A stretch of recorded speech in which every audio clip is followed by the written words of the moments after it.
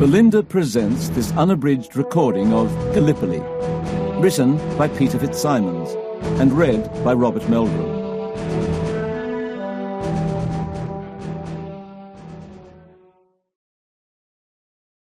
To Charles E. W. Bean, Ellis Ashmead Bartlett, and Keith Murdoch. The first for so skilfully and courageously chronicling many of the events herein, the latter two for their bravery in influencing the course of events. I dips me lid. Remote though the conflict was, so completely did it absorb the people's energies, so completely concentrate and unify their effort, that it is possible for those who lived among the events to say that in those days Australia became fully conscious of itself as a nation. Charles Bean, Official History of Australia in the War of 1914 to 1918, Volume 1. History will undoubtedly concede that strategically the attack on Constantinople is absolutely sound, and the results of success will be far-reaching. It is the manner in which it is being carried out which is causing all the trouble. Ellis Ashmead Bartlett, The Uncensored Dardanelles. I could pour into your ears so much truth about the grandeur of our Australian army and the wonderful affection of these young soldiers for each other and their homeland, that your Australianism would become a more powerful sentiment than before. It is stirring to see them, magnificent manhood, swinging their fine limbs as they walk about Anzac. They have the noble faces of men who have endured. Oh, if you could picture Anzac as I have seen it, you would find that to be an Australian is the greatest privilege the world has to offer. Keith Murdoch to Andrew Fisher, The Gallipoli Letter, 23rd of September, 1915. Background and acknowledgements. Gallipoli and I go back a long way. As the youngest of 7 kids, born to parents who had returned from serving in the Second World War to carve out a farm in the bush at Pete's Ridge, just an hour north of Sydney, the very name Gallipoli resonated for me like no other. A place of extraordinary deeds, of inspiring courage and sacrifice. It made you proud to be an Australian. Knowledge of it went with being an Australian. I learned about it at primary school. I heard about it every Anzac Day service up at Central Mangrove RSL, and I frequently thought about it, at the going down of the sun and in the morning. Sure, I was sort of proud of Mum and Dad and their service in the Second World War. Mum as an army physiotherapist, helping rehabilitate the veterans of Milne Bay and Kokoda, and Dad at El Alamein and in New Guinea. But it wasn't as if they had been at Gallipoli, where I knew the real action had taken place. I studied it quite seriously at high school. I read about it on my holidays and wrote an essay on it while at the University of Sydney. My reverence for it blossomed to the point that, as a rugby player living and playing in Italy in the mid-1980s, on my 84-85 Christmas break, I drove my tiny little Fiat all the way through the Iron Curtain, through Yugoslavia and Bulgaria, to first Istanbul and then, of course, down to Gallipoli. Alone, long before visiting these battlefields had become something of a rite of passage for many young Australians, I wandered around, awestruck at the savagery of the terrain, how the cliffs rose all but straight from the shore, how the trace of the trenches meandered in parallel lines, so close together, how some of the gullies they'd fought in and for looked rather more like abysses to my eyes. Standing on the beach below the spot known as the Sphinx, I noticed a great deal of erosion in the landscape all around, and wondered about it until I suddenly realized. That was not mere erosion. It was the scars of thousands of artillery shells hitting those hills. At Lone Pine Cemetery, amid all the gravestones marked with such words as "Duty nobly done," he died in a far country, fighting for his native land. A mother's thoughts often wander to this sad and lonely grave. I noted an epitaph that quite shocked me, going something like, "Died in a foreign field, and for what?" Coming back from the battlefield towards the nearest town, Gallipoli itself, I gave 3 hitchhiking Turkish workers in blue overalls a lift up to the next town, and though the language barrier between us was insurmountable, I was a tad amazed that they seemed extremely friendly. even after I identified myself as, steady fellas, steady, an Australian. Would I be so hail-fellow well met with someone from a nation that had come to my shores and killed 90,000 of my countrymen? No. I returned home to Australia, proud that I had made my pilgrimage to sacred soil, and then embarked on a journalistic career, covering many subjects, but always with an eye out for Anzac Day stories. I was particularly stunned by the reaction I received to a yarn I wrote about a cricket match played on the shores of Gallipoli, even while Turkish shells were bursting all around.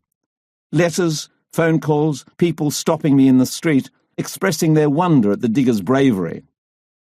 Many years on, stories of Gallipoli were still striking so many chords with the Australian people you could play an anthem to it. In the late 1990s, for no reason I can think of, I suddenly started taking my kids to Anzac Day services in town.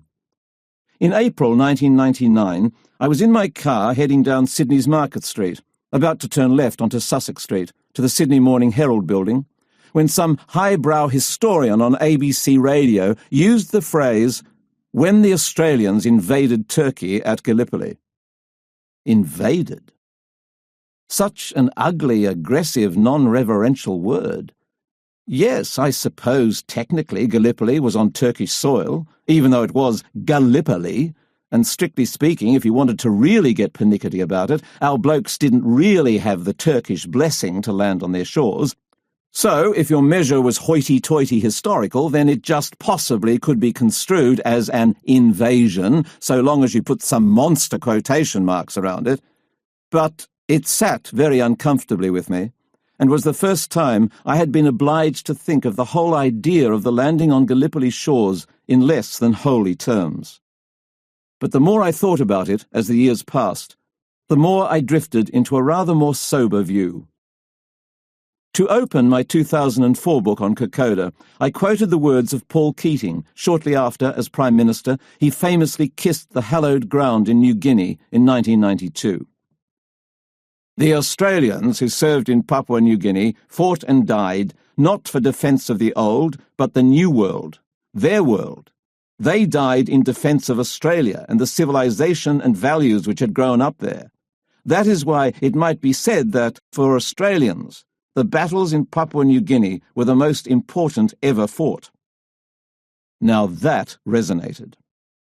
After all, I would occasionally note in after-dinner speeches when feeling brave, at Gallipoli they fought for England and lost. At Kokoda they fought for Australia and won.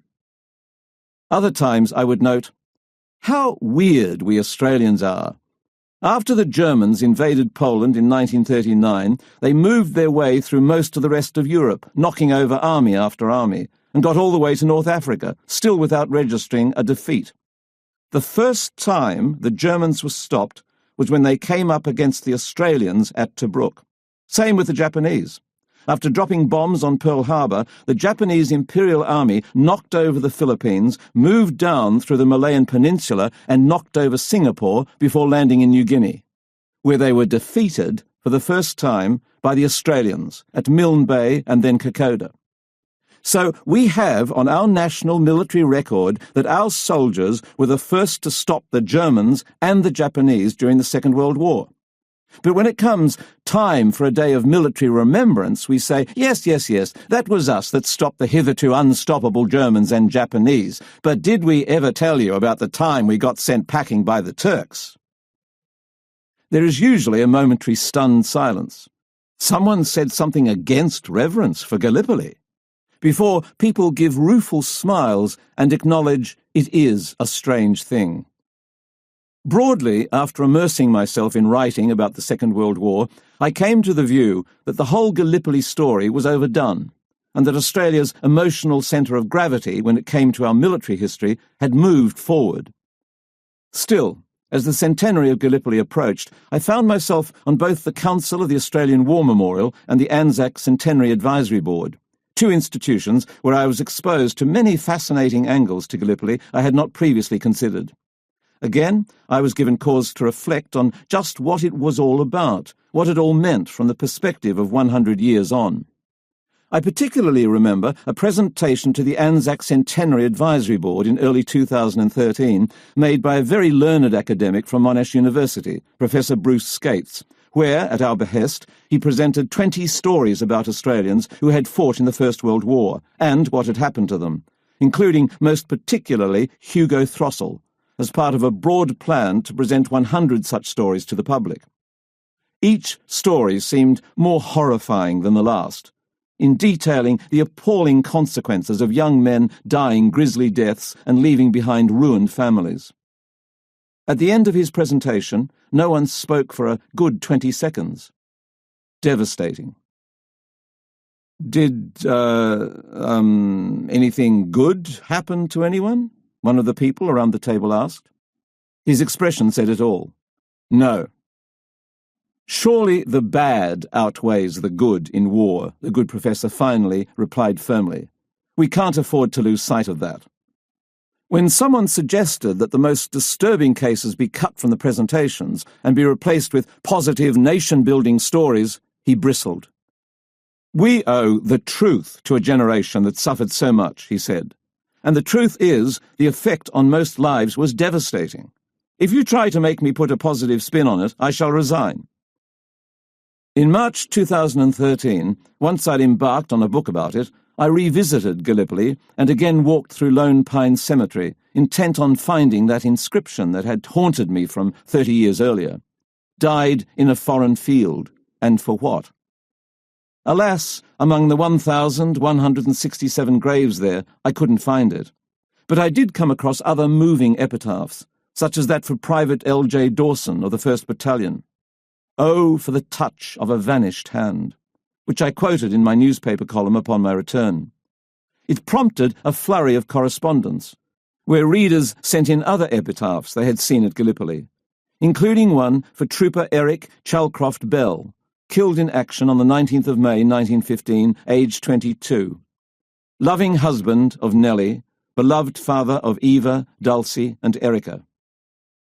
What, I wondered in my column, became of Nellie, Eva, Dulcie and Erica?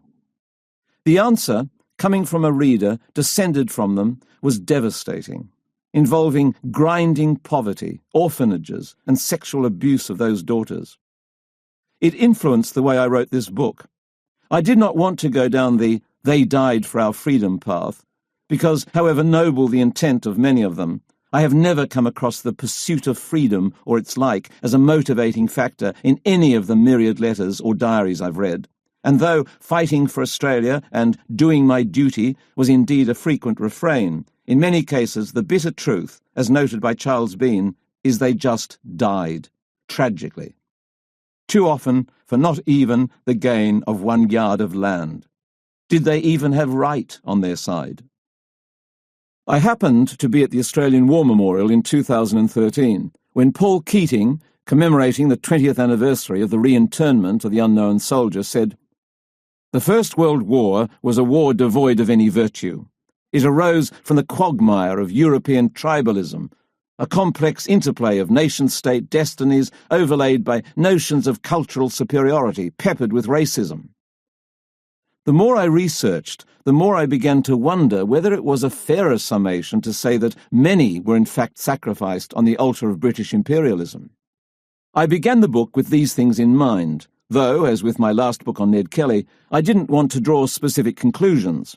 I wanted to detail what happened across the board, not just from ground level with the Australian soldier, but also for the New Zealanders, the Turks, the Brits and other nationalities, the officers, and all of the politicians and leaders who put them all there in the first place. As with all of my books with historical themes, I wanted to make it read like a novel, but fill it with accurate raw detail and perch it on 2,000 or so firm footnotes to show that it is nevertheless real. For the sake of the storytelling, I have occasionally created a direct quote from reported speech in a newspaper, diary or letter, just as I have changed pronouns and tenses to put that reported speech in the present tense. I have, equally, occasionally restored swearing words that were blanked out in the original newspaper account due to the sensitivities of the time. Always, my goal has been to determine the most likely words used, based on the documentary evidence presented. Trying to bring the Turkish side of the saga to life became problematic in the storytelling when the Turks and Australians used different geographical nomenclature to describe the same landform. To get around this, I have broadly followed Charles Bean, with the most notable exception being dere, a Turkish word meaning gully. No doubt, for example, Suzley Dere is the name used by the Turks, but the narrative is clearer as Suzley Gully, and only rarely did the diggers and officers themselves use Turkish terms for landforms. For the same reason of remaining faithful to the language of the day, I have stayed with the imperial form of measurement and used the contemporary spelling. Though the Turks used Istanbul to describe their ancient capital, for ease of narrative, told from a fundamentally Anglo perspective, I have used Constantinople. One happy circumstance in doing this book was that the three principal members of the research team I have worked with on so many previous books happened to have particular strengths on this subject. Libby Efni lived in Turkey for 5 years, speaks the language, and has strong contacts within the Turkish historical academic community. She was able to visit Turkey on my behalf, finding the nuggets of gold to bring the Turkish side of things to life. A PhD student from Deakin University, her intellect, work ethic, creative nous, and drive to get to the bottom of things was invaluable in all facets of this book, and I warmly thank her for all her work, including liaising with the other researchers on specific subjects. She was a joy to work with throughout, combining great professionalism by day with warmth in emails at midnight, assuring me it would all come together in the end. When she becomes a professor, I will boast of having worked with her. I already do. Sonja Gernitz is a dual German-Australian citizen familiar with the highways and byways of German historical institutions, and she was able to return to her homeland to winkle out gems from the German side of the equation. She, too, was tireless in her efforts, and I thank her. My friend of 35 years' standing, Henry Bachman, was living in Dublin for most of the course of writing the book and was able to access the London archives relatively easily. An angel of accuracy, a demon for detail, his impact on this manuscript was immense. I thank him most particularly for two things: always challenging the accepted version of events until such times as original documentation proved it, and trawling the minutes of the hours of the days of endless meetings of the War Council 100 years ago in London, noting who said what to whom and when, to work out how the actual decision to go to Gallipoli was made. All up, a bravura performance. There were many other valued researchers too, including Matthew Sheldon, who visited the British Library and the Parliamentary Archives at the Palace of Westminster, Lachlan Dudley, who did general research, and Bryce Abraham, who was particularly expert on the story of Albert Jacka. I first started working with my professional on the ground at the Australian War Memorial, Glenda Lynch, for my book on Tobruk over a decade ago. In this one, she was as uber-efficient and thorough as ever, a pleasure to work with, as was her fellow researcher at the Australian War Memorial, Jean Mayne. I also tapped the expertise of people in particularly specialised fields, and I offer my warm thanks to Dr. Michael Cooper, who helped inform me on the medical aspects of the story, Gregory Blake, for his assistance in all matters to do with firearms and artillery, Dr. Kevin Fuster on the Battle of the Wazza, Hugh Dolan on the submarine narrative, Keith Quinton for help with the Pfalz saga, Mike Carlton on the Emden, Ashley Eakins for his expertise on esoterica, including the latest figures on the casualties of the campaign, Beren Goetz for his excellent research assistance in Turkey, and Dr. Mehdi Ilan from the Australian National University for help with the Turkish side.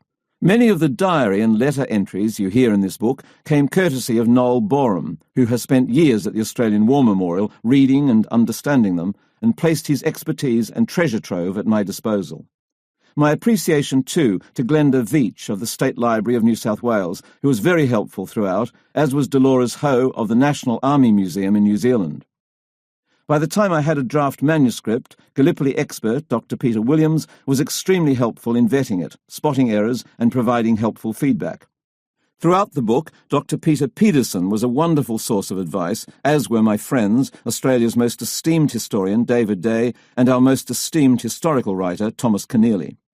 I acknowledge the valued input of Tim Sullivan, the Deputy Director of the Australian War Memorial, Elizabeth Brenchley, Mike Carlton, and most particularly the granddaughter of Hugo Throssell, Karen Throssell, also provided wonderful advice in their particular fields, for which I thank them. I have used some of the interviews done with Gallipoli veterans for the ABC by Steve Saylor, and thank him for his cogent advice. The Melbourne writer and journalist Christopher Bantic was a great sounding board on many sensitive issues. The story of Gallipoli is obviously well-covered ground, with myriad writers having already forged paths for those of us following, trying to understand.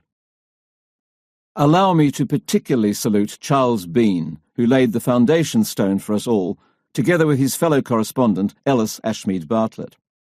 As to authors, I also particularly appreciated books by Peter Burness, John Hamilton, Fred and Elizabeth Brenchley, Sir Winston Churchill, Edward Erickson, Martin Gilbert, Oliver Hogue, Robert Rhodes James, Sir Roger Keyes, John Masefield, Robert Massey, Dudley McCarthy, Alan Moorhead, Les Carline, Henry Morgenthau, Tolga Ernick, Fetzer Christopher Pugsley, and Dacre Stoker, who published under his birth name of Henry Stoker.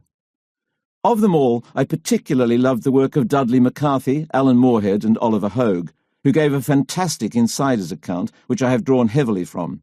And I was awed by just how comprehensive the work of the late Jill Kitson was when it came to documenting Keith Murdoch's involvement at Gallipoli, and acknowledge my great debt to her labours.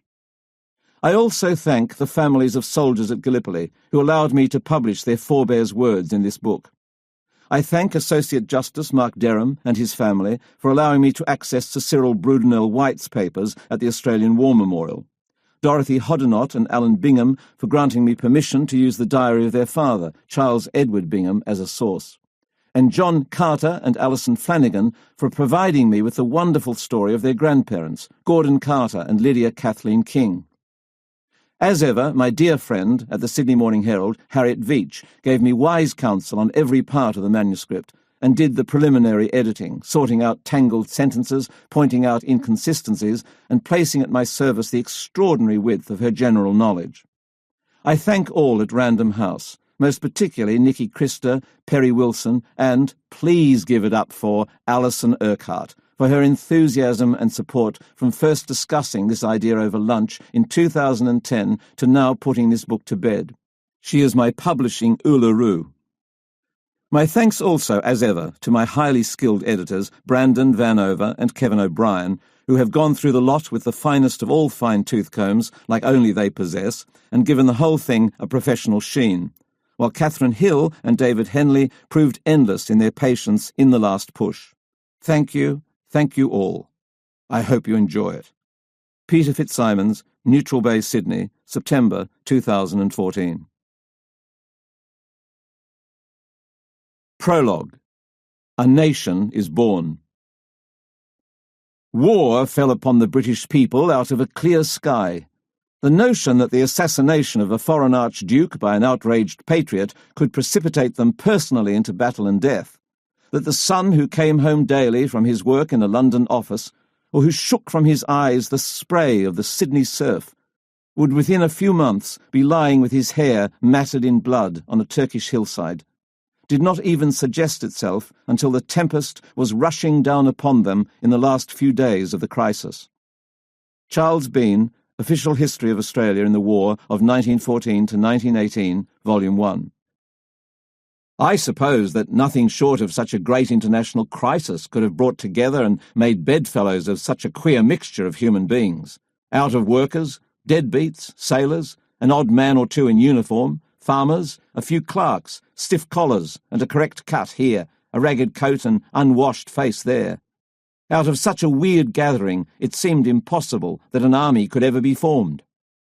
Sergeant Charles Lazaron, 13th Battalion AIF, and former member of Mawson's Australasian Antarctic Expedition, diary, 23rd of December, 1914. Who will say that Gallipoli was a failure if from the trials endured there and in memory of the unconquerable spirit of those who died, Australia should have developed a nationalism based on the highest ideals? General Sir Cyril Brudenell White. Just as pilgrims head to the promised land, merchants gravitate to the metropolis, and the mightiest oceans attract the greatest of seafarers, so too there are certain spots on earth whose siren call has emperors, kings, sultans, presidents and prime ministers sending their armies and navies from even the most distant of seas, flooding forth on the tides of war to attack with every weapon at hand. The decades and centuries pass, the empires rise and fall, but still the soldiers and sailors attack, and still they die, until one empire occupies the spot and the next rising empire must gird its loins, stiffen the sinews, summon up the blood, to try for it once more, or be no empire at all.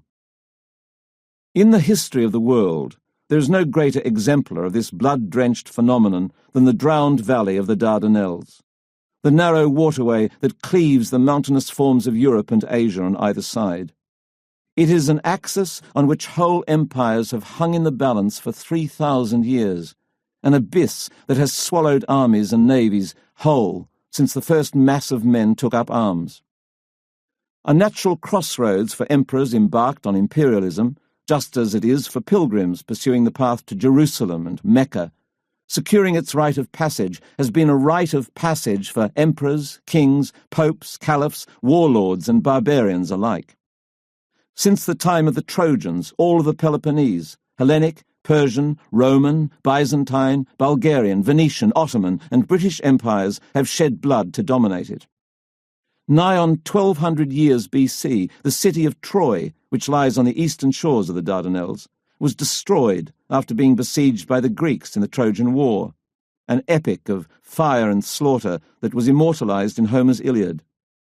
The Dardanelles is a dreamy place of hazy but hazardous history, stretching back to antiquity, where the flowers bloom, the birds sing, the goats bleat, and the butterflies float by as the seasons pass, and all is a bastion of the bucolic, only to regularly and suddenly burst into savagery on a mass scale, causing death by the tens of thousands.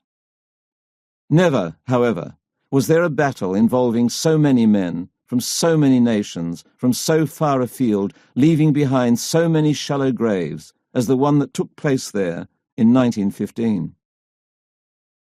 Two old and grand empires, one at the height of its powers, the other in decay, fought with a ferocity unmatched before or since. One empire felt that the fate of the fight for world domination rested on the result. The other was in no doubt. The remains of their own empire were on the line. So how did federated Australia, a new nation just a decade and a half old, far distant from the centre of both empires, come to send tens of thousands of her sons to the Dardanelles? And why did they fight with such fury against a people with whom they had no direct quarrel? Therein lies a tale, which, if you cock your ear to the wind, begins with the sound of many marching bands. Coming up Sydney's George Street on this fine morning of the 1st of January 1901, the day of Federation, when the nation is to be born, band after band form part of a grand procession on their way to Centennial Park, where the precious document will be signed. The pageant proceeds, the crowd cheers, an estimated 500,000 have turned out for the occasion, and the many Union Jacks wave gaily in the morning breeze. There is a delirious aspect to it, though not everyone is swept away by it. A writer for the Bulletin magazine, whose mood is clearly out of kilter with those around him, is quick to note just who makes up most of the procession. Instead of the battling men and women who really make Australia, there were soldiers and soldiers and soldiers, emphasising the sadness that Australia, the land of peace, has become for British ends a land of war. Stiff of back, clear of eye, gay in their brightly coloured uniforms, the soldiers keep marching, men from all over the continent, and indeed the world. But the Bulletin writer is adamant. These men, in his view, are bred for slaughter, ignorant of personal responsibility, following the fetish loyalty blindly, utensils of the privileged classes for the defence of whose prerogative they exist. The people gazed fascinated and cheered. Did they know what? And so, with a blare of bands through the packed streets, the pageant passed, with the Governor-General at the tail looking so puny, so wan, as if in his own person he figured the wan and puny basis of the idea of monarchy which he represented. But such churlish views really are in a tiny minority on this day to beat all days. In Sydney, you could perhaps count them on the fingers of one finger, as the people continue to roar their acclaim. Within 2 hours, from the moment that Lord Hopetoun, Australia's first Governor-General, and Prime Minister Edmund Barton and his Ministers of State are sworn in, as a choir of 15,000 sings on, Australia becomes a nation. From the beginning, for most people, having men under arms is a hugely important part of being a nation, second only to having those men blooded in battle, actually fighting for the nation. Back in 1889, the father of Federation, Sir Henry Parkes, had spoken of the crimson thread of kinship, the common blood that binds the white people of the colonies to each other and to the nations of the British Empire. And yet there is also a strong notion abroad in the land that no nation is worthy of the name until that crimson thread becomes a river, shed in the service of that empire. It is a culture that grows in the first decade of the century, and nowhere is the reverence for matters military better illustrated than with the arrival on Australian shores of the most illustrious military man in the British Empire. For did anyone ever make a finer entrance to Sydney town? As the train bearing Lord Kitchener of Khartoum on his national tour pulls into No. 1 platform at Central Station shortly after 3 p.m. on this day in early January 1910, there is a flurry of activity on the platform as delicious expectation crowds forward. And there he is, the great man, the double row of ribbons and medals on his chest attesting to his bravery over the decades, alights from the train and is instantly surrounded by federal, state and local politicians. A roar goes up from the crowd, kept back by barricades. So loud and powerful is it all, but strong enough to rustle the myriad Union Jacks and palm fronds that adorn the arches above the platform for the occasion. Get back! Get back! Tall, well set up and military-looking, the Sydney Morning Herald will describe him. Lord Kitchener has a typically British face, florid, with brown moustache and keen blue eyes. Tightly behind him, just as he is always close to him wherever he goes, is his dashing aide-de-camp, and perhaps more, for theirs is a bond beyond the mere military, Captain Oswald Fitzgerald. His predecessor in the role, Captain Frank Maxwell, had been sacked on the spot when Lord Kitchener found that he had married while on leave. Married? Captain Fitzgerald is unlikely to do that, and in fact shares living quarters with Lord Kitchener in London. No fewer than 80 policemen escort Lord Kitchener and the attendant, Captain Fitzgerald, to their waiting car, through an honour guard of the Metropolitan Police who have served in the Boer War and are wearing their medals for the occasion. Next to them, attention! Half a dozen cadets stand at rigid attention, scarcely daring to believe that this icon of the Empire is inspecting them, and even speaking briefly to a lucky, tremulous few. At his very appearance outside the railway station, 10,000 voices roar their acclaim, and there are tens of thousands more on every wall, railing, lamppost and footpath as he makes his way to Government House. That evening, backed by a coterie of his most senior officers, here is Lord Kitchener again, in Sydney, right now, in front of us privileged few, at this glittering black-tie soiree, filled with such luminaries as the Chief Justice of the High Court, the Archbishop of Sydney, the Defence Minister and the High Commissioner for Australia, at the Town Hall. Lord Kitchener, freshly appointed Chief of the Imperial General Staff, the Imperial war hero who subdued the Sudanese and bested the Boers in South Africa, has come to our fair shores at the invitation of Prime Minister Alfred Deakin to give us formal advice, vis-à-vis the proposed new Defence Act, on just how we can better defend the country to ensure that the British Empire is protected. You can see by looking at him just why, upon his arrival in Darwin a fortnight earlier, the Herald had noted for its Sydney readers that though from a distance he appears a mild-looking gentleman as compared with the ferocious portraits, up close he becomes a swarthy, fierce-eyed man of gigantic mould. But hush, for here is Sydney Lord Mayor Sir Alan Arthur Taylor standing to propose the toast to the King. The King! The King! The King! Before formally welcoming Lord Kitchener. I must congratulate the British government, the Lord Mayor begins, for allowing such an eminent peacemaker, whose record is a household word amongst the British race, to come amongst us to advise the Commonwealth Government on the vital question of defence. The liberty we have enjoyed since our birth has been generously provided by a generous mother. Therefore, we must be prepared to assist to defend our vast continent and thus strengthen the Empire. Loud cheering. The Minister for Defence, Mr. Joseph Cook MP, supports the toast, welcomes their distinguished visitor on behalf of the federal government, and notes that they have invited Lord Kitchener to give the good advice which he was so well qualified to give with regard to the defence of Australia, and is organising the coordination of the defensive units of the Empire and of Australia. Cheers. More toasts to the great man follow from more luminaries before 3 cheers greet Lord Kitchener himself as he rises to respond. My Lord Mayor, Your Excellency and gentlemen, he begins in his stentorian tones. I very greatly appreciate the cordiality of your welcome and your kindness in inviting me to this banquet tonight, and I can assure you that I consider it a very high compliment. Loud cheering.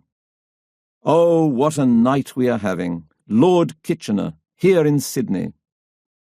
The great man goes on to specify his plans for how the Australian government should introduce a new national military training scheme in order to be able to better defend itself and be of greater service to the Empire. It will be compulsory for every male citizen and will begin with 120 hours annually of junior cadet training for all lads 12 and 13 years old, followed by senior cadet training for 14 to 18-year-olds, the equivalent of 16 days annually. This, as reported by the Sydney Morning Herald, will soon see a senior cadet force in the neighbourhood of 100,000. That is the nucleus of the army of the future. To cater for the officer class, Lord Kitchener recommends, though coming from him it is practically a command, the opening of a military college. While the reaction to these plans is generally positive, this is not universal, and the most outspoken is a body formed in Adelaide, the Anti-Compulsory Military Training League, soon renamed the Freedom League, which bitterly opposes all compulsory military training as a gross infringement of personal liberty. The training scheme is picturesque European tomfoolery, while the Defence Act is wicked, foolish, and wasteful. Again, however, such protests are in the tiny minority, and in early 1914 there is another visitor from the British military to Australian shores. And in the end, it's weird, you know? For so often in the endless cavalcade of people that public figures encounter, there is nary the tiniest sign that they are meeting the person who will go on to profoundly alter their own lives. No drum roll, no trumpet, no clash of cymbals, no sign. It is just another quick handshake and chat as far as the visiting Inspector General of British Forces, Sir Ian Hamilton, is concerned. It is just some local newspaper chappie, Keith Murdoch, I think his name is, whom he meets after making a public address at the Melbourne Town Hall. Hosted by the Caledonian Society, it is a glittering occasion, attended by 250 distinguished citizens. General Hamilton has come to Australia and New Zealand to inspect troops, to get some idea of their relative strengths and to try to standardise forces throughout the Empire. Of the Empire, for the Empire. The separate armies must no longer be random pieces of a patchwork, but rather be perfectly aligned with each other. They must use the same ammunition and rifles, the .303 Lee Enfield rifle, SMLE, known to the soldiers as Smelly, and be trained in the same manner, because the idea is to make in Australia a territorial division of one grand imperial army which could face the world without fear. He is extremely impressed with the troops he inspects on his tour, noting that although still very young, they are full of intelligence and grit. On at least 2 occasions I have seen brigades tested severely, once by heat and heavy marching, the other time by floods and mud. In each case, the men made light of their trying experiences, treating them as an excellent joke. Before leaving Australia, Hamilton visits the newly established Officer Training College at Duntroon, where he talks long and hard with the commanding officer, Brigadier General William Bridges, together with his Director of Drill, Lieutenant Colonel Ewan McLagan. He also sits for a time under a gum tree, chatting with one particular officer who has impressed him with the brilliance of his troop manoeuvres, Colonel John Monash, before inspecting the soldiers and aspiring officers. Shortly before taking his leave, General Hamilton wishes them all plenty of wars and rapid promotion. He is cheered to the echo. The Dardanelles at this point? Few in Australia are giving them any thought. For most people, the Ottoman Empire, whatever and wherever that is the most unheard-of thing they've never heard of. Australia's eyes are on Europe alone, which appears to be dividing into armed camps of opposing alliances, with the Triple Entente of Great Britain, France and Russia leading one group, lined up against another group led by the Central Powers of Germany and Austria-Hungary. This is of some concern, but as the British Empire has never been stronger, and Australia is puffed chest proud to be a part of it, there is no doubt whose side we would join in the case of war. The Ottoman Empire, even for those who know something of its contours, it is hardly a threat. For, while the sun so famously never sets on the British Empire, quite the reverse is the case for the Ottoman Empire, which is in the darkest shadow of its 500-odd years of existence. Sure, in days of yonder yore, when the soldiers of the feudal armies of Europe were hungry, undisciplined and armed with pikes, Ottoman soldiers were well-fed, highly trained, and armed with gunpowder weapons, allowing them to straddle 3 continents. From the Danube to Yemen, from Albania to the northern shores of the Black Sea, and from Algiers to Baghdad, the Muslim Caliphate had covered 1/5 of the globe. But those days are long gone, and it is now reduced to just half of its original size. It has been chipped away at from the outside by the inexorable rise of the European powers, who, by the early 1900s, control 85% of the Earth's surface. And it is dissolving from within, as Ottoman subjects, especially its Christian minorities in the Balkans, led by Bulgaria, Montenegro and Romania, are vigorously chafing at the ties that bind. Greece has already fought and won its independence from Ottoman rule, as has Serbia. In their image, countless other groups all over the empire are now as rebellious as they are resolved to fight for their own freedom. For the Europeans, the crux of the Eastern question, which they love to grapple with and debate in their grand parliaments and palaces, is just which of them is to benefit from the inevitable dissolution of their Ottoman neighbours, known far and wide as the sick man of Europe. In 1875, the influential Scottish essayist Thomas Carlyle had written a letter published in the Times after the particular Eastern crisis of that year, containing the nub of the matter. The only clear advice I have to give is, as I have stated, that the unspeakable Turk should immediately be struck out of the question, and the country left to honest European guidance. The phrase, the unspeakable Turk, resonates, for it so perfectly captures the European view of a shambolic Muslim people. And there are many potential occupiers in line.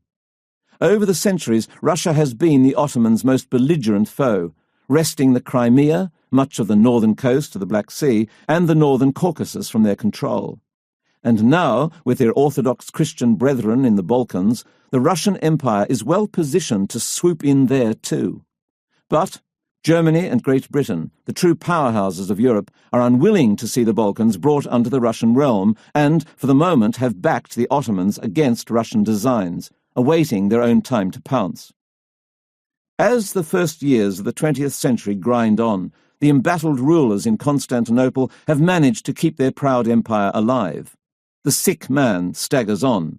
Though change is not only afoot, it has boots on, and is marching hard, straight at the old guard. On the 23rd of July, 1908, a mixed bag of dissidents, intelligentsia, liberal thinkers, and modern military and naval officers, roughly united by a common desire for democratic change, a group known as the Young Turks, led by the Committee of Union and Progress, CUP, succeed in a near-bloodless revolution. The supreme leader of both the state and the entire Islamic community, Sultan Abdul Hamid II, agrees to the Young Turks' proposals to work towards modernization, so long as he can remain in power. This is followed by a counter-revolution, and then a counter-counter-revolution in April 1909. Yes, the Ottoman Empire is now that kind of place, led by powerful Young Turks in the army.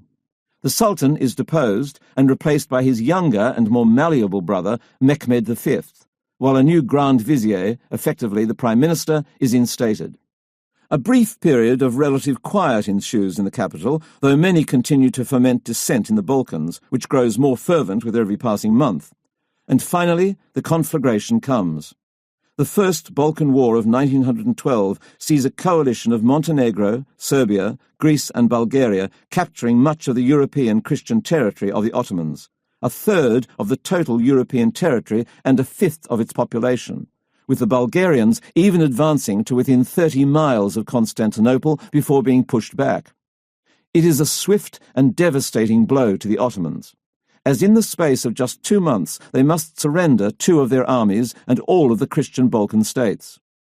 By the end of the year, the Ottoman government, now headed by Grand Vizier Kamil, a man nudging 90 years old, urgently seeks the intervention of the great powers, Great Britain and Germany, to save them from disintegration.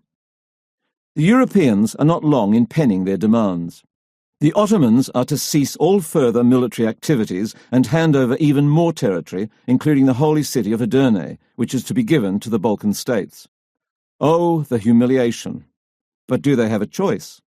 Without the support of the great powers, Constantinople itself might fall to the Bulgarians and their Balkan allies.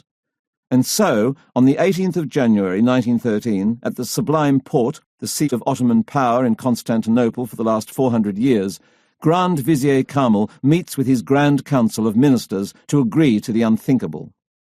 The scene is set. With a weak government preparing to haul up the white flag, it is time for the young Turk leadership, mostly proud, nationalistic Turkish military men hailing from the Balkans themselves, to make a move.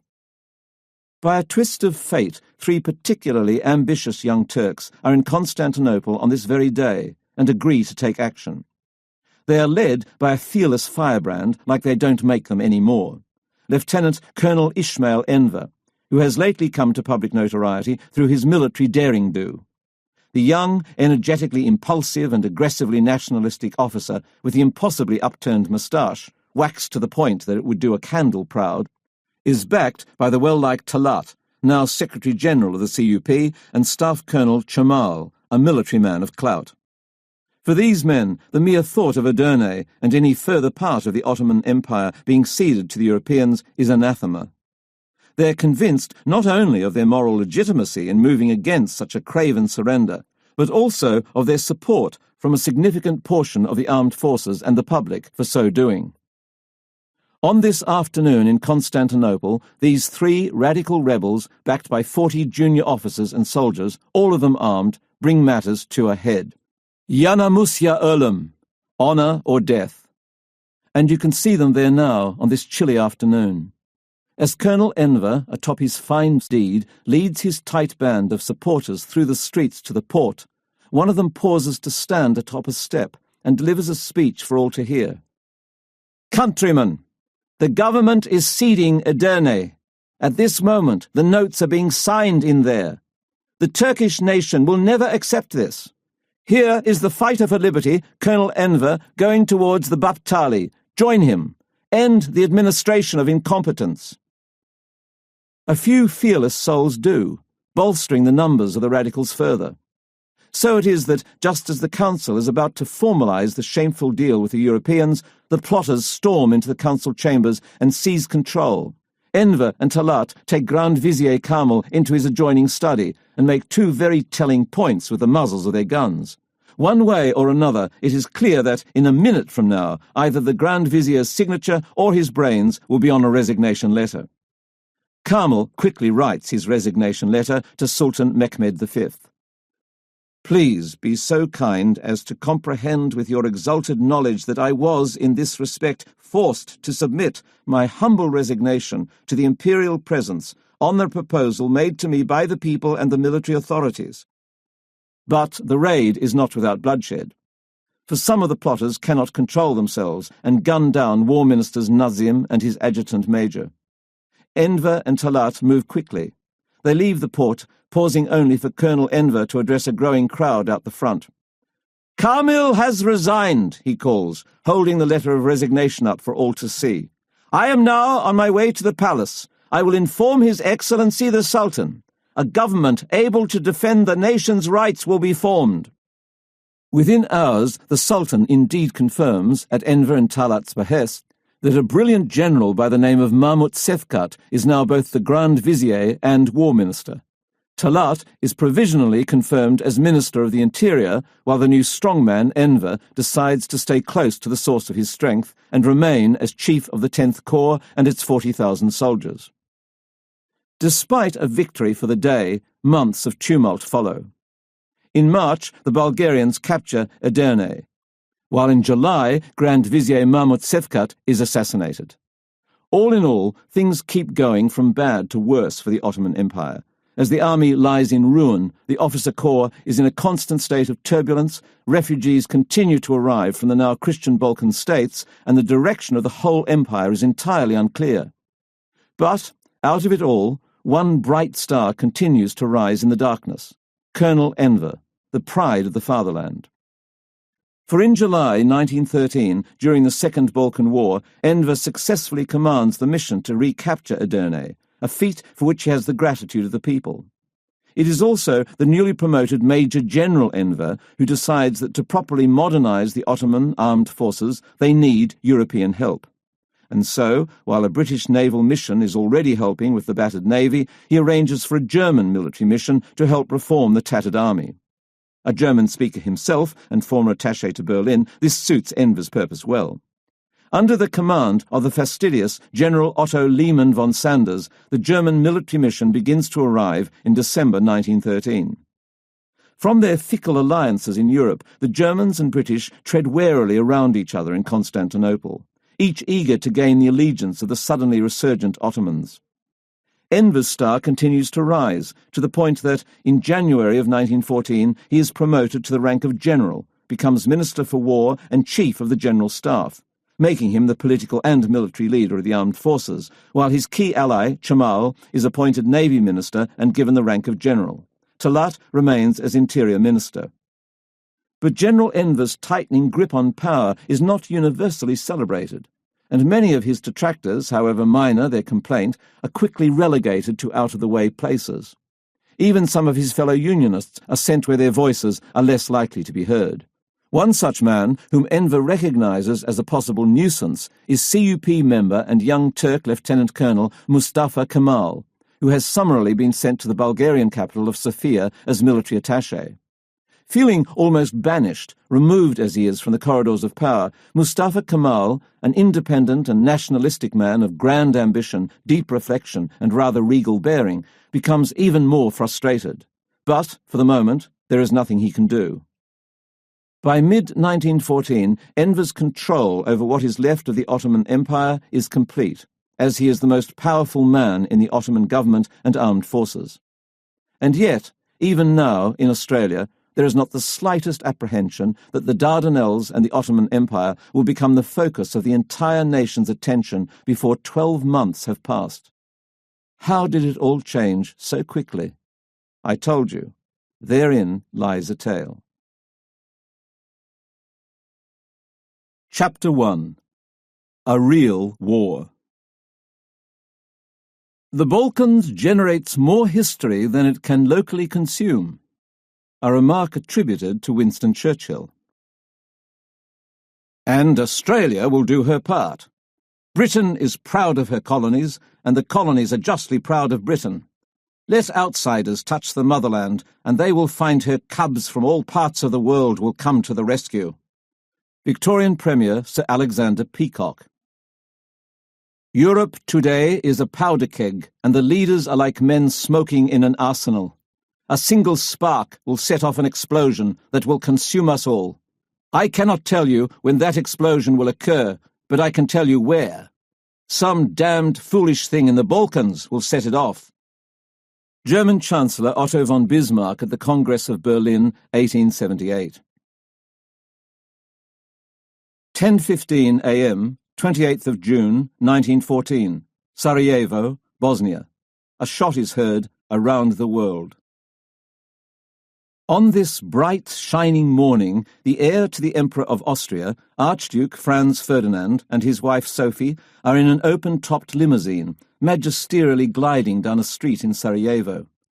They are here on an official visit to this far-flung outpost of the Austro-Hungarian Empire, all too aware that there is tension in the air, that many Bosnian Serbs wish the Serbian regions of Bosnia to follow the Kingdom of Serbia and break away from the Empire, It is the 14th wedding anniversary of their wonderfully happy marriage, and both are thrilled to be able to simply sit beside each other for once in public. As Sophie was not born a royal, this is not allowed back in Vienna. But here the two can hold hands, and there is no one to complain. Their motorcade glides on. The crowds press forward and cheer. And then it happens. Seemingly from out of nowhere, a young Serb, Gavrilo Princip, trained in assassination by members of the Black Hand movement, charges towards them with a pistol in his hand. Though dying of tuberculosis, Princip is intent on doing his bit for Bosnia before he bows out, and he fires 2 shots. On the vehicle's running board, bodyguard Franz von Harek hears the shots, and, the next thing he knows, a thin stream of blood has spurted from the Archduke's mouth and splattered his own right cheek. The Duchess rises and cries out to her beloved husband, "Was ist mit dir passiert? What has happened to you?"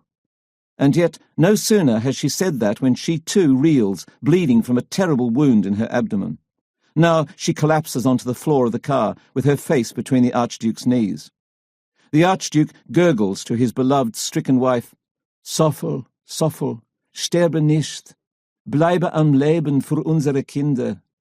Sophie dear, don't die, stay alive for our children. The bodyguard gathers himself, seizes the Archduke by the collar of his uniform to stop his head dropping forward, and asks him whether he is in great pain. Franz Ferdinand answers quietly, but quite distinctly, "Es ist nicht." It's nothing. A pause, and then he repeats the phrase 6 more times. "Es ist nicht." It's nothing. It's nothing. It's nothing. It's nothing. It's nothing. Ever more weakly as his face begins to contort, it is almost as if he is really trying to convince himself that repeating it would make it so, but it is not to be. Because only a few moments after he stops saying it, there is a violent choking sound caused by the bleeding. Both he and his wife die shortly afterwards. Things soon take on a momentum all their own, for it is the strong view of the Austro-Hungarian Empire that the assassination of Franz Ferdinand cannot go unavenged.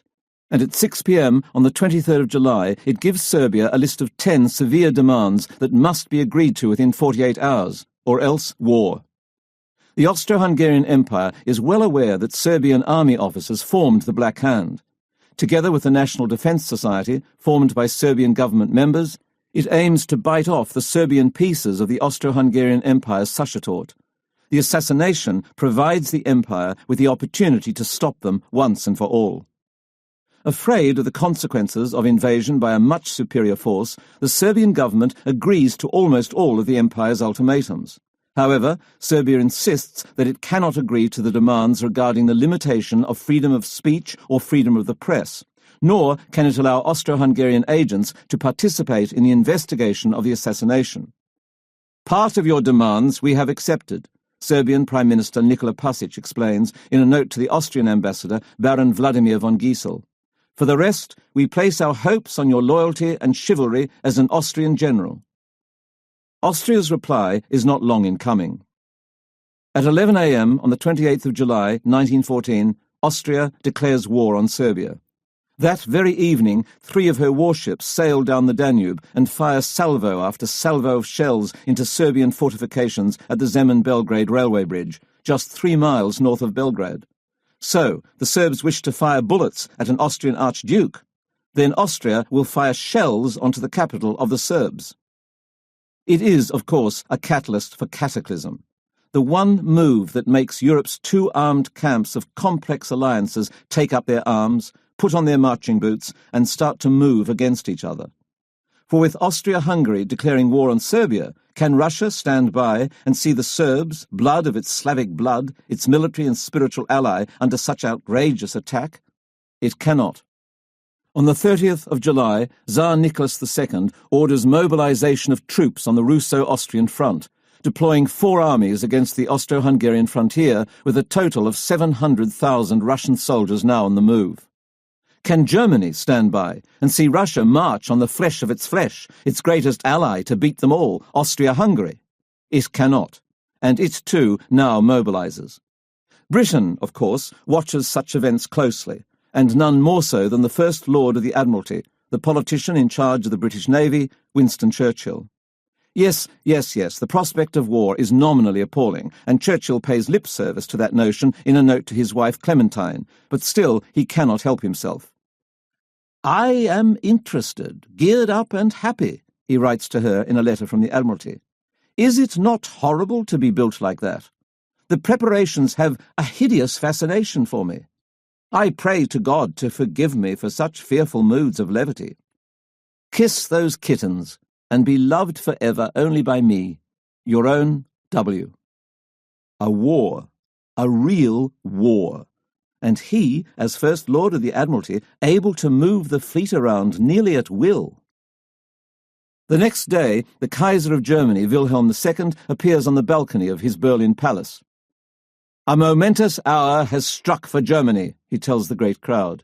"Envious rivals everywhere force us to legitimate defence.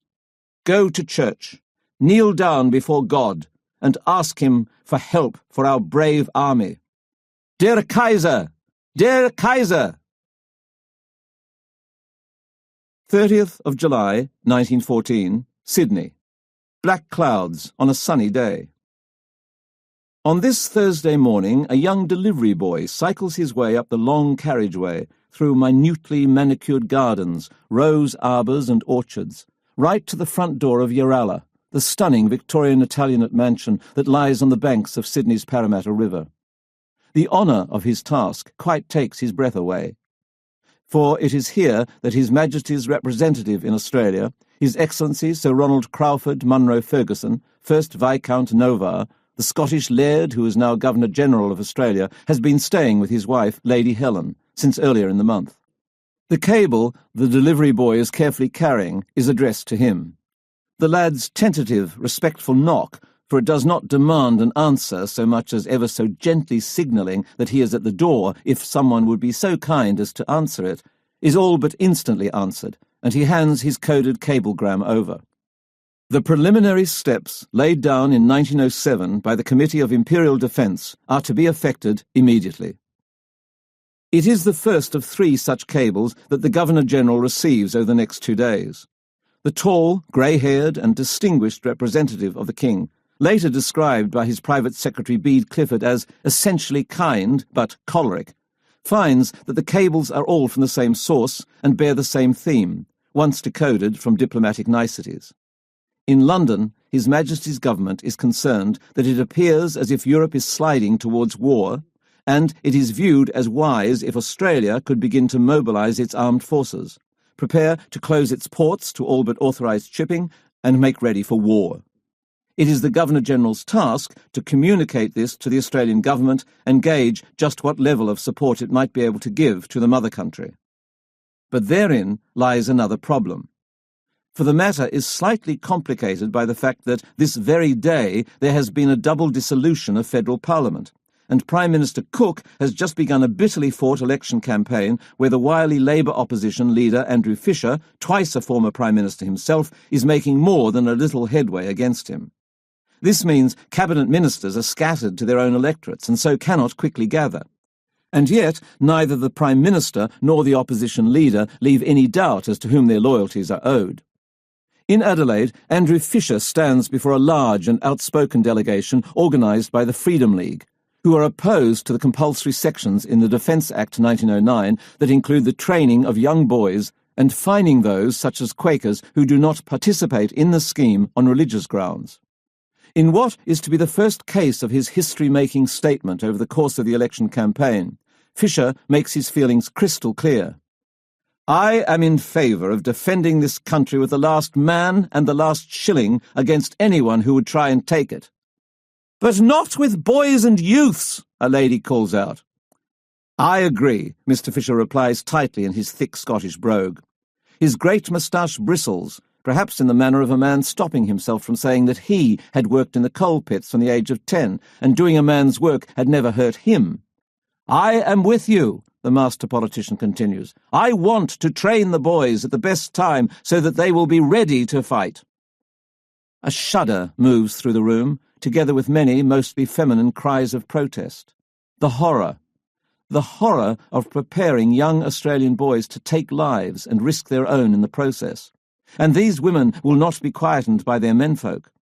Rising to the occasion, Mr. Fisher assures the men that it is all right, that he understands. "We must hear the ladies," he says graciously. "Do you see straight-up boys returning from drill?" an elderly lady cries excitedly as she stands up. Before the opposition leader has time to respond, she answers her own question. "No," she says, now stooping down as if under a great weight on her shoulders. "They are all bundled up like this. Don't take the little boys. Take boys of 21, and I am with you." Mr. Fisher is not fussed. "I have seen about 15 different military systems," he replies, "and taking the soldiers, man for man and boy for boy, I have not seen boys better fitted for military service than the Australians. If the burden is too great for the youngsters, it is a matter for the surgeon or the medical man to adjust. Surely they can trust the surgeon." "Would you trust the surgeon?" a voice cries out amid much other rumbling and jeering. Mr. Fisher moves to quell the dissent, still trying to be reasonable. "Then whom would you trust?" A determined-looking, elderly gentleman rises to his feet, and the meeting falls quiet to hear his words, "Whom would I trust? Their mothers." The answer brings great applause and laughter before the meeting descends into accusations against Mr. Fisher and recriminations against his party and all who would send young men to fight useless wars.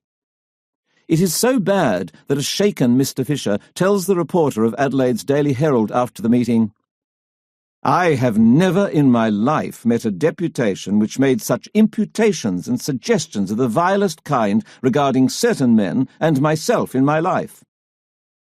The Freedom League is not entirely alone, however, as there is rising disquiet, most particularly among the Irish Catholic working class, with their view put most eloquently by the newspaper of the Political Labour Council of Victoria, the Labour Call, which publishes a strong editorial with a pungent point.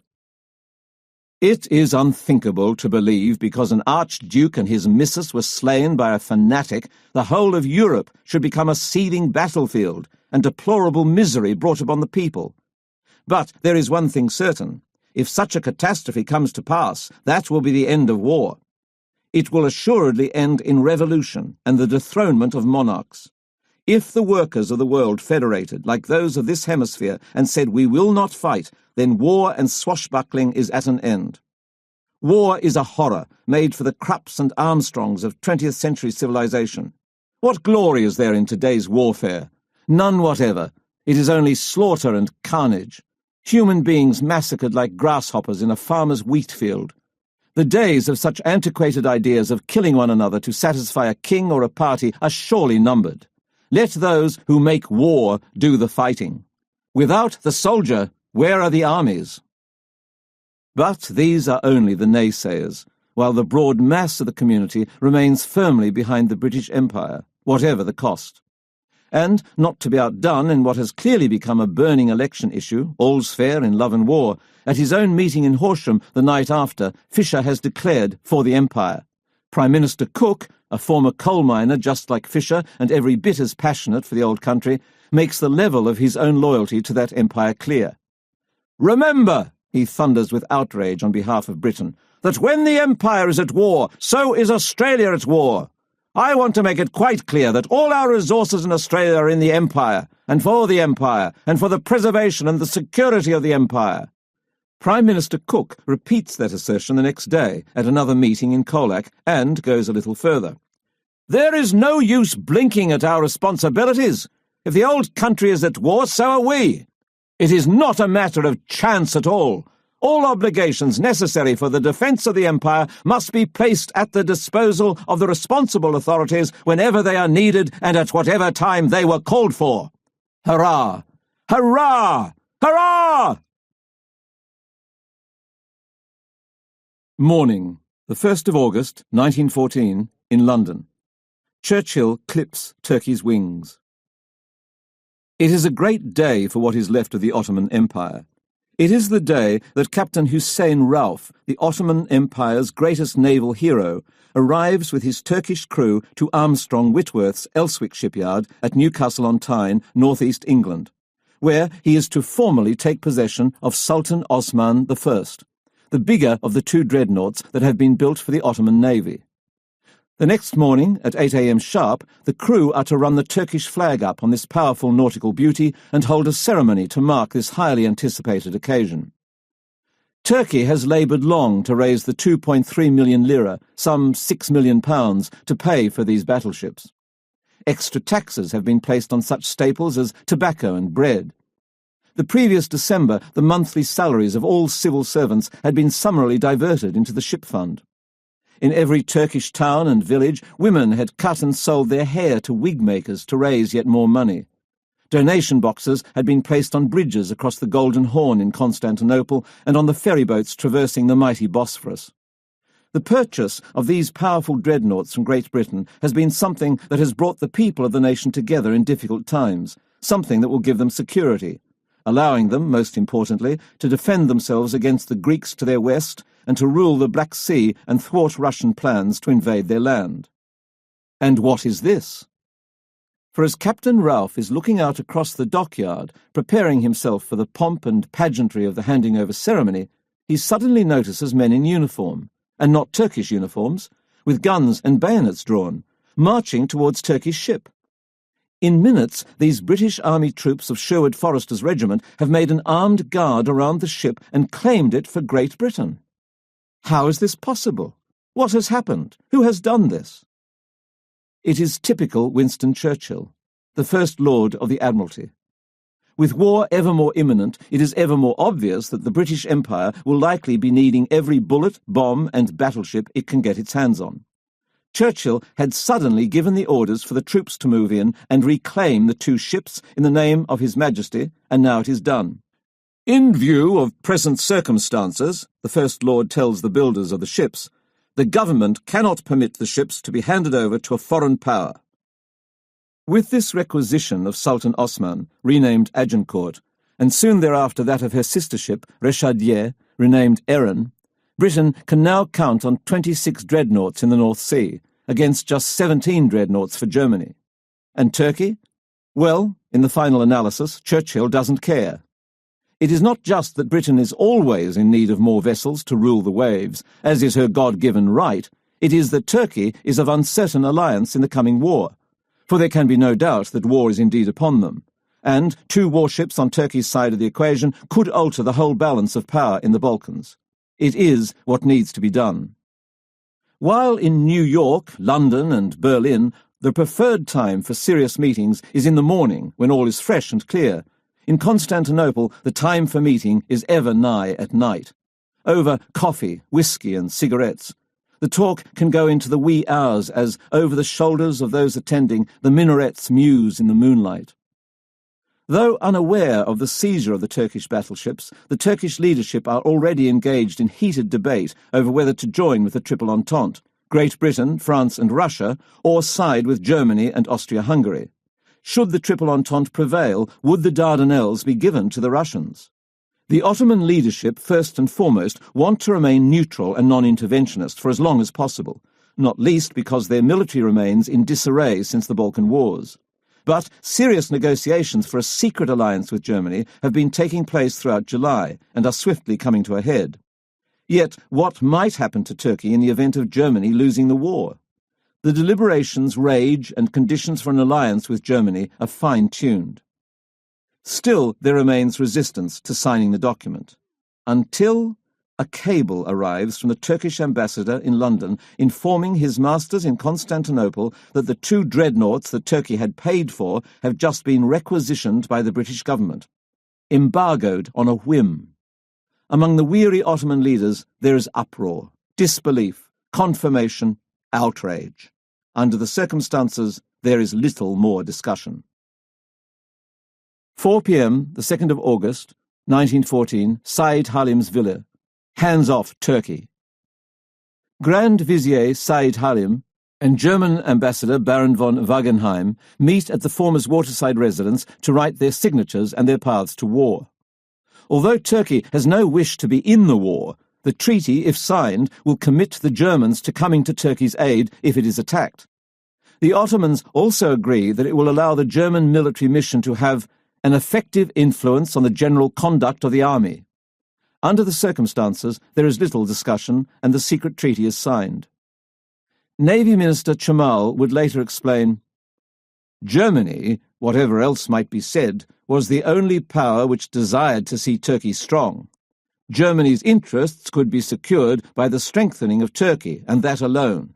Germany could not lay hands on Turkey as if she were a colony, for neither the geographical position nor her resources made that possible. The result was that Germany regarded Turkey as a link in the commercial and trading chain, and thus became her stoutest champion against the Entente governments, which wanted to dismember her, particularly as the elimination of Turkey would mean the final encirclement of Germany. Her southwestern front remained open thanks to Turkey alone. The only way in which she could escape the pressure of the Iron Ring was to prevent the dismemberment of Turkey. Evening, 3rd of August, 1914. Cry havoc and let slip the dogs of war. Strangely, it is the politeness of the message that is most shocking.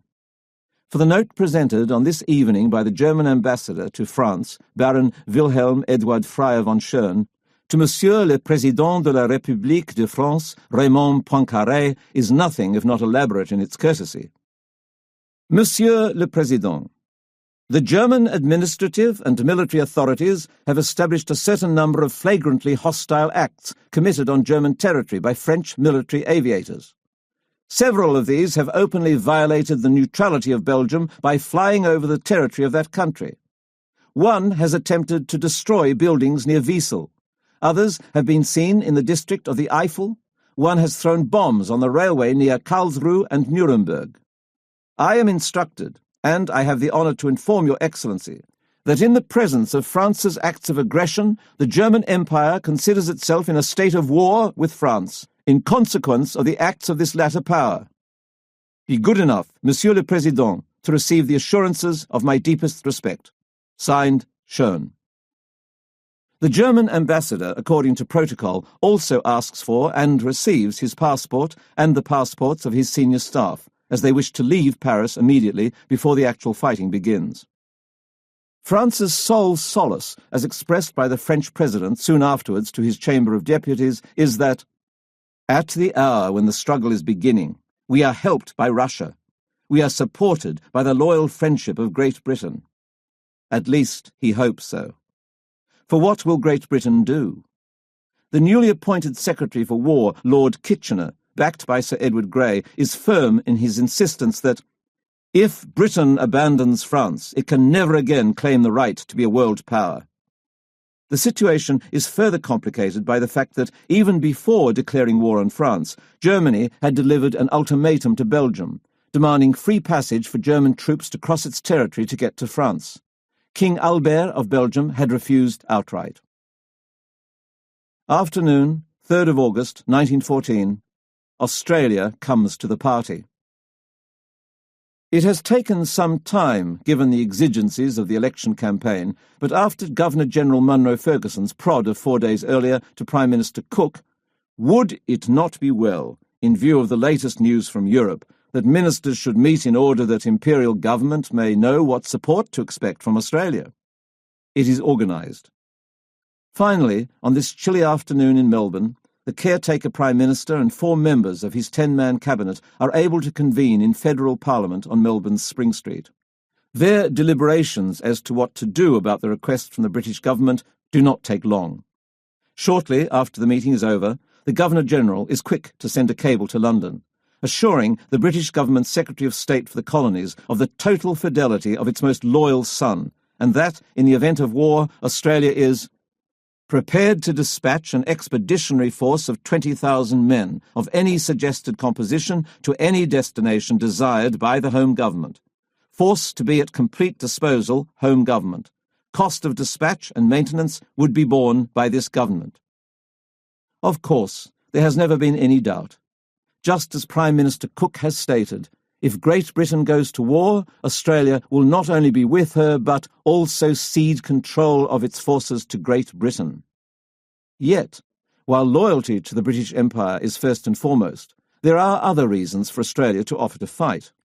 With so many German territories scattered around the Pacific, New Britain, the Caroline Islands, the Marianas, the Marshall Islands, German Samoa, and northeast New Guinea, not to mention their major base at Tsingtao in China for the cruisers of the German East Asia Squadron, it is obvious that if Britain goes on to lose the war, Germany will become even more powerful than it already is.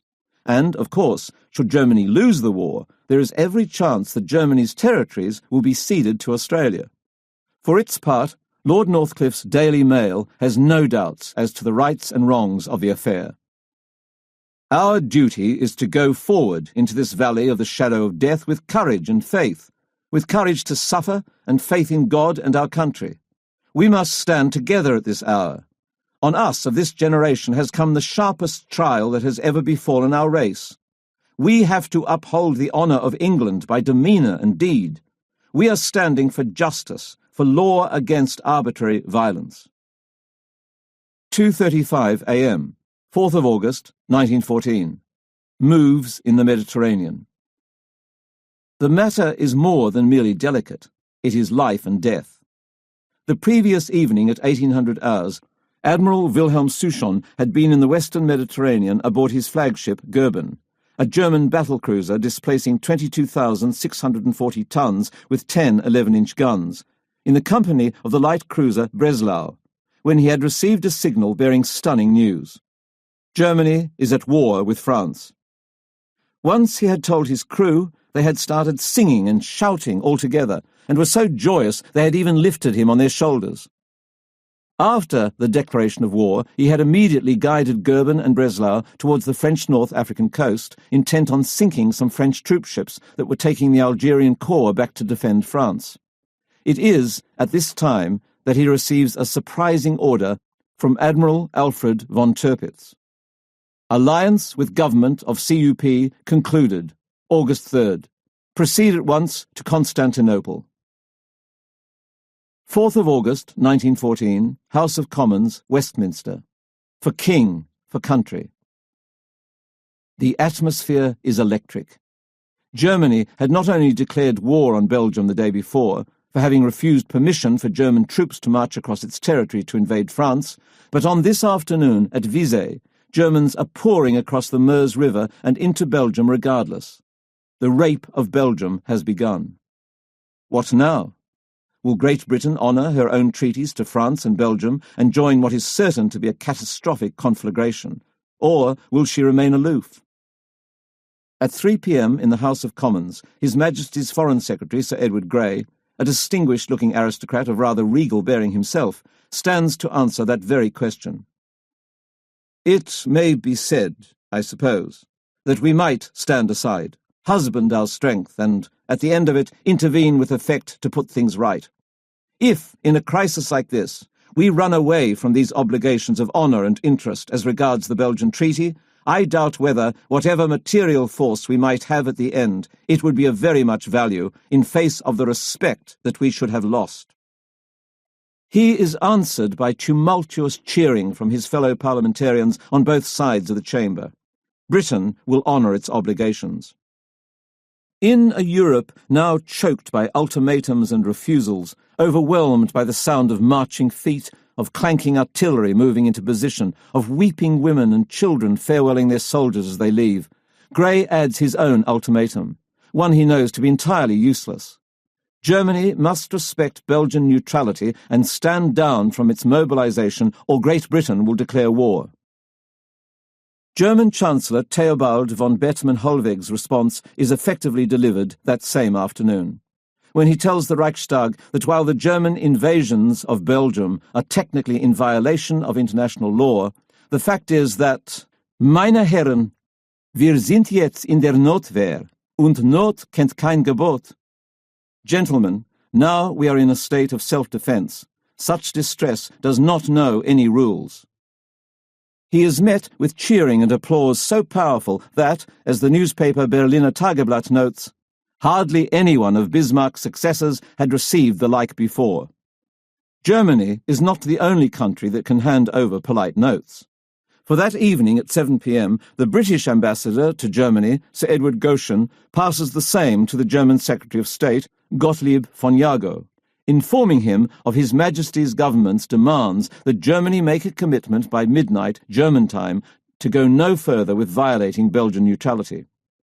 The ambassador does so, even though he knows that, by now, over 1.5 million German soldiers massed along that country's western frontier have begun to pour across the Belgian border and, despite fierce resistance, are heading towards northern France on their way to Paris. They think. At the same time, Russian soldiers are now flooding west towards Germany, even as the Austrian army is moving on Serbia. Whatever final hope Sir Edward has is extinguished an hour later, when, in a private dinner with Chancellor Theobald von Bethmann-Hollweg, the German leader confesses to the British ambassador, in tears, his astonishment that Britain would indeed go to war with Germany over einen Fetzen Papier, a scrap of paper, represented by the 1839 treaty guaranteeing Belgian neutrality. Sir Edward Goschen carefully explains that because that scrap of paper bears England's signature, her honour is at stake. The two take their leave of each other most unhappily. In London, the crowds begin to gather outside Whitehall and Buckingham Palace, in Trafalgar Square and in the Mall. By the evening, with still no word that Germany has backed down, those crowds have turned into cheering masses. They are mostly the common people, but wending their way among them are many men and women in evening dress, wanting to be a part of it, as field guns and ammunition wagons rumble by to great cheering. Men dressed in khaki receive the same acclaim. Our boys! By 6:30 p.m, the Victoria Memorial before Buckingham Palace, at the centre of Queen's Gardens, is simply black with people singing and cheering and hoping for an appearance by the King. And there he is! A massive cheer goes up from the crowd as, at 7 p.m, King George V and Queen Mary appear on the balcony of Buckingham Palace, accompanied by the Prince of Wales and Princess Mary. They are regaled with a mass throaty rendition of God Save the King and For He's a Jolly Good Fellow. The same scene is repeated at 9:30 p.m, as the crowd gets still bigger, and again at 11 p.m, though by now Princess Mary has gone to bed. So it is that after Big Ben has tolled 11 times for thee and for hundreds of millions of people across Europe now at war with each other, Prime Minister Herbert Asquith, Chancellor of the Exchequer David Lloyd George, Foreign Secretary Sir Edward Grey, and Home Secretary Reginald McKenna sit in complete and morose silence for a full 10 minutes, contemplating the catastrophic consequences of what has occurred. The 3 brass chandeliers that provide dim illumination to the men add to the sense of gloom. Suddenly, a flurry of activity outside as the First Lord of the Admiralty arrives. Winston dashed into the room radiant, Lloyd George would recall, his face bright, his manner keen, and he told us, one word pouring out on the other, how he was going to send telegrams to the Mediterranean, the North Sea, and God knows where. You could see he was a really happy man. I wondered if this was the state of mind to be in at the opening of such a fearful war as this. Outside, as midnight approaches, the crowd unaware of the time difference, there is a change in the air. A profound silence fell upon the crowd, the Times would report the next day. Then, as the first strokes rang out from the clock tower, a vast cheer burst out and echoed and re-echoed for nearly 20 minutes. The national anthem was then sung with an emotion and solemnity which manifested the gravity and sense of responsibility with which the people regard the great issues before them. 7:45 a.m., 5th of August, 1914. Melbourne. The first shot fired. Aboard the German cargo ship SS Pfalz, a 6,557-ton steamer, anchored at Port Melbourne's Victoria Dock, the captain gives the order to the engine room, "Langsamer Fahrt," slow ahead. Slowly now, if a little nervously, given the news out of Europe overnight, the ship heads south out of Port Melbourne and down Port Phillip Bay, ostensibly to head to Sydney, but truly to dash to a South American port. The ship is under the temporary direction of Captain Michael Robinson of the Port Phillip Pilot Service, who remains calm in the growing tension. Just 30 minutes later, Pfalz has crossed the bay to Portsea, where the small pilot boat Alvina pulls alongside and an officer from the examination service climbs aboard to give a final check of the ship's papers and ensure that all is in order for it to depart Australian waters. All seems fine, and with that flourish of the pen that officers of the examination service so often reserve for their signatures on unimportant documents, the papers are signed and Fultz is allowed to proceed. The officer climbs back down into his boat, and Captain Robinson is suddenly aware of odd scenes of jubilation all around, as the young German skipper, Kapitän Kuiken, who has just taken over his first command, engages in rounds of handshakes and backslapping with his senior officers and some equally jubilant German consular officials who have mysteriously emerged from below decks. Odd. In any case, his own pilot boat will soon be here to take him off, once he has got Fultz through the heads. Only minutes later, the commander of the Heads Forts, Lieutenant Colonel Augustus Sanford, is at Fort Queenscliff when he receives a phone call from Major Eric Harrison, the commanding officer at 3rd District Headquarters, Victoria Barracks, St Kilda Road. Great Britain is at war with Germany. Australia is therefore at war with Germany. The German ship is trying to get away and must be stopped, or sunk. Sanford passes on the word to Major Cox Taylor, in charge of the battery observation and command post at Eagle's Nest. It is an order the battery has been half expecting, given the British ultimatum to Germany. But what their precise move is to be, nobody is quite sure. A warning shot, or a shot at Fultz's bridge? Immediately, Sanford calls up the ranks, all the way to the Defence Minister in his parliamentary offices.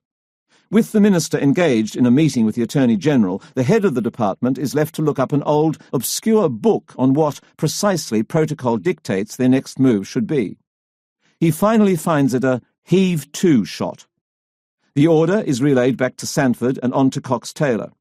Crisply, Cox Taylor gives his orders to Captain Morton Williams, who barks his own commands in turn. In an effort to do this peacefully, Sanford hoists the signal, "Stop instantly," a yellow and black quartered flag, on the signal staff atop the fort, even while below his feverish gunners are carefully, oh so carefully, loading a 100-pound projectile into the firing chamber of one of their two 6-inch Mk7 guns. Closely now, the course and speed of Fultz is watched. Will she slow? Will she turn? Neither. She is heading full steam ahead for the open sea. And then it happens. The single roar of the big gun rolls like a ball of dirty thunder over Fultz, followed instant later by the shriek of an incoming shell, which crosses the bows of the German ship and hits the water just 50 yards off its starboard quarter, landing with a massive, towering spout of water. First stupefied, then horrified, those on the bridge turn in the direction from which the shot has come, and now see for the first time the signal atop Fort Nepean. And yet, for two men, that signal means different things. For the pilot, Captain Robinson, it means the ship must be instantly turned around, and he in fact gives the order on the engine-room telegraph of full speed astern, while, for Kapitän Kuiken, it means volle Fahrt voraus, full speed ahead. Briefly, the two men struggle for control over the engine-room telegraph as they shout at each other. Finally, though, it is Robinson, and, more importantly, the thought of what the next shell amidships might do to them that wins over Kapitän Kuiken, and he ceases the struggle. It is with great satisfaction to those in Fort Nepean that Fultz now turns and moves towards Queenscliff before returning to the examination anchorage where a naval boarding party arrive. The vessel returns to Williamstown under guard, and it remains under watch for the night before the ship is officially interned. Meanwhile, its crew are placed under arrest, essentially for being German. Of course, not all foreigners in Melbourne town are treated so grimly on this auspicious day. For, see there is that well-known operatic singer, Monsieur Eugene Ossipoff, laughing, joking. Two men lift his heave hefty form onto their shoulders and march down the street with him as a crowd of 1,000 swells around.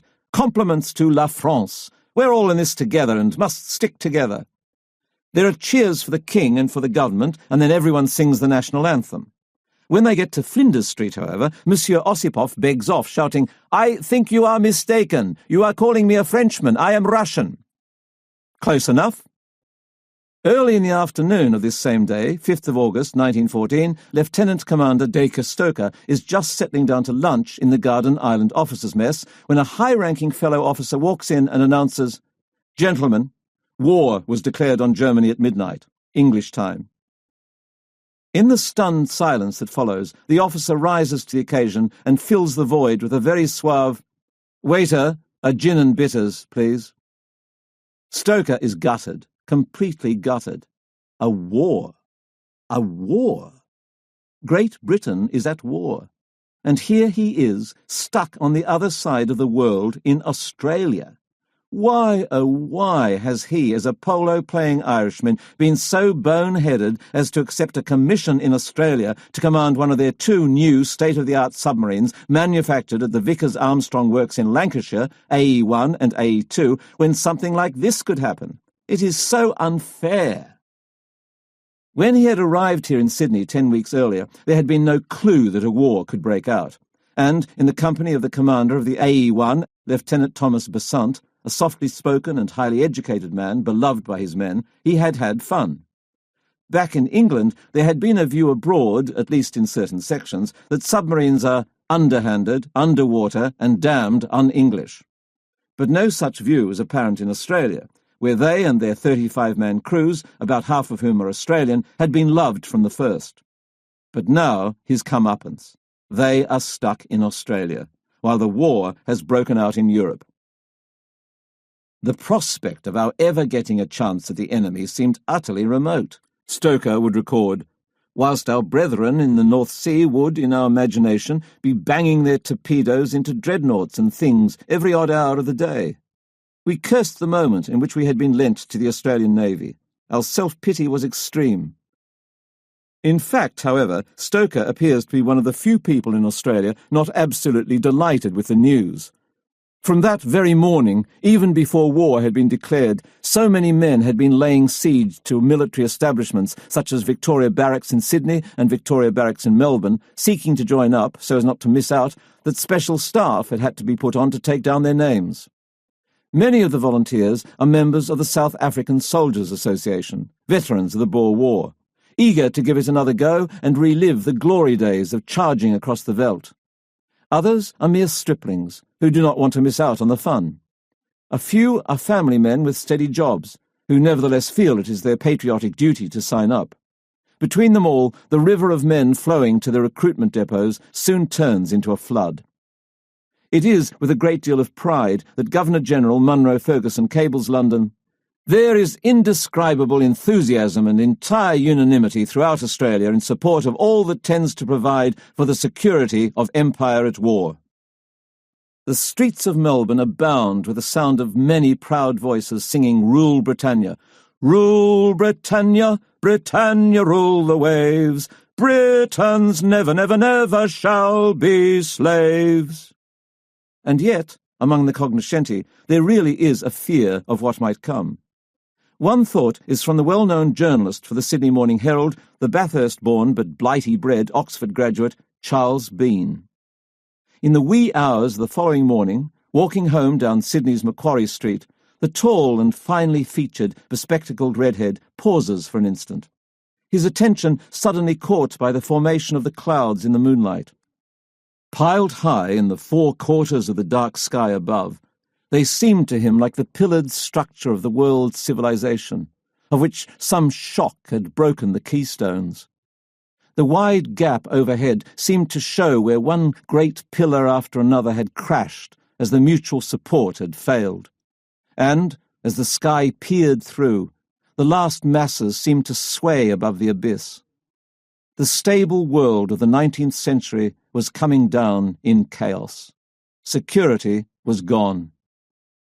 Ah, but for the moment such fears really do remain only in the tiny minority, as recruits continue to flood into the enrolment centres and sign up, most particularly when the papers print the happy news, "His Majesty's Government greatly accepts the offer of your ministers to send a force of 20,000 men to this country." Organisation of the troops now proceeds at pace.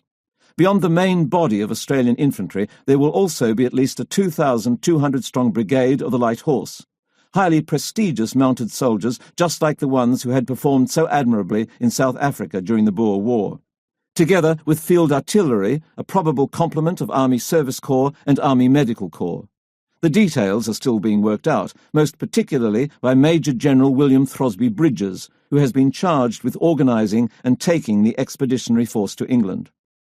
It is an astute choice. The 53-year-old had been born in Scotland, educated in England, and sent to the Royal Military College of Canada before coming to Australia. He had served the British Army with distinction in the Boer War, and in 1909 had become the Australian Army's first Chief of the General Staff.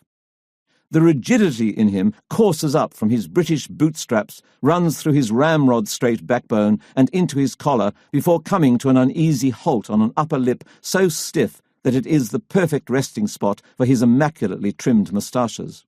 As the first Commandant of the Royal Military College at Duntroon in June 1911, it is he who has set the tone for the rising officer class of the Australian Army, he who has trained many of them. From the beginning, Bridges is heavily assisted in the execution of his task by his highly competent Chief of Staff, Lieutenant Colonel Cyril Brudenell White, a man so intelligent and organised that no sooner had the war burst upon them than he had taken from his desk drawer mobilisation plans for a hypothetical expeditionary force he had previously drawn up.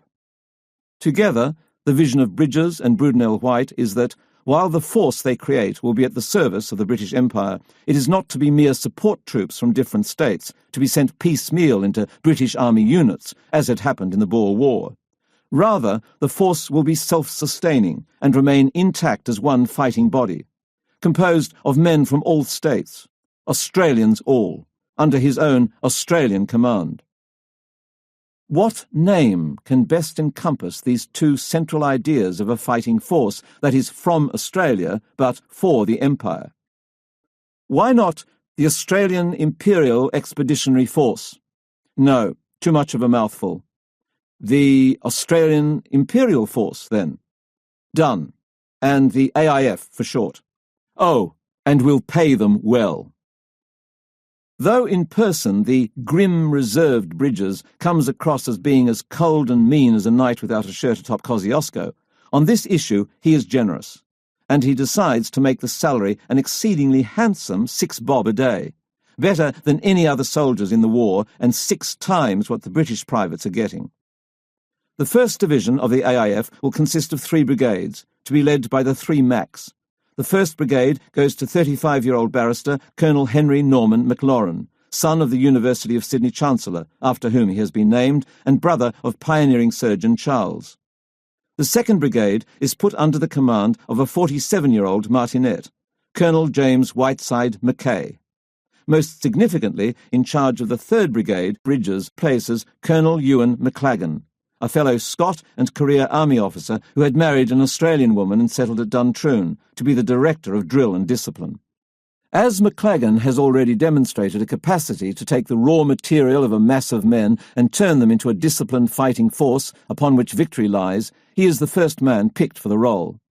And so Colonel McLagan too sets to from a couple of back rooms at Melbourne's Victoria Barracks, putting his forceful personality and tireless work ethic into the enormous task of creating a brigade from troops drawn from 5 states. Further north, the Sydney Morning Herald sets the tone. Beneath the banner headline, "War Declared," the paper's editorial is nothing less than exuberant. For good or ill, we are engaged with the mother country in fighting for liberty and peace. It is no war of aggression upon which Britons have entered, but one in defence of small nations threatened with humiliation and absorption, if not with extinction. And, above and beyond everything, our armies will fight for British honour. What remains for us at this end of the world is to possess our souls in patience, while making the necessary contributions of time, means, and men to carry on the great war upon which so much depends. It is our baptism of fire. Similar passion is evinced in New Zealand, where at 3 p.m. the Governor, Sir Arthur William de Brito Saville Foljam, 2nd Earl of Liverpool, stands on the steps of the old Parliament buildings and, flanked by Prime Minister William Massey, clears his throat to address a crowd now 12,000 strong, who have gathered in great anticipation. After reading out an exchange of cables he has had with His Majesty the King, whereby His Gracious Majesty expresses his appreciation for New Zealand's affirmation of loyalty, he gets to the point. Fellow subjects, war has broken out with Germany. The cheering from the crowd is thunderous, and then even more so when the Prime Minister calls for 3 cheers for the King, which leads to a spontaneous rendition of God Save the King, followed by Rule Britannia. "We have no time for speeches," the governor concludes. "I will send to Britain the following message. The Empire will stand united, calm, resolute, trusting in God. Hurrah! Hurrah! Hurrah!" There are just a few in the crowd, however, who evince a different emotion, and, as the New Zealand Herald would report, are visibly affected by the gravity of the announcement.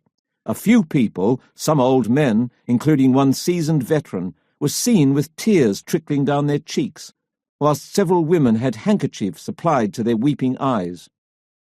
Down at the Wairoa, as the Nelson Evening Mail would report, natives assembled at the Land Court called on Judge Jones to explain the European crisis. They thereupon passed a resolution offering their services to the government for the defence of the Empire. And then something more.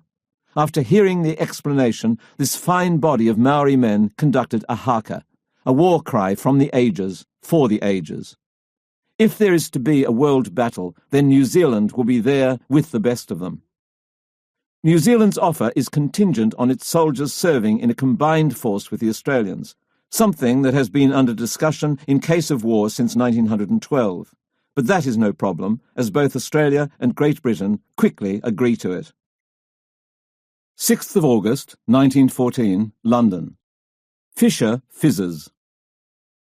When the news breaks of Goulburn's escape from the clutches of Admiral Milne's British Mediterranean fleet, no one is more outraged than the irascible Sir John Fisher, the first Sea Lord. A curmudgeonly 73-year-old, around so long that the first Royal Navy ship he'd joined had been wooden and powered by sail, now brought back from retirement to help young Winston Churchill with the Admiralty, he floats the idea that Admiral Milne should be shot. Shades of Voltaire's famous observation of the English, "Dans ce pays-ci, il est bon de tuer de temps en temps un amiral pour encourager les autres." In this country, it is good from time to kill one admiral in order to encourage the others. Milne and the commander of the fleet's Mediterranean cruiser squadron, Rear Admiral Troubridge, have made a right cock-up of things. This is the admiral who once infamously declared, "They pay me to be an admiral, they don't pay me to think," and he has now proved the point. Goulburn and its little sister ship, Breslau, had been heading back east, having completed token sorties against the Algerian coastal towns of Philippeville and Bona, when vessels under Troubridge's command encountered them. War having yet to be declared between Britain and Germany, all Milne could do was to order the tracking of these soon-to-be enemy ships, which somehow managed to give their pursuers the slip before recoaling in the Strait of Messina. In the interim, now on a war footing, one First Lord of the Admiralty, Winston Churchill, would have thought it a simple matter of tightly patrolling either end of the strait and trapping Goulburn and Breslau like ships in a bottle. For reasons best left for Troubridge to explain at his court-martial, as a result of a series of miscommunications, poor decisions, and pea-heartedness, Goulburn and Breslau had made good their escape, last seen heading east.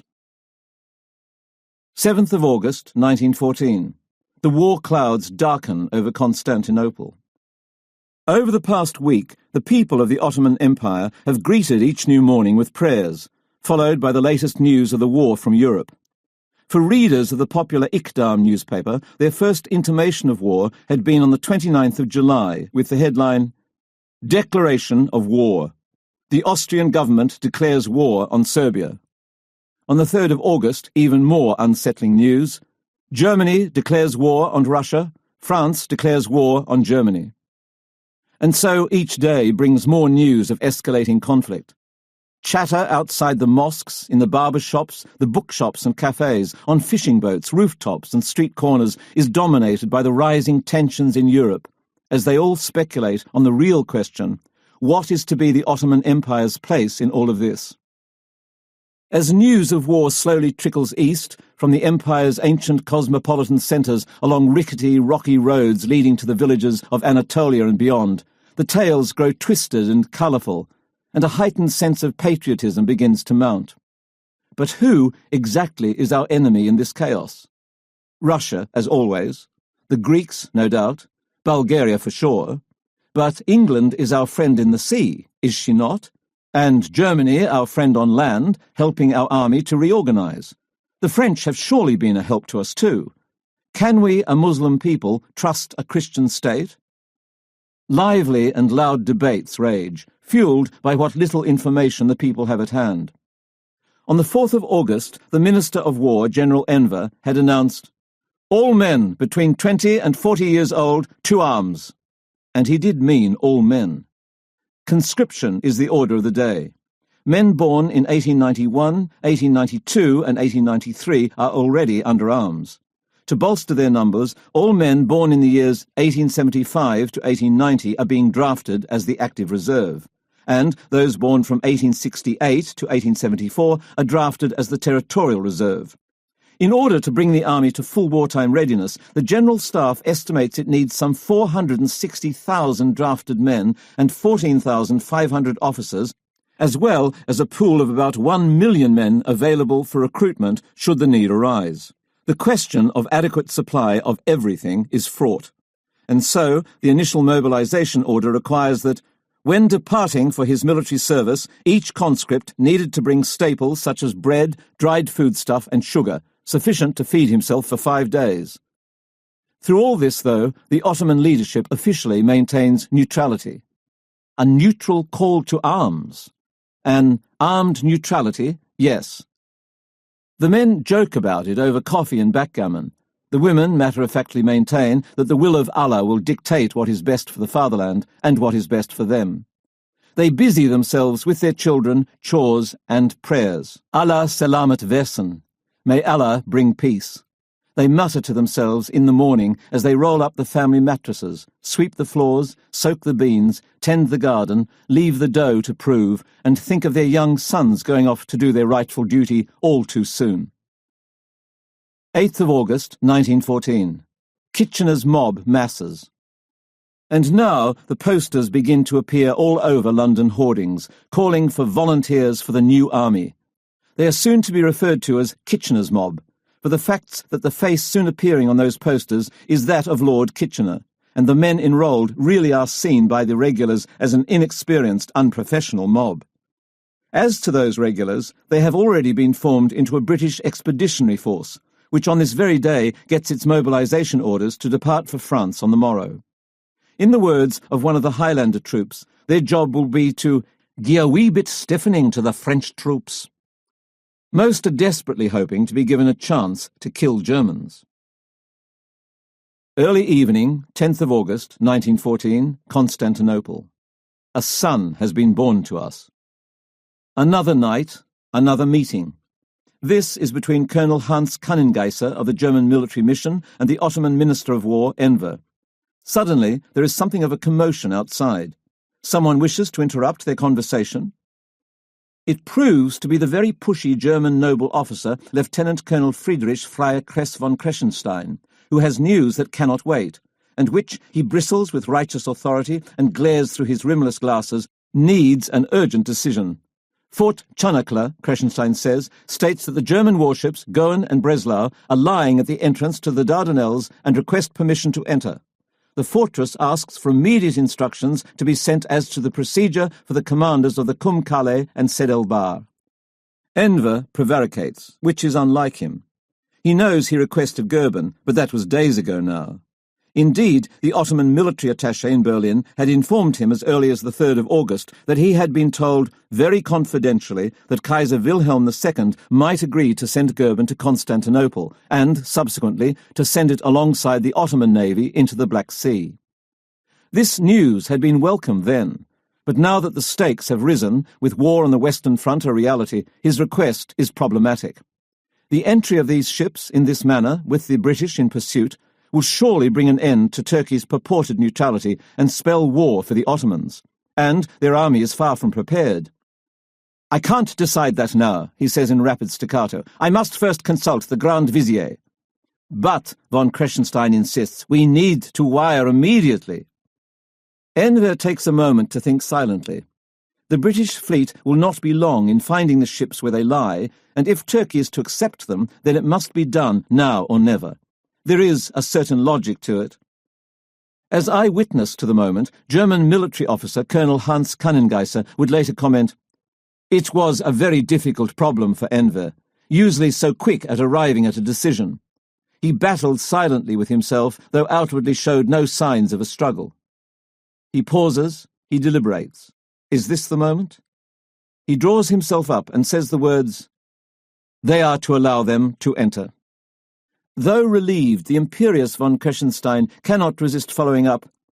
If the English warships follow the Germans, he asks, are they to be fired on if they also attempt an entrance? A second Rubicon beckons, and, again, Enver is reluctant to cross it. The matter, he says gravely, must be left to the decision of the Council of Ministers. The question can remain open for the time being. Excellency, von Kressenstein persists, we cannot leave our subordinates in such a position without issuing immediately clearly defined instructions. Are the English to be fired on or not? Yes. The German cruisers may enter. The British ship will be stopped. The Minister for War, General Enver, breaks the news to his cabinet colleagues of what he has done, referring to Goeben with the smiling words, "A son has been born to us." With her forces not yet mobilized, neutral Turkey attempts to disguise this act of war, offering safe harbor for more than 24 hours to a ship of a combatant country, by proposing a sham purchase of the Goeben and Breslau.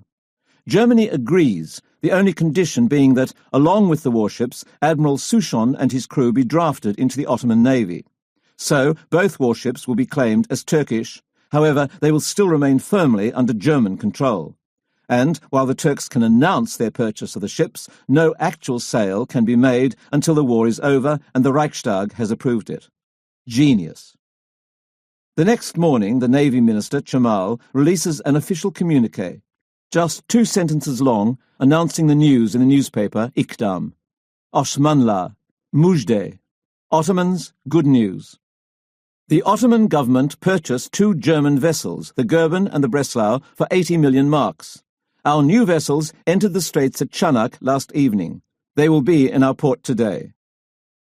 There is wild acclaim across Constantinople and other big cities. Though they were expecting news of their dreadnoughts from England, the edgy Ottomans are happy to be receiving these 2 brilliant new ships. And they are due to Constantinople that very day. We must get down to the shoreline to welcome them in. The Turks have shown the English what they think of their treachery, taught them a lesson, and made their navy stronger, all in one. Ambassador von Wangenheim, meantime, has radioed Admiral Souchon, described by one contemporary as a droop-jawed, determined little man in a long, ill-fitting frock-coat, looking more like a parson than an admiral, to tell him the news. Once the German ships get through the heads, they must immediately hoist the Turkish flag. Ach, und noch was. And one more thing. The ships will soon no longer be Goeben and Breslau, but Yavuz Sultan Selim and Mideli. Later that morning, the American ambassador to the Ottoman Empire, Henry Morgenthau, a lawyer from New York turned property speculator, drops in at the German embassy to find his German counterpart, Baron von Wangenheim, beside himself with excitement. "Something is distracting you," Morgenthau says. "I will go and come back some other time." "No," says the Baron. "I want you to stay right where you are. This will be a great day for Germany." A few minutes later, the blessed thing happens. The German ambassador receives a radio message. "We've got them," he shouts to Morgenthau in his thick accent. "Got what?"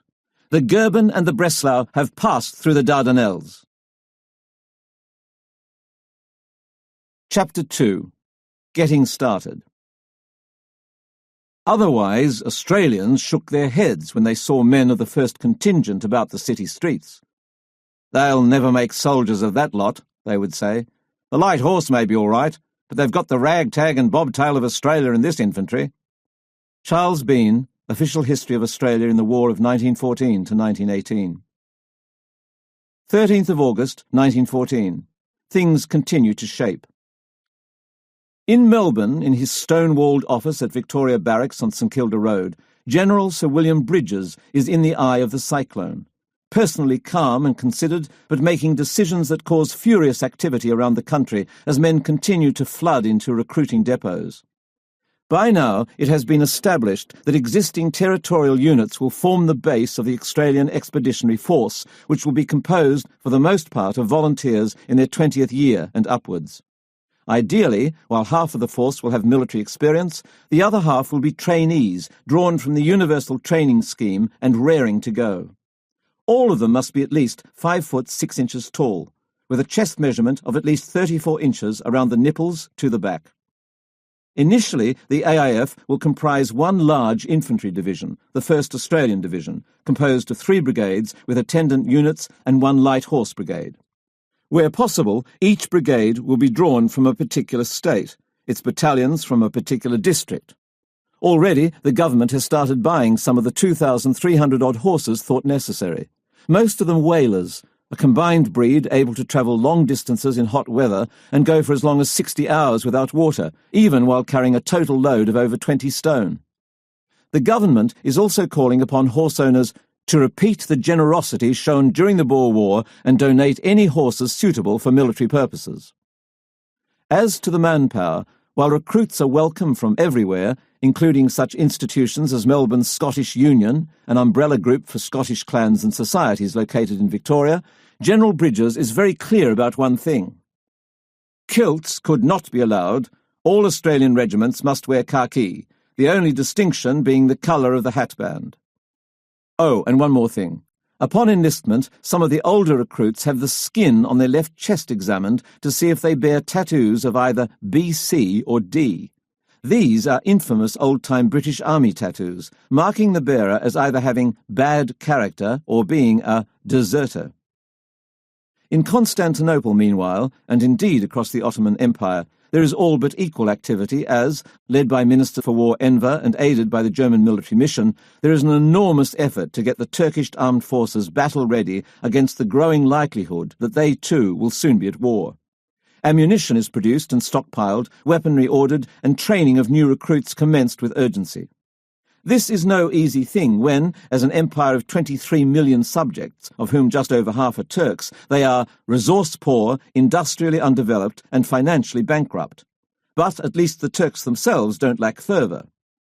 Despite the fact that the Ottoman army is still not remotely recovered from the devastation of the Balkan Wars, despite the fact that the country's roads and railways, the telegraph network, and the whole national infrastructure are antiquated, especially when compared with their European counterparts, still the army is capable of moving reasonably quickly via the key waterways, the Bosphorus, the Sea of Marmara, and the Dardanelles, and it is the first and last that receive the first and last of its men and munitions.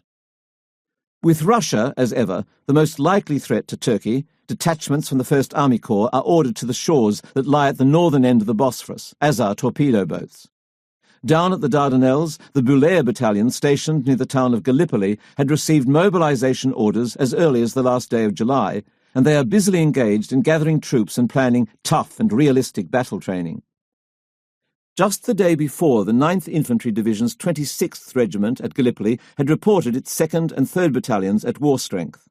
The division's 27th Regiment have also reported for duty at war strength. Things are moving fast on the Gallipoli Peninsula. 19th of August, 1914. The streets of Melbourne thunder to their tread. Far and near and low and louder, on the roads of earth go by, dear to friends and food for powder, soldiers marching, all to die. A. Houseman, a Shropshire lad. Here they come. Ever and always there is something magnificent about a large body of young men moving to the same rhythm, and this is a case in point. They are new recruits to the Australian Imperial Force, who have formed up at 9:30 this morning at Victoria Barracks and are now marching, at least the best they can, to the newly established camp at Broadmeadows, some 10 miles away to the north of the city. For the most part, the 2,500 men, the nucleus of 4 battalions, are still in the civilian clothes they were wearing when they signed up. But gee, don't they look magnificent all the same. As they pass by Melbourne Town Hall, heading up Swanston Street, the only thing louder than the volunteer band, who, if you can believe it, are playing bugles and bagpipes at the same time, is the raucous cheering of the people. And see how the pretty girls glow at them as they stride abreast, their chests puffed out as they gaily wave their hats to all their mates, now gazing enviously upon them from office windows and roofs. They are now soldiers of the king, don't you know, heading away to war, to fight for the empire. And the new recruits are so thrilled about it, they all even wave happily at the men already becoming known as the would-to-godders, those many men so often heard to say, "Would to God I could join myself, but there is no ill feeling at all now." It was, notes the Age's special war correspondent, Philip F.E. Schuller, the first sight of the reality of war that had come to really grip the hearts of the people, and they cheered these pioneers and the recklessness of their spirits. They were men in good boots and bad boots, in brown and tan boots, in hardly any boots at all, in sack suits and old clothes, and smart-cut suits just from the well-lined drawers of a fashionable home. There were workers and loafers, students and idlers, men of professions and men just workers, who formed that force. But they were all fighters, stickers, men with some grit. They got more as they went on, and men with a love of adventure. Finally, at 5 p.m, they arrive at their camp, if that is what you can call row after row of tents hastily thrown up in dusty paddocks that stretch 2 miles wide by 1.5 miles deep. Bedding, one trooper records, was 2 blankets and a waterproof sheet. Later came palliasses, mattresses, and straw. Their first port of call, even before heading to the mess, is the quartermaster's store, where they are issued with car keys, webbing belts, packs, heavy brown shoes, and their first slouch hats, which they try on, oh, so self-consciously, and then straight to the barber's to have their locks shorn. Though you're not yet soldiers, not by a long shot, at least you bastards can start to look like soldiers. From as soon as Reveille the following morning, the grass in those paddocks starts to grow greener for the blood, sweat and tears those men expend in training, before inevitably being killed off altogether and being ground into either dust or mud by the ceaseless tramp of feet. For now, the men in their newly issued kit begin with, "By the right! Quick! March! Left! Left! Left! Right! Left!" Marching practice in their individual companies, and they soon progress to lessons in firing rifles for those few who don't already know how to do it. And then there are endless bayonet drills, how to sharpen it, attach it to your rifle, and, most importantly, kill your enemy with it. The tummy is your best go, men. It's a big target, unshielded by any bones that will prevent you driving the blade right through your enemy, and a good strike will almost always prove fatal. While that is the general thrust, the specifics are a lot more complex.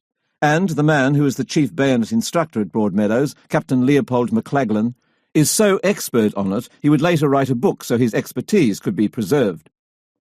When at close quarters with opponent, his equilibrium may be readily upset, thus placing you in position to deliver point. From the cross-rifle position, force opposition's rifle to his left, dropping your bayonet on side of opponent's neck. Your opponent naturally flinches to the right, his rifle being locked by your movement and your own body being guarded. At this moment, place left foot at the side of the opponent's left foot, trip his left foot smartly to the left, at the same time forcing your bayonet downwards on opponent's neck. One of McLaglen's best students would prove to be a young fellow from down Geelong way by the name of Albert Jacker. Young and tough, he has been born and raised chopping wood, and though not a huge man, there is nothing of him that is not muscle, gristle and bone. While others soon tire at bayonet practice, all that shouting and stabbing at bags of straw, Jacker never does. He is greased lightning. Light and lithe, Jacker can put 4 holes in the bag in the time it takes other men to put in 1, and already be on to the next bag and the one after that. As a little boy, he had been, his brother would later say, very bashful, though always ready to fight if anyone picked a quarrel. Though quite reserved, he intends to be ready to fight. All of the new recruits now belong to the body of an entirely new order. You see, men, the basic unit is a section made up of a non-commissioned officer, like a sergeant or a corporal, a lance corporal and 14 privates at full strength. 3 sections then make up a platoon, commanded by a lieutenant.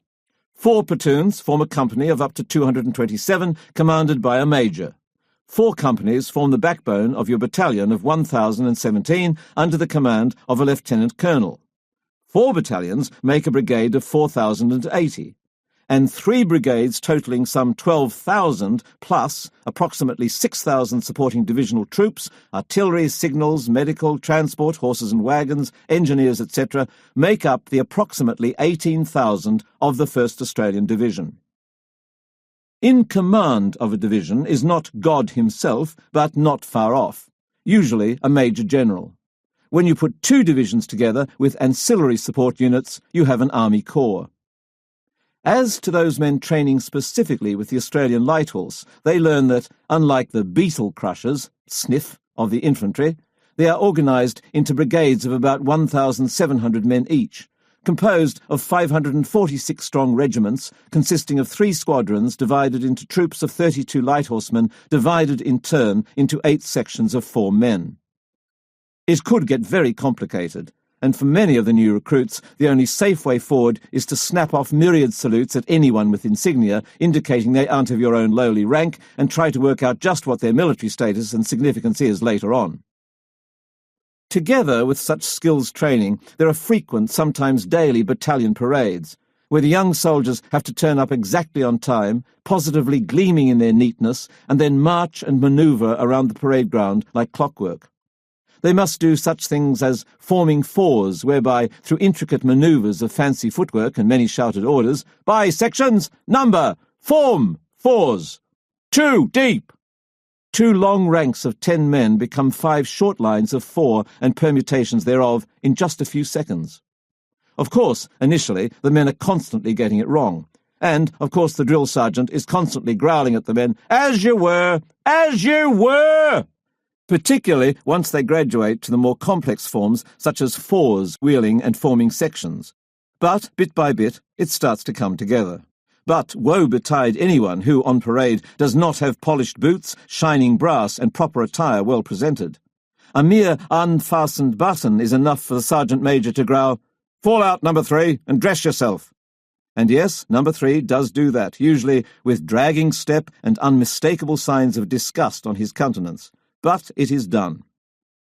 It is all about imposing a discipline so that, in a battle, the soldier's instinct to obey a command from a superior officer is instant and automatic.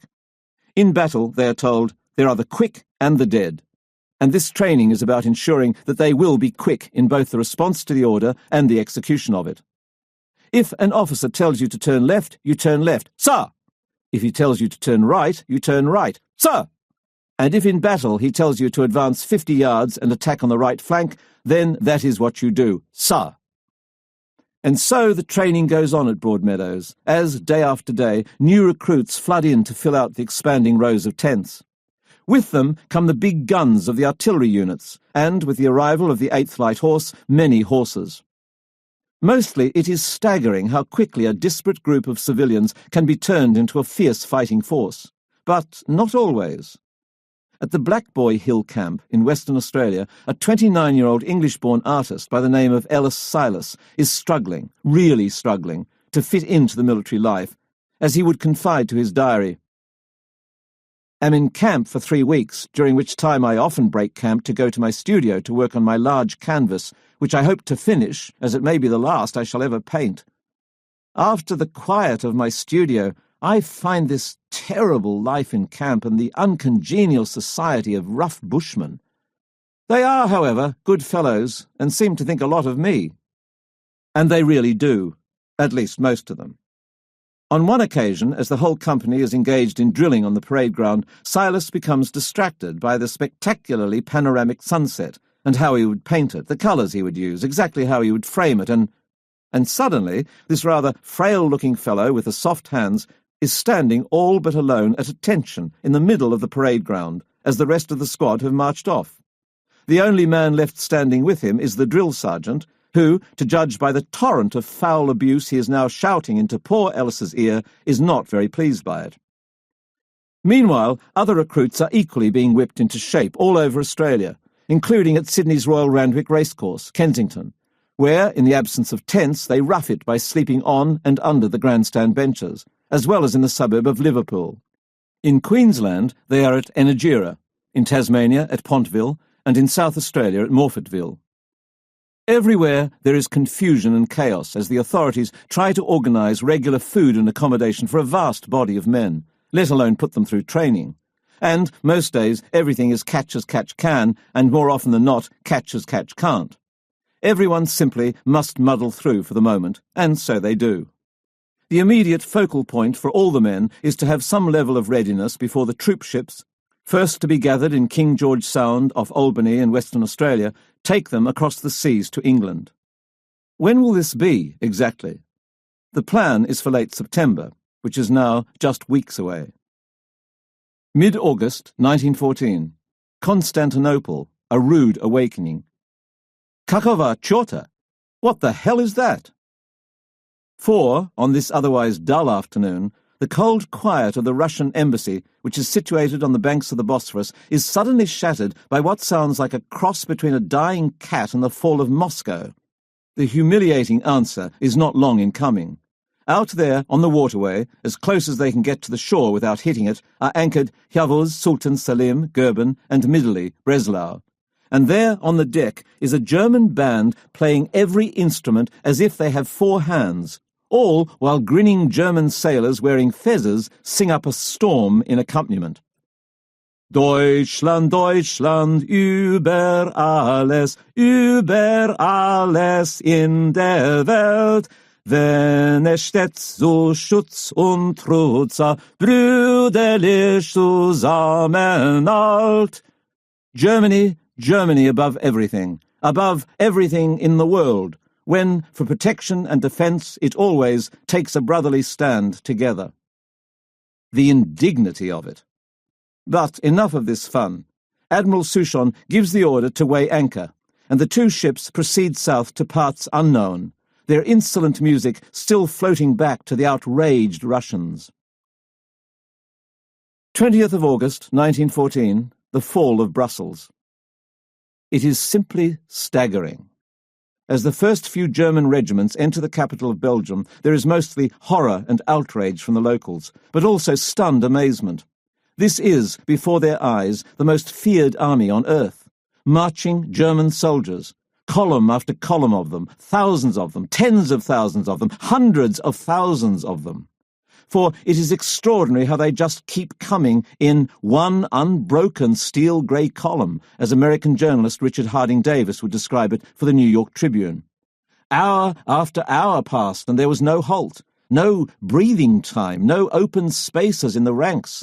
The thing became uncanny, inhuman. It held the mystery and menace of fog rolling toward you across the sea, for no fewer than 26 hours straight. In Great Britain, the Daily Mail whips up public sentiment, particularly after the Germans crushed the Belgian town of Louvain a few days later. The attack, as the paper reports, was almost incredible in its wickedness. Men were remorselessly shot down by the guards. They drove the women and children into the fields, perpetrating upon them atrocities which cannot be detailed in cold print. They then bombarded the city and destroyed the best part of it in a few hours. Germans had been systematically taught by their military to be ruthless to the weak. The Kaiser, a single word from whom would have stopped this riot of savagery, has, on the contrary, done his best to kindle the lowest passions of his men. 23rd of August, 1914. In Tokyo. Japan comes good. In the complex web of alliances and treaties, at least one thing breaks Australia's way. Under the provisions of the Anglo-Japanese alliance, first signed in 1902, renewed and expanded in 1905 and 1911, Japan on this day declares war on Germany. After all, Japan has the same interests as Australia in not seeing Germany as a major power in the Pacific after the war, should they win. For Australia, an immediate and much valued benefit is that Japan agrees to provide its warship Ibuki as an escort for the Australian troop ships that will soon be heading across the Indian Ocean on their way to England. With the German East Asia Squadron on the loose, there will be enormous danger attached to the trip, and it comes as a great relief that Ibuki will be there. As to when those troop ships will be leaving, that is rather problematic. For, while it is one thing to be training up such a fine body of men, it is quite another to safely get them en masse over to England, where they will be needed, most particularly after German cruisers have been spotted in the Pacific. Thus, the first steps for the Royal Australian Navy, in order to make the waters safe for the Australian troops to sail on, are to hunt down and eliminate those German cruisers, and to seize the brutes' territories, claiming them for the British Empire. Late August 1914. Constantinople. Deutschland über Allah. It is the way of these things in Constantinople. In the cafes and bars, on the boulevards and back streets, you never know who you are going to run into. A case in point is when Turkey's Minister of Finance, Kavid, happens upon a distinguished lawyer from Belgium he knows quite well. "I have terrible news for you," the Turk tells him sympathetically. "The Germans have captured Brussels." Rising to the occasion, the Belgian, an enormous man, gives a consolatory hug in return to the Turk. "I have even more terrible news for you," he says, nodding to Goeben and Breslau, anchored just a short distance away on the Bosphorus.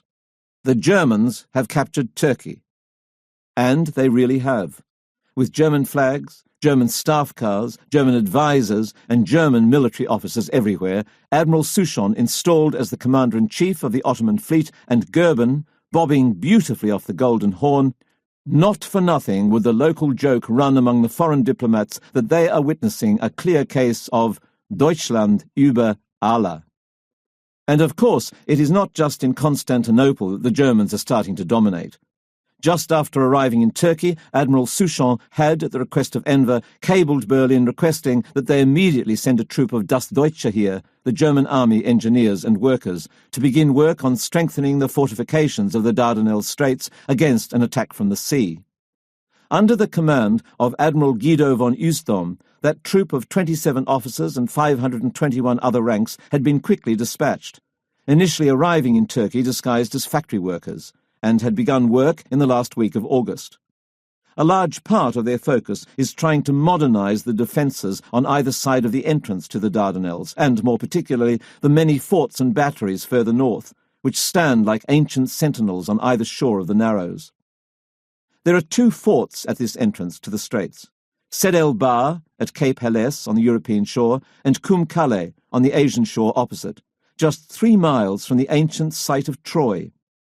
Kum Kale had been built in 1659, and, for most of that time, had had the same sets of cannon, but the Germans have recently been able to install artillery pieces, including several Krupp L-22 guns.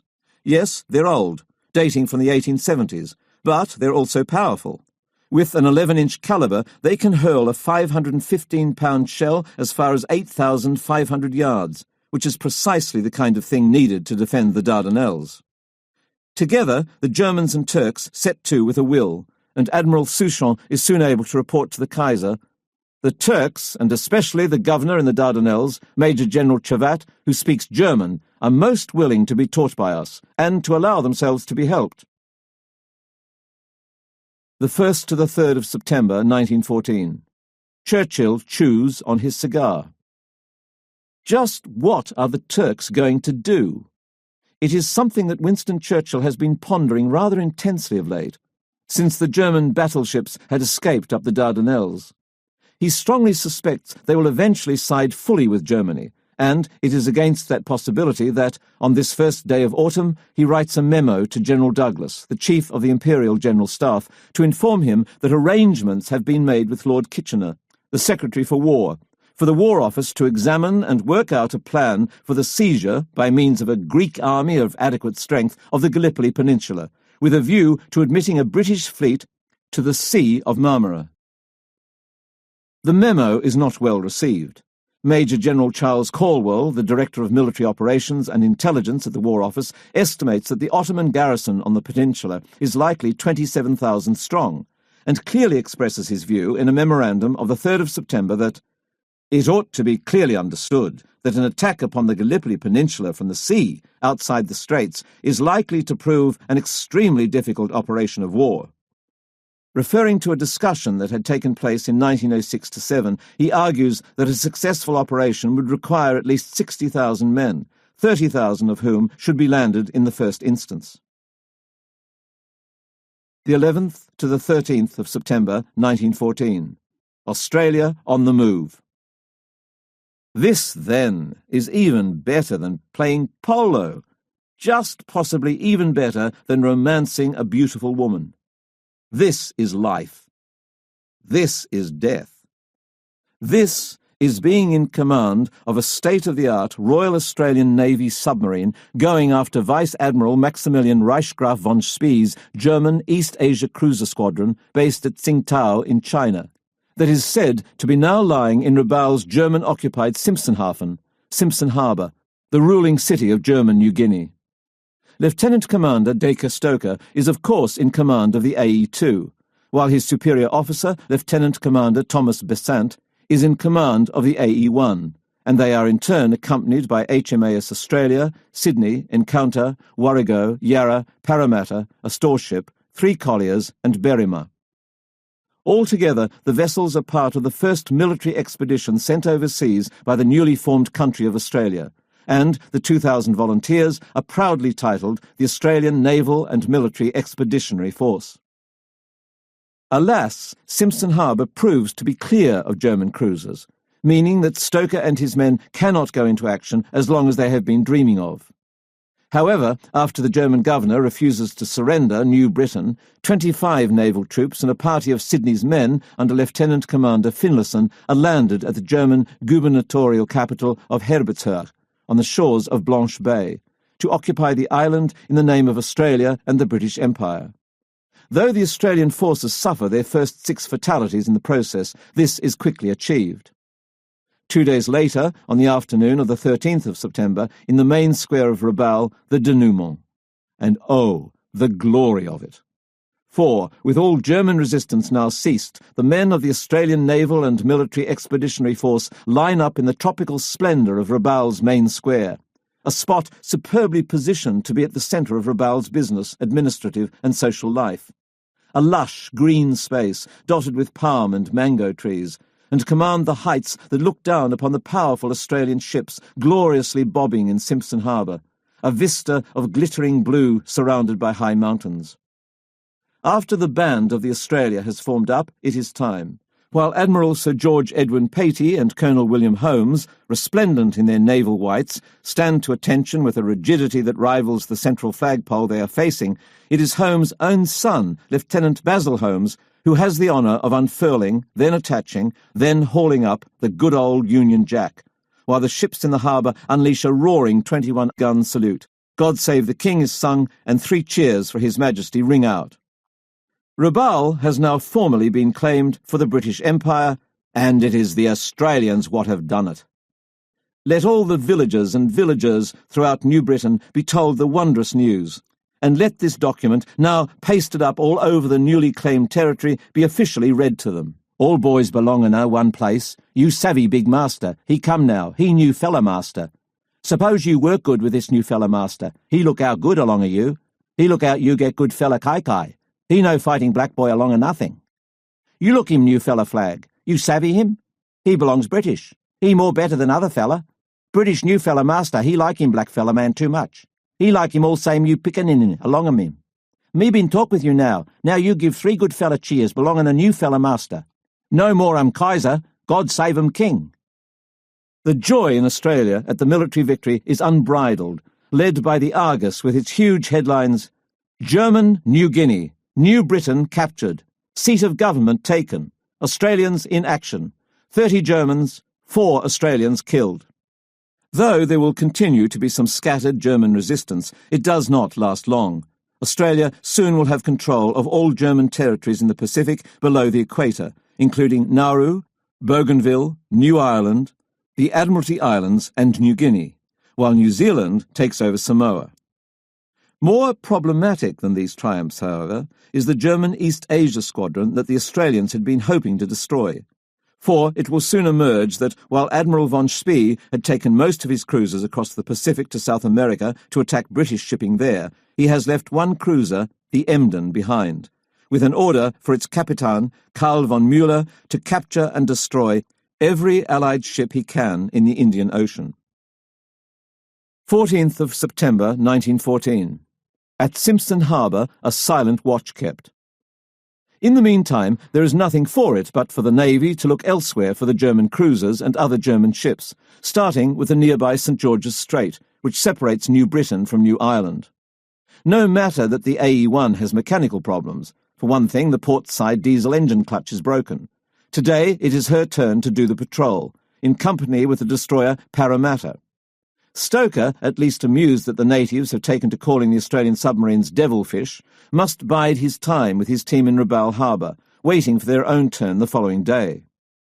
At 2:30 that afternoon, the AE-1 and Parramatta exchange signals, just as they have been doing all day, when a tropical haze starts to descend.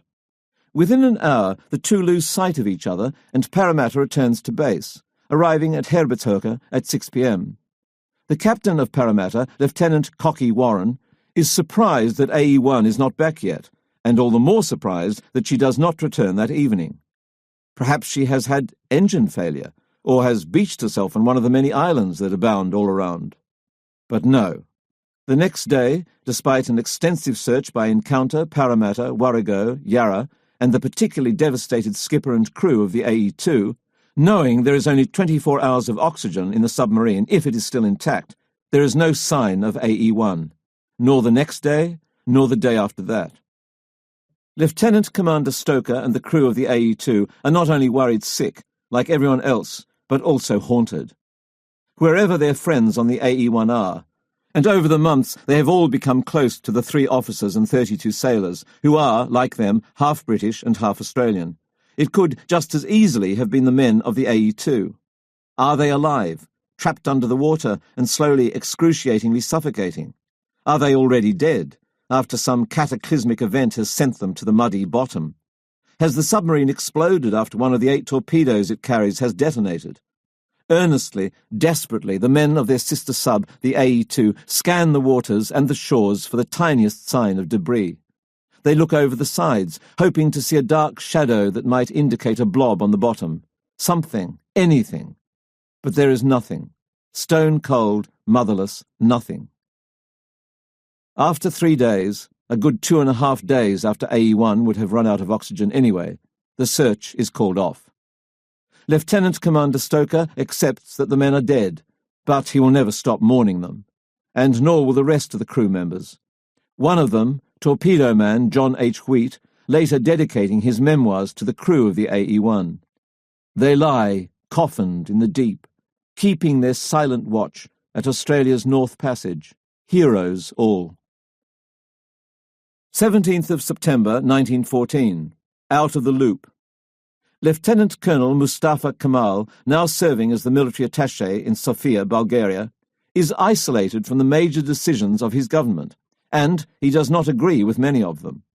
More than this, he is unsure of the leadership of General Enver and his move to plunge the Ottomans into war. When he had heard of Enver's appointment as War Minister earlier in the year, he had written in confidence to a member of his party, the CUP, warning of the move. Enver is energetic and will want to do something, but he doesn't stop to reflect. And now, with the Ottomans plunged into war, this opinion has only strengthened. He writes to his friend, "This is very dangerous. It is not clear which way we shall head. It is very difficult to keep a large army idle for any length of time. Looking at Germany's position from a military point of view, I am by no means certain that it will win this war." And again, today, he sits to pen a letter to another friend in Constantinople, arguing that there is no need for haste, and that they are better off delaying their entry into war. He writes, "Our comrades will accuse me of pessimism if the Germans are in Paris by the time you receive this letter, but I don't care." Indeed, it is likely for this very reason that General Enver and the Ottoman inner clique would prefer Mustafa to stay where he is for the moment, so that his dissenting voice cannot be heard in the central seat of the government. But even if Mustafa Kemal doesn't agree with the decisions of the government, he is sure of one thing. He needs to be in the fold, to fight for his country.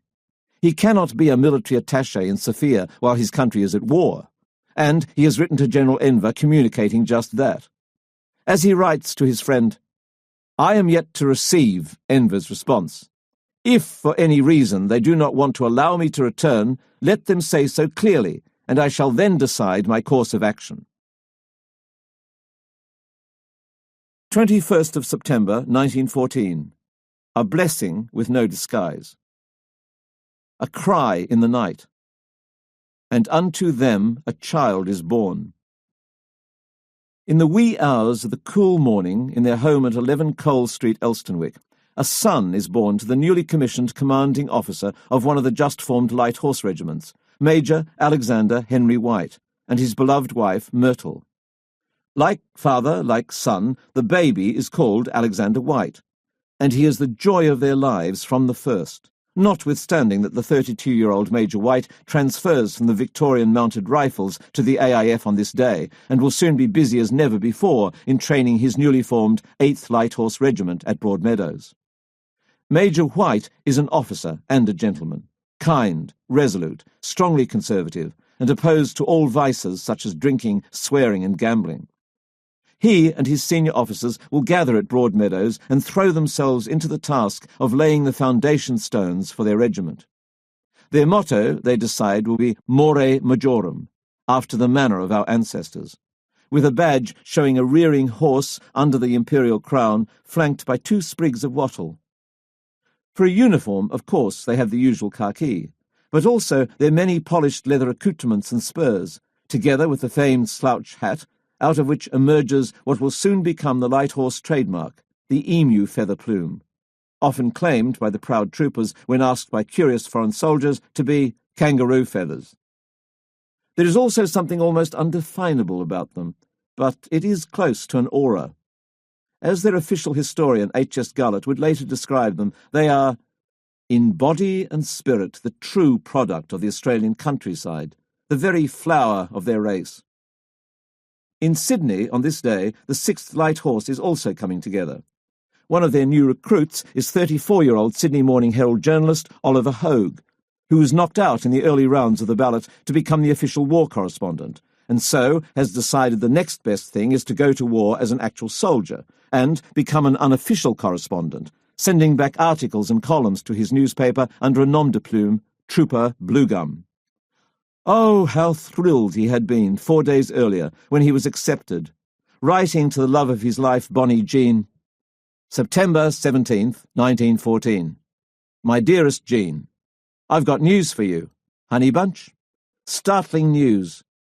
Potent with grave possibilities for us both. Aye, your own heart would have told you I'm a soldier of the King. Indeed, nothing less than Trooper James Bluegum, 333, D Troop, B Squadron, 6th Light Horse Regiment, 2nd Brigade, Australian Imperial Force. One last thing, though, before he is truly committed. Just as the sun is setting over Sydney town and the clouds are all gold and rose and amethyst, he steadies himself, first kissing the Bible and then putting his hands upon the holy book. He utters the sacred words. I, James Bluegum, swear that I will well and truly serve our Sovereign Lord the King in the Australian Imperial Force until the end of the war and a further period of 4 months thereafter, unless sooner lawfully discharged, dismissed, or removed therefrom, and that I will resist His Majesty's enemies and cause His Majesty's peace to be kept and maintained, and that I will in all matters appertaining to my service faithfully discharge my duty according to law, so help me God. It is done. They are a splendid lot of fellows, he writes to his Jean. It's astonishing what a big proportion are moneyed men, sons of wealthy farmers and squatters. The few city men we have are for the most part sons of station folk, and amongst them are bankers, solicitors, journalists, dentists, surveyors, university students, and such like. I doubt if anywhere in the Allied armies you could find a regiment in which the rank and file were men of such high average ability and intelligence. I know you'll laugh at that, my sweetest. Here I've only belonged to a regiment for a few hours, and I'm singing its praises as if we had centuries of glorious traditions behind us. Note the birth of esprit de corps. This in spite of, and perhaps in part because of, the hardships they must suffer together. Sleeping in stables, doing chores, eating poorly, on a diet that is little more than tough beef, old potatoes, and endless bread and jam, being bellowed at, training till they drop. On their 3rd night in the stables, the rain pours on them like an open tap, drenching all their bedding and scratchy army blankets with a flood that is ankle deep. "Are we downhearted?" comes a jovial cry in the night. "No!" comes the bantering response from all around. One bloke tells them that he was not sure whether to enlist or not, and so on his way to church with his best girl, he'd asked her what her favourite hymn was, knowing it would be one of two. If she had said, "Abide with me," he tells his new mates, I would not have volunteered, but she promptly said, "Onward, Christian soldiers." And so, here he is. Mid-late September 1914, Western Front, France. You can bend, but you cannot break. This is warfare as never before seen in history. Yes, there have previously been massive armies and artillery and machine guns, but never on this scale, nor with this much firepower. After that first day of crossing into Belgium, the Deutsche Army, the Imperial German Army, had barely been stopped, with Brussels falling on the 20th of August, followed by Luxembourg and the Ardennes. The Battle of the Marne had begun in early September, as 5 German armies totalling 1.5 million men fought all the way to that tributary of the Seine that is the River Marne, threatening to engulf Paris, just 43 miles away. Against them, 5 French armies and the British Expeditionary Force under Field Marshal Sir John French had fought themselves to a complete standstill, suffering casualties on a horrific scale, with over 80,000 soldiers killed in the first week, making it 155,000 French dead for the first 5 weeks of the war. The fate of the whole battle had been teetering on the edge, when the cavalry had arrived in unlikely form. Soldiers of the French Reserve, 6,000 strong, had turned up at the front in Parisian taxicabs, ever after to be known as les taxis de la Marne, helping the Allies to consolidate an unlikely breakthrough that had been made in a gap between Germany's First and Second Armies. For the first time, the Germans had fallen back to consolidate their own position. Now, with 2 hugely powerful forces facing each other along a front that is 350 miles wide and already 150,000 French, British and Germans dead in just 8 days of the Battle of the Marne, there proves to be only one way to survive. It is John French who is among the first to realise it. During the first battle of the Aisne on the 14th of September, shortly after Germany's new artillery shells, what the men called Jack Johnsons, begin to fall on his soldiers. Fired from 6-inch howitzers, the high explosive black shells are far more devastating than anything the British have seen, and in an open country under bombardment, the solution becomes clear. Dig. Dig, dig, and then dig some more. Throughout the whole course of the battle, our troops have suffered very heavily from this fire, French would report, although its effect latterly was largely mitigated by more efficient and thorough entrenching, the necessity for which I impressed strongly upon Army Corps commanders. And, of course, as the British bring their own heavy artillery and machine guns forward, the Germans do the same, always choosing to build their trenches before open ground where an advancing force will be most exposed, and the much greater relative power which modern weapons have given to the defence can simply cut them to pieces, with machine guns capable of firing 9 bullets a second.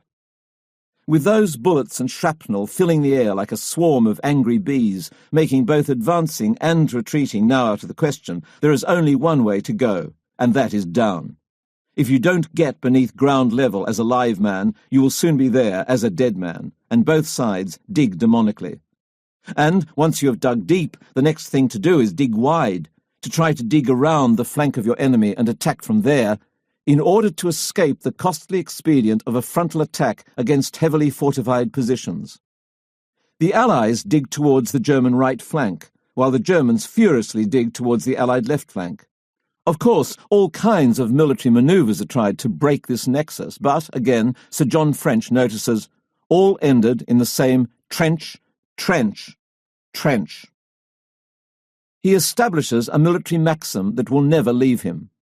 Given forces fairly equally matched, you can bend, but you cannot break your enemy's trench line.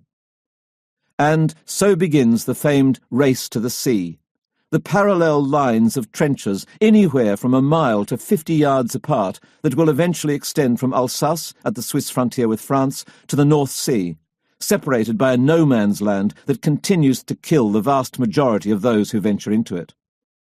In only a matter of weeks, this entirely new kind of battle, trench warfare, it is called, takes hold. The old tenets of speed, outflanking, and attack, of charging cavalry and precisely executed wheeling movements have been quickly replaced by depth, consolidation, and defence, interspersed with regular mad charges from both sides, as thousands of men with death stares as fixed as their bayonets charged to their all but certain deaths, into the teeth of heavily entrenched, chattering enemy machine guns, backed by heavy artillery, flanked by reams of barbed wire, and manned by tens of thousands of soldiers. Who can possibly win at this type of warfare? No one.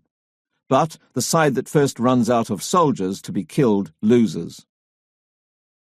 21st of September 1914, in the eastern Mediterranean, back down off the shelf. For all the downsides of war, the undoubted upside is that promotional opportunities are available for survivors as they never are in peacetime. For in the furnace of actual warfare, instead of mere training, there are demonstrations of competence and incompetence, bravery and cowardice, not to mention sheer brutal attrition, which means that those on the lower rungs can suddenly rise to dizzying heights that they might never have otherwise dreamed of. A case in point is Vice Admiral Sackville Carden, now in charge as the Admiral Superintendent of the Malta Docks, the final pre-retirement posting of an average undistinguished career, as one writer puts it, when he receives an extraordinary cable, ordering him to take the reins of the British East Mediterranean Squadron, charged, among other things, with ensuring that the German ships the Goeben and Breslau don't escape from the Dardanelles. It is a reluctant appointment of the Admiralties, with Churchill himself soon to write of Carden to the First Sea Lord Sir John Fisher, the civil head of the Admiralty, "He has never commanded a cruiser squadron, and I am not aware of anything that he has ever done which is in any way remarkable." The curmudgeonly 73-year-old Fisher, who had just returned to the post of running the Admiralty, a post he had previously held from 1904 to 1910, finds himself in a moment of rare agreement with the young and flighty Churchill, who tends to drive him mad with his brilliance and his cavalier approach to the fleet. "Who expected Carden to be in command of a big fleet?" Fisher writes to a colleague. "He was made Admiral Superintendent at Malta to shelve him." But there is no choice, and Carden it is. Never has he had a responsibility like this. But all he can do is answer his country's call and do the best he can. Late September 1914, Australia. The beat goes on. For all the joy of such actions as the taking of Rabaul and other German possessions in the Pacific, the truth of it is that they are no more than minor skirmishes, whereas what Britain really expects from her loyal sons in Australia is thousands of men, hopefully tens of thousands, ready to shoulder arms and come to the mother country's aid in the theatres of war in which Great Britain herself is engaged. And they are not long in coming. From farms, foundries and factories, from shops and shoemakers, from settlements, towns and villages all over Australia, the young men continue to flood into recruitment depots, and from there to the training camps, where they are poked, prodded, hustled, bustled, shorn, shouted at, and ordered about as soldiers have been since time immemorial, when the horizon of the near future shows black battle clouds approaching.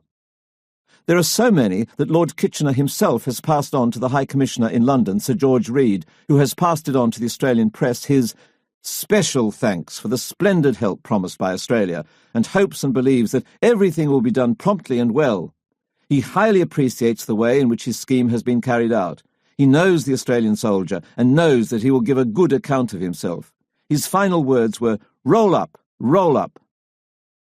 At the Rosebery camp, Trooper Bluegum is in it with the best of them, all of it on foot, despite having joined the mighty Light Horse.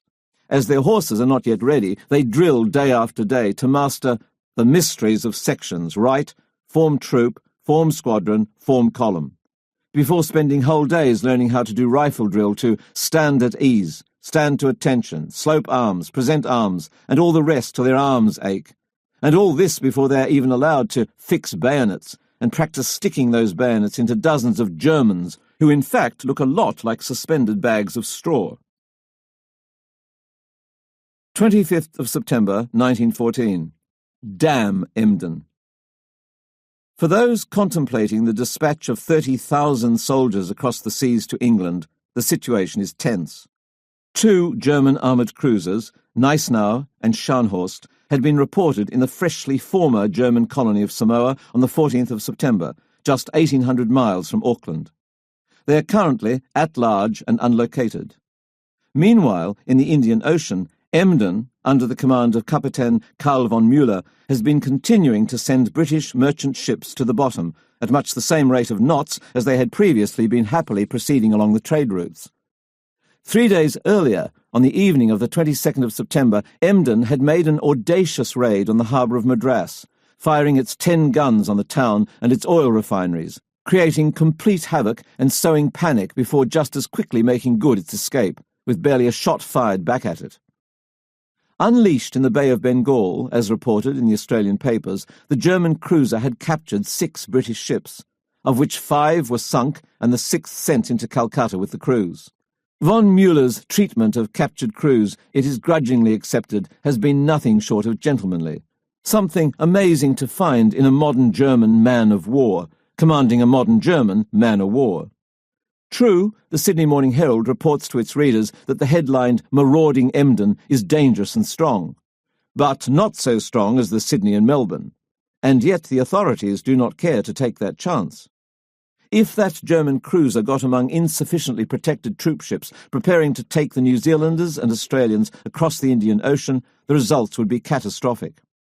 As a first precaution, on the 25th of September, Minotaur from Britain and Ibuki from Japan, which will be escorting the troop ships across the Indian Ocean, are directed to continue to travel east across the bottom of Australia after they reach Albany, expected around the 1st of October, to gather in the New Zealand troop ships and take them back to Albany.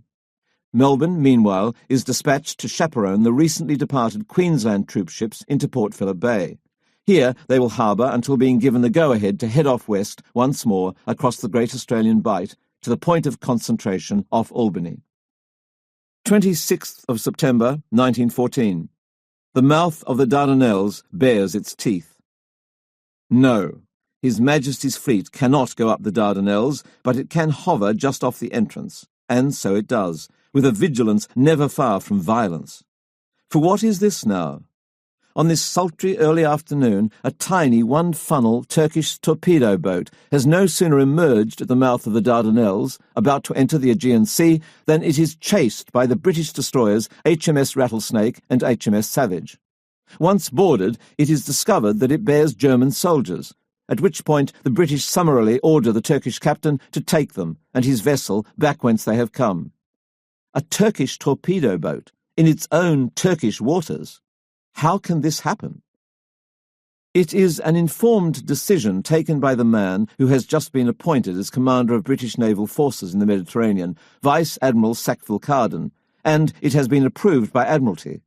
For although Great Britain is not at war with Turkey, yet the Admiralty reasons that, as the Turks have made it clear that Germany has control of their fleet, the consequent risk to the British fleet is too great, and their action is justified.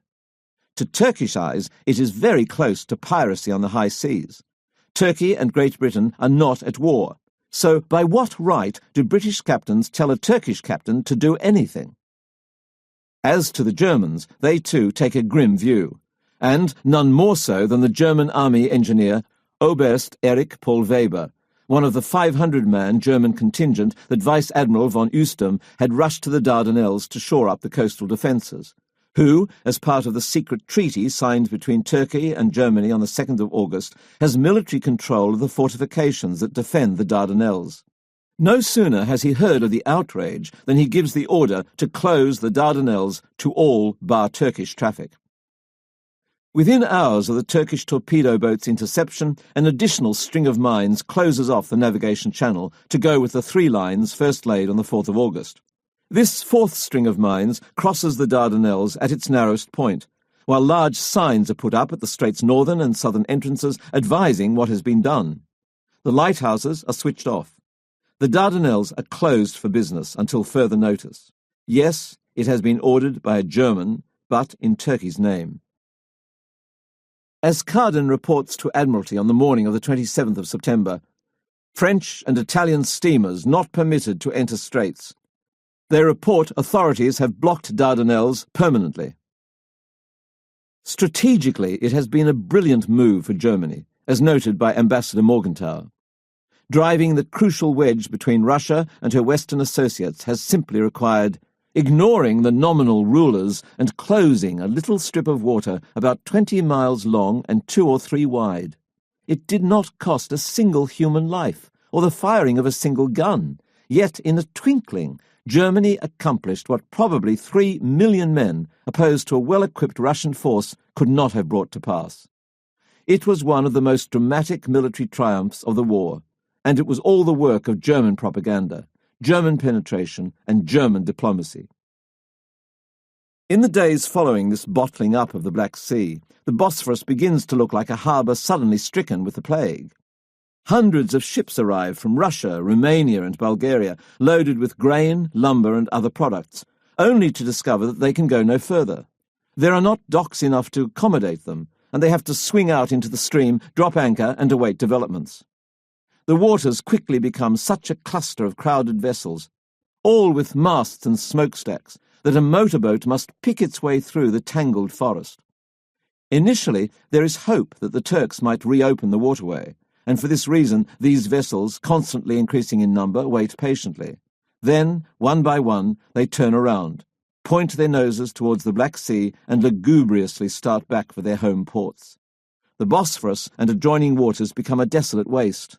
What for years had been one of the most animated shipping ports in the world is ruffled only by an occasional launch or a tiny Turkish cake, or now and then a little sailing vessel.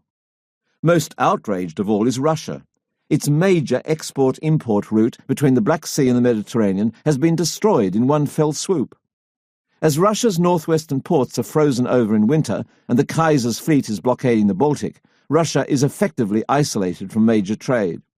Not surprisingly, that nation's long-held desire to own Constantinople and control the Dardanelles strengthens. A short time later in Constantinople, the American ambassador, Henry Morgenthau, requests and is granted an audience with the Grand Vizier, who leaves a Turkish cabinet meeting at his call, only to find him a shaking wreck, barely able to get a sentence out.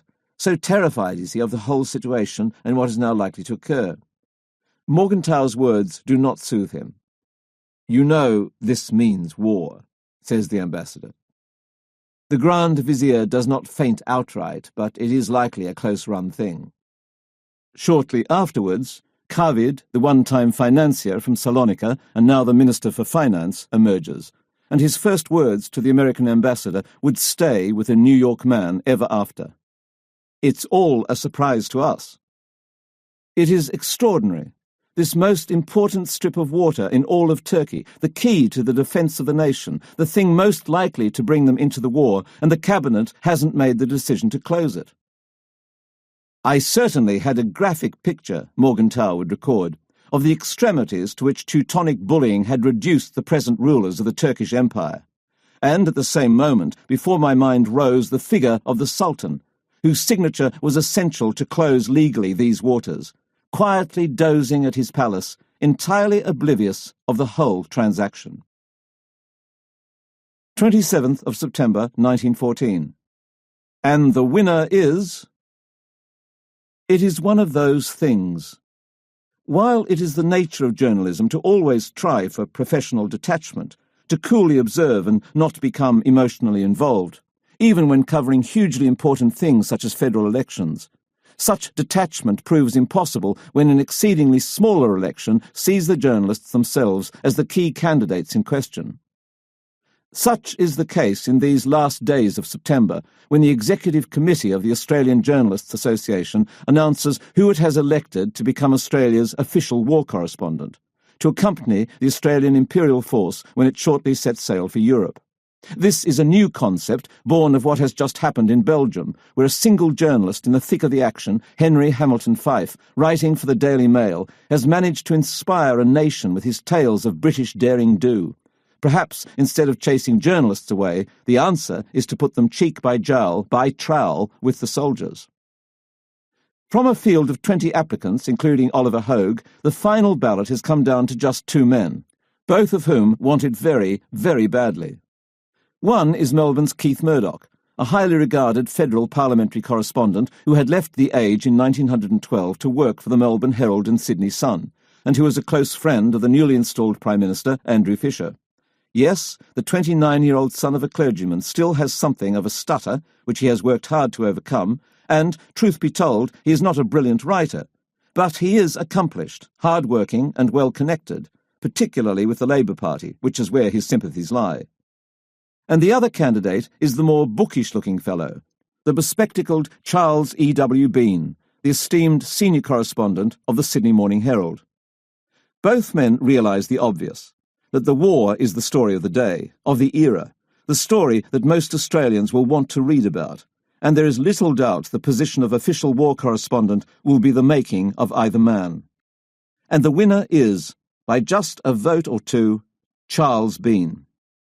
As announced by the Minister for Defence, Senator Sir George Pearce, Bean will be inducted into the Australian Army, given a rank of captain, and paid £560 per annum, together with a corresponding field allowance. The 35-year-old Bean is thrilled.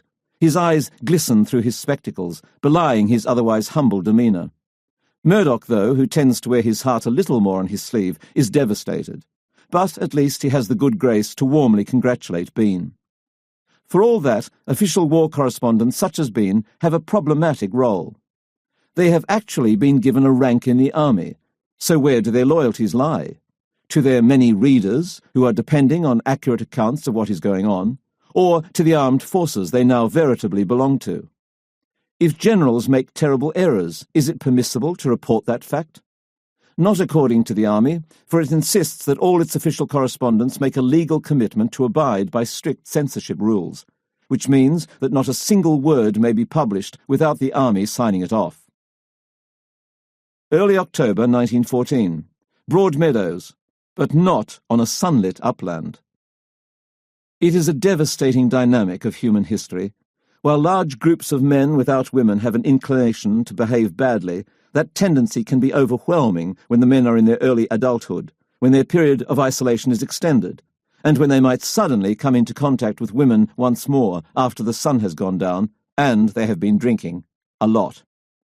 By now, as their departure for England seems eternally delayed, the inevitable happens, and more reports come in of drunken soldiers on leave of an evening running riot on the streets of Sydney and Melbourne. As later noted by Charles Bean, the delay put a heavy strain upon discipline. Broadmeadows camp was 10 miles from Melbourne, and officially every soldier was supposed to be in his blankets by 9:30 p.m. As a matter of fact, every night both men and officers thronged the streets and cafes in Melbourne until the small hours of the morning. In Sydney, the blue blood commander of the 1st Infantry Brigade, Colonel Henry McLaurin, whose discipline was sterner than that of other brigadiers, arranged a drive of some of the streets and secured a large haul of absentees.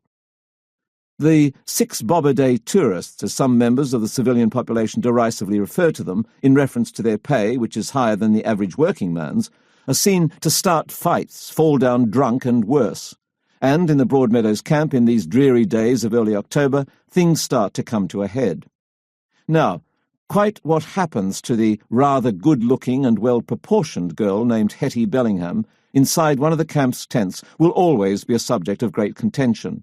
But the rumours that swirl initially are devastating enough for what happened to be classed as anything from a saturnalia of salacity to an almost inconceivably diabolical outrage.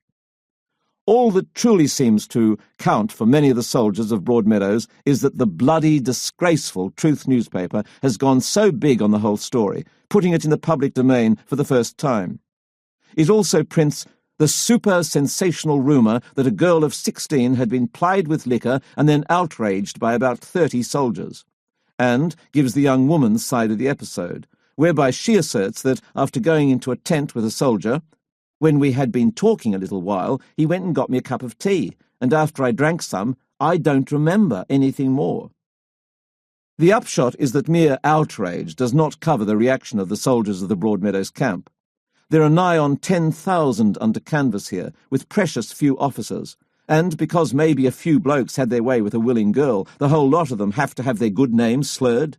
Not without a hard response, they won't. So it is that on that day, hundreds of them converge on Melbourne proper, whereupon many of them begin to tear down the truth placards promoting the stories. For good measure, they also take the disgraceful rag from the paper boys and start tearing bundles of them to pieces, while the paper boys are threatened not to keep calling out their scurrilous lies about a scandal at Broadmeadow, on pain of a cuff on the ear. Of course the police are called, and of course the soldiers don't back down. What makes matters worse is that, as crowds form on Swanson and Burke Streets, which is where most of the action takes place, the broad mass takes the side of the soldiers and urges them to belt the coppers, which the soldiers do. Soon enough, a full-blown riot is underway, involving what the Argus estimates at over 20,000 people. It is a problem well beyond the capacity of the dozen constables there to do anything about, and reinforcements are urgently called for. In the end, no fewer than 200 police, on foot and mounted, are assembled to confront the crowd, which they do by striking at them wildly with their truncheons and handcuffs. At the height of the melee, many of the soldiers announce their intent to go to the offices of the Truth at La Trobe Street and destroy the bloody joint. As the crowd surges in that direction, the police on horseback, quickly followed by their colleagues on foot, race to the Truth offices and form a cordon in front of the lane leading to the building to defend it, and in this they were assisted by many soldiers who had previously remonstrated with their reckless colleagues, but not assisted by many of the crowd, who climb up on veranda posts and the like and roar at the soldiers to give it to the police. In the end, the only way to clear the area and re-establish control is for the police on horseback to charge back and forth along the footpath and the roads, bowling the rioters out of their way. By midnight, the crowd has dispersed. In short, as the weeks pass, the situation for the authorities becomes ever more reminiscent of the apocryphal remark most often attributed to Arthur Wellesley, the first Duke of Wellington, after surveying the British troops sent to him in Spain in 1808. "I don't know what effect these men will have on the enemy, but by God they terrify me." The authorities need to get these men on the ships and get them on their way. Mid-October 1914, Perth. A riding regiment rises. The best thing is that now it looks as if the war is not going to be over by Christmas, as many had feared, and there should still be plenty of fun to go around. Even more men join. In Western Australia, a squadron of light horse had been so quickly filled out with 158 men, it had been decided to raise a whole regiment, composed of 546 officers and men. They begin forming up the 10th Light Horse of the 3rd Brigade at Guildford, a small rural settlement 10 miles or so northeast of Perth. Composed of tinkers, tailors, candlestick makers, not to mention rich men, poor men, beggarmen and thieves, together with barristers, auctioneers and graziers, they are, at least, all united by a common ability as horsemen, and, in many cases, even bring their own horses with them. Among them are two notable blue bloods, Rick and Hugo Throssell, scions of a former Premier of Western Australia who, after being educated at Prince Alfred College in Adelaide, have made a big go of it farming the property their father bought for them at Cow-Cowing in the Western Australian wheat belt. Even though, in the last 2 years, they have faced a severe drought that has somewhat loosened their hold on the land, and the land's hold on them. Selling the horses and stowing the hoes, they had ridden, brothers in arms, the 60 miles to Northam to enlist. 30-year-old Hugo, who is in fact the youngest of the 14 Throssell siblings, is the standout member of the new recruits. At school, he had been a brilliant boxer, great runner and captain of the football team, as well as a highly accomplished student. Tall and refined-looking, with the rather ascetic, angular face of a natural aristocrat, albeit with a jaw made of solid granite, he has an easy grace about him, and the odd combination of humility and an ability to inspire the men he leads that soon sees him commissioned as a second lieutenant in charge of a troop of 39 men, while Rick has the rank of corporal. No one is prouder of Hugo than Rick, and indeed the bond between the two is remarkable from the first. As brothers who have been raised together, schooled together, and who then lived together as they worked their farm, the two have decided to head off to war together. And now they train together, ever and always inseparable, even among the 500 other men, as from sun-up to sundown they gallop, wheel and whirl under the hot sun on the hard soil that lies by the Helena River at Guildford, before finally retiring to their tents on the nearby grassy slope. As popular as the friendly Hugo Throssell is, however, the man they all look to, the one in charge of the whole regiment, is 48-year-old Lieutenant Colonel Noel Murray Brazier, a licensed surveyor and pastoralist from Kirrip, as stout a citizen soldier of the old school as he is in build. Unlucky the horse that must bear him. A strict disciplinarian, under his rule your first offence is your last, the man variously known as the Colonel and the Father of the Regiment has a moustache that bristles rather in tune with his personality, but he is nevertheless loved by the men and loves them in turn. It is he who is the driving force that has formed them, who believes in them, who had personally recruited many of them by first approaching their fathers, with whom he had worked with distinction in the Boer War, who works them till they drop and then works them some more before, in the evenings, he often holds court in his tent with a pot in one hand and a cigar in the other among his senior officers. It is a life he was born to, which he adores. Fine-looking men. This son of a Victorian clergyman had recorded in his diary as his first impressions of the first lot of Western Australians on parade ready to leave the state. March discipline only fair, lump in my throat all the same. 21st of October, 1914. Coming to the point of concentration. Another body of fine men is just preparing to leave Victoria on this unseasonable warm day as the first licks of the summer up ahead start to caress the shimmering air at Port Melbourne Pier. There, the Victorian contingent of the Australian Imperial Force start filing up the gangplanks of their many ships and prepare to settle in. Most importantly, those now boarding include General Bridges and his 1st Australian Division HQ staff, who board the luxury liner Orvieto. For the next 6 weeks, the nerve centre of the whole operation will be in Orvieto's drawing room.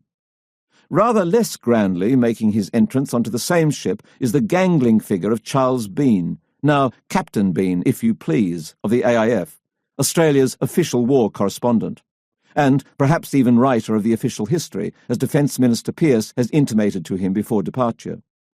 It is with quite some emotion that he takes his leave.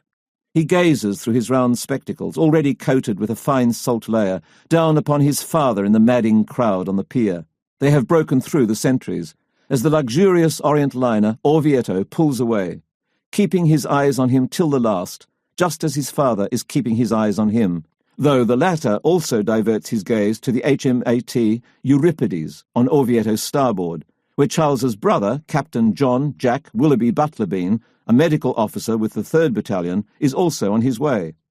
The whole Bean family are very close, and the Bean boy's mother, Lucy, would also have been there, bar the fact that she did not think she could bear it. Emerging from Port Phillip Bay, Orvieto and its convoy turn west, heading across the Great Australian Bight to gather in King George Sound, Albany, and then start the long haul to conquer the Indian Ocean before heading to England. 25th of October, 1914. Out of the mouths of another Sunday, another bloody compulsory church parade at Broadmeadows. It is something so generally dull that only a few weeks before 4 blokes had been lagged for playing 2-up in the middle of the sermon. But it does have its moments. On this day, the preacher is just getting to the climax of his sermon when he exclaims loudly, "You live on bread!" Without missing a beat comes the muffled reply from 2,000 throats, "And jam!" Late October 1914, the future of Turkey is at stake. It has been 11 weeks since the declaration of war. Admiral Souchon, the German officer with the French name and the high Turkish posting, is growing more than merely impatient. He can abide Turkish neutrality no longer and decides to cash the blank cheque sent to him by Berlin on the 4th of August. Concur proposal to undertake Operation Black Sea with agreement or against the will of Turkey. The operational order was, "Do your utmost. The future of Turkey is at stake." General Enver, too, wishes to end the prevarication and pledges support. Turkey's Minister of War issues a secret order. The Turkish fleet should gain mastery of Black Sea by force. Seek out the Russian fleet and attack her wherever you find her without declaration of war. War Minister Enver. On the 27th of October, the Goeben and Breslau, sailing under the crescent moon of the Turkish flag and accompanied by the Ottoman cruiser Hamidiye and other small vessels of the Turkish Navy, sail into the Black Sea for manoeuvres. The Russians are wary of the German-Turkish fleet and stalk them closely. With the rising of the sun on the 29th of October, manoeuvres turn hostile. Over the next 2 days, the Goeben and Breslau busy themselves, in the company of a scattering of Turkish warships, firing salvo after salvo of high-explosive shells and sending torpedoes into the Russian ports of Odessa, Sevastopol, Feodosia and Novorossiysk. in this last sinking 14 ships, including the British-registered steel schooner Friedrich, and setting fire to the oil tanks. All hell breaks loose, with fire, brimstone and explosions aplenty, and not simply in the said ports. In response to the stupefied Russians' outrage at this unprovoked attack, Admiral Souchon claims that the Russians had started it. The Grand Vizier, Said Halim, receives a heavily doctored description of the altercation from the Minister of War, General Enver. Sitting down to read the correspondence, this man, who has been so eager to avoid any Ottoman-Russian naval engagement in the Black Sea, realizes he has been duped. His empire is set on the path to war, thanks to a handful of cabinet members. Though war is yet to be declared, thanks to Germany, the war has come to Turkey. In a last-ditch diplomatic effort on the afternoon of the 30th of October, the British, Russian and French ambassadors to Constantinople give a 12-hour ultimatum to the Turkish cabinet. The Ottoman Empire is to disarm Goeben and Breslau, expel its German admiral and sailors, end secret relations with Germany, and become strictly neutral or face the consequences. Well, then. That evening at the Sublime Porte, an emergency cabinet meeting is held. It is Talat Pasha, the Minister for the Interior, who is perhaps the most outspoken. Yes, he is very annoyed at Germany's independent aggression in the Black Sea, but that changes not the position. The Entente can give us nothing but the renewal of promises, so often broken, he insists to his colleagues, to preserve to us our present territory. Hence, there is nothing to be gained by joining them. And if we refused aid to our German allies now in the time of their need, they will naturally refuse to help us if they are victorious. If we stay neutral, whichever side won will surely punish Turkey for not having joined them. Therefore, he concludes, Turkey must fight on the side of Germany. Most of the others agree. Turkey will not back down, and there is more to be gained by siding with Germany against Russia than with Great Britain. All of the Entente countries' ambassadors take the cue, promptly requesting their passports and signalling their intention to leave. Later that evening, American ambassador Henry Morgenthau visits his British counterpart, Sir Louis Mallet, who is sitting in his study. Before him is a roaring fire, and in a semicircle around him are large piles of documents which he is slowly feeding into the flames as secretaries and clerks ferry back and forth, replenishing the diminishing piles. These papers, Morgenthau would record, contained the embassy records for probably 100 years. In them were written the great achievements of a long line of distinguished ambassadors, and they now went, one by one, into Sir Louis Mallet's fire. The long story of British ascendancy in Turkey had reached its close. The 20 years campaign of the Kaiser to destroy England's influence and to become England's successor had finally triumphed, and the blaze in Sir Louis's chancery was really the funeral pyre of England's vanished power in Turkey. The following day, the Ottoman government declares war on the Entente. Chapter 3. Farewell to Australia. No one will gainsay the intense patriotism of the Australian soldier. He is perhaps primarily an Australian and a lover of all things Australian. This spirit may be said to dominate his thoughts and actions. Lieutenant General Sir William Birdwood, commanding officer of the Anzacs. 1st of November, 1914. Farewell to the homeland. Every day for the last 5 days it has been the same thing. Rumours have swirled among the 36 transport ships and their 3 escorting warships at anchor just outside the inner harbour of Western Australia's Albany that, the following day, the first contingent of the Australian Imperial Force, all 24,000 of them, will be on their way to England. But the following day has dawned, and nothing has happened. Most of the movement in and out of the harbour remains just the Norwegian whalers, who have been in operation here for the last 2 years. At last, however, the previous evening, solid, confirmed word had been received of departure on the morrow. And now, after weeks of delays, dashed hopes and false rumours, it is actually happening. For with the grey dawn there is a flurry of activity of tenders and barges among the ships, as all eyes turn to the flagship of the transports, Orvieto, bearing General Bridges and his staff. Its massive form is illuminated by the red sun rising above a picturesque island out to seaward, bearing a lighthouse sharply silhouetted against a sky getting a little foggy as the funnels of all the ships pour steam and smoke. As described by the Special Commissioner with the Australian troops for the Sydney Morning Herald, Andrew Banjo Patterson, aboard the troop ship Euripides, the whole scene is wondrously picturesque. The sea is dull, still grey, without a ripple. A vague electric restlessness is in the air. What are those coming out of the inner harbour? 2 grim, gliding leviathans, going majestically out to sea to take their places as guardians of the fleet. Yes, Sydney and Melbourne are here and getting into position on the flanks, and the flagship Minotaur will shortly lead them out, with Ibuki joining them in 2 days' time. There is something uncanny in the absolute silence with which everything is done.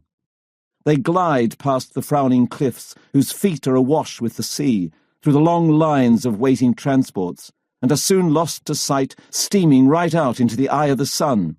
And now, Banjo, look there. As the correspondent watches closely, an oily rush of lightly churning water is visible at the stern of Minotaur. Her screws are turning. At least 1,000 pairs of field glasses, Banjo records, are centred on her anchor chain. Link by link it comes inboard, and the leader of the fleet is underway. Noiselessly the great ship gathers speed and moves ahead through the waiting fleet, and, as she goes, the vessels that are to follow her in line get silently underway and fall in line behind her. They are moving. As gracefully as a fleet of swans after some great leader, they drop into place and soon are rising to the sea. Among all the Australian ships, of course, are the distinctively greyish-black transport ships of the New Zealanders, all of them with all black funnels.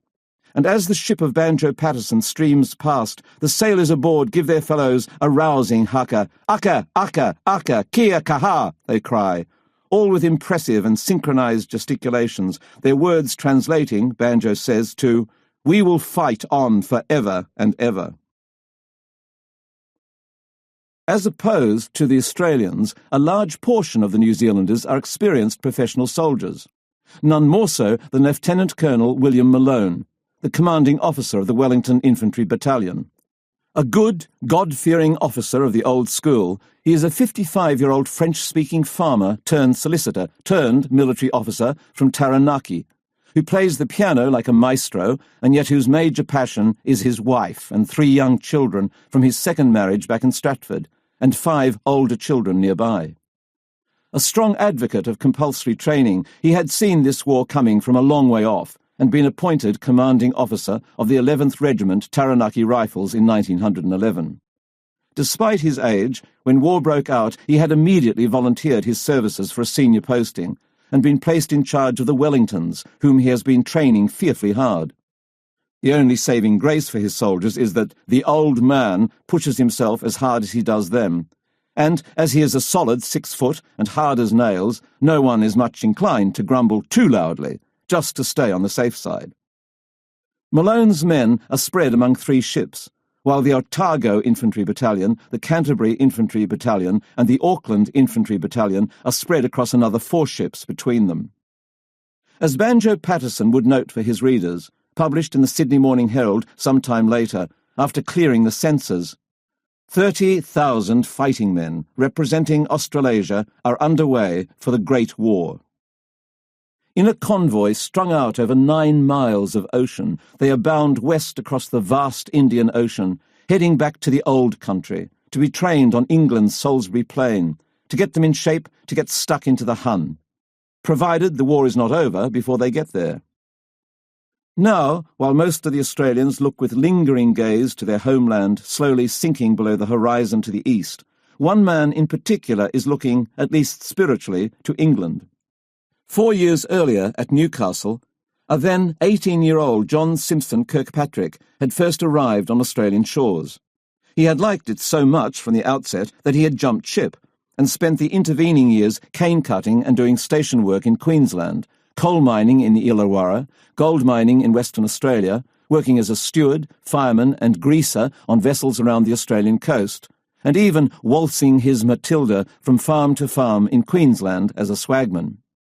Now, with the outbreak of war, the strapping young man has quickly joined up under the name of John Simpson, or Jack as everyone calls him, to avoid trouble for having previously jumped ship, in the hope, among other things, of getting back to his ageing widow mother and his sister at South Shields on Tyne. Jack's great passion in life, beyond his love for his mother and sister, is animals. No stray dog had ever come into his orbit without getting a pat or a spare bit of sausage if he had one. No cat a caress, no horse a hug.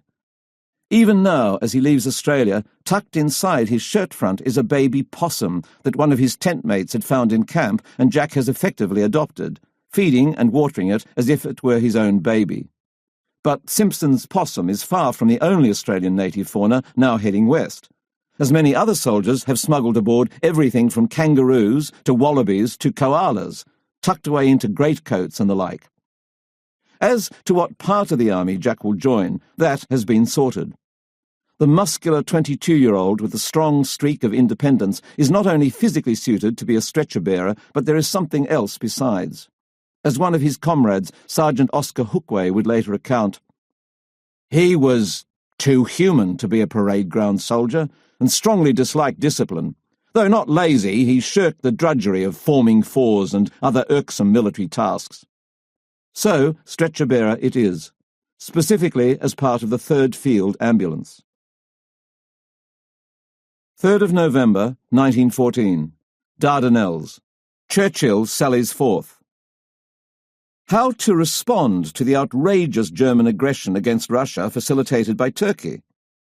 As is his greatest pleasure, First Lord of the Admiralty Winston Churchill orders the British fleet, which is still lurking with intent off the Dardanelles, to do what British military forces have always done rather well. That is, to sally forth to the forts with all guns blazing and give the enemy a whiff of the grape. Let them know just what they will be up against if they persist with their own infernal bellicosity. The idea is for Admiral Carden to have 2 of his battle cruisers, Indomitable and Indefatigable, together with France's Suffren and Verité, sail past the entrance to the Dardanelles at the break of day at just the range where the squadron's guns can reach the forts, fire a few salvos, and then retire before the old and ineffective guns of the forts will be capable of making effective reply. No, war has not yet been officially declared on the Ottoman Empire, at least not by Great Britain and France. But no matter. Winston Churchill simply cannot wait to get to grips, despite the fact that the formal advice of Admiral Sir Edmund John Slade to the First Lord of the Admiralty is directly against such a demonstration. A bombardment of the sea face of the Dardanelles forts offers very little prospect of obtaining any effect commensurate with the risk to the ships. Churchill insists. And there they are now. At 4:55 on this sparkling morning, the 4 battleships move into position some 13,000 yards from the forts on either side of the entrance to the straits. And from his command position aboard the bridge of Indefatigable, Admiral Carden gives the order. The signal flag to commence operations is unfurled. In an instant, the first gun fires, soon joined by more than 30 others, hurling their heavy 12-inch shells to the forts some 7 miles distant. Yes, 4 shells are fired back from the forts, but they all fall so short of the British ships that the Turks soon decide not to waste their shells, and stop. And then it happens. From one of the ships, likely Indefatigable, a shell blasts from the muzzle and traces a perfect arc towards the old fort at the entrance to the Dardanelles, Sed el Bahr. For those firing at the fort, which is built of locally quarried stone, sitting 30 yards above the sea and all of 250 years old, there is no reason to expect that this shell will do much more damage than the other shells. That is, while it may shatter a few stones and even take out a gun if it lands closely enough, it is unlikely to threaten the structure. Ah, but this shell, somehow has the fort's number on it. By a 1 in 10,000 shot of shots, it hits the outside wall at just the spot where it is able to penetrate before exploding inside the ammunition magazine, detonating all the shells not yet carried to the guns. To the amazement of those on the ships, the bottom part of the castle explodes before their eyes, causing a column of dark grey smoke and debris reaching a height of 300 to 500 feet. The explosion is so powerful that all 10 guns in the castle are taken out of action and 86 Turkish soldiers are killed, ever after to be known as the First Martyrs. Just 10 minutes after the barrage begins, the waterborne squadron withdraws. Churchill is thrilled with the result, while Constantinople is panicked. The British are coming. The British are coming.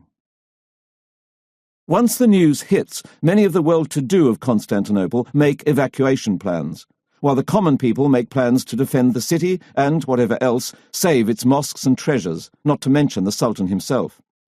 To prevent the British fleet from getting right to the heart of the city, the idea of placing mines in the Bosphorus to protect the Golden Horn estuary is discussed.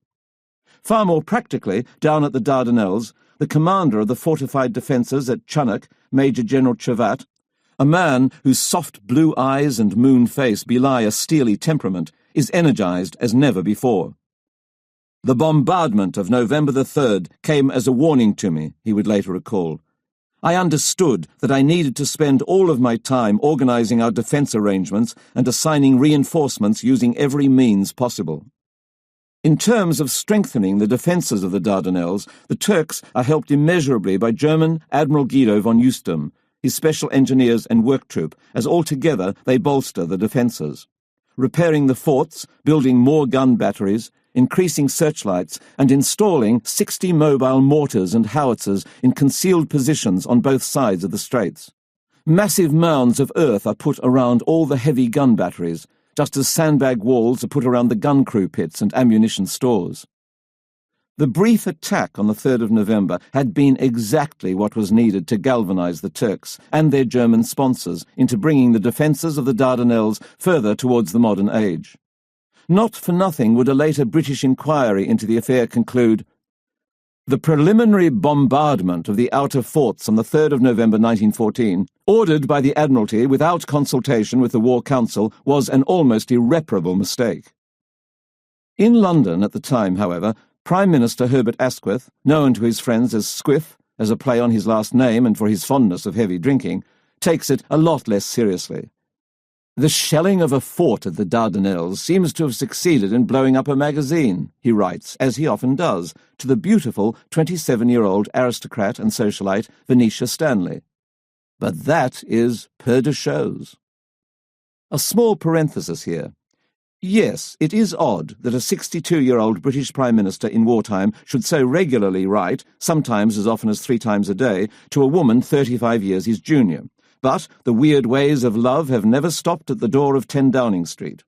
After the doctor had prescribed separate rooms for Asquith and his rather fragile second wife, Margot, in 1907, Asquith had developed what Margot acidly described as a little harem, a collection of gorgeous young women he regularly engaged with, of whom Venetia is now the foremost.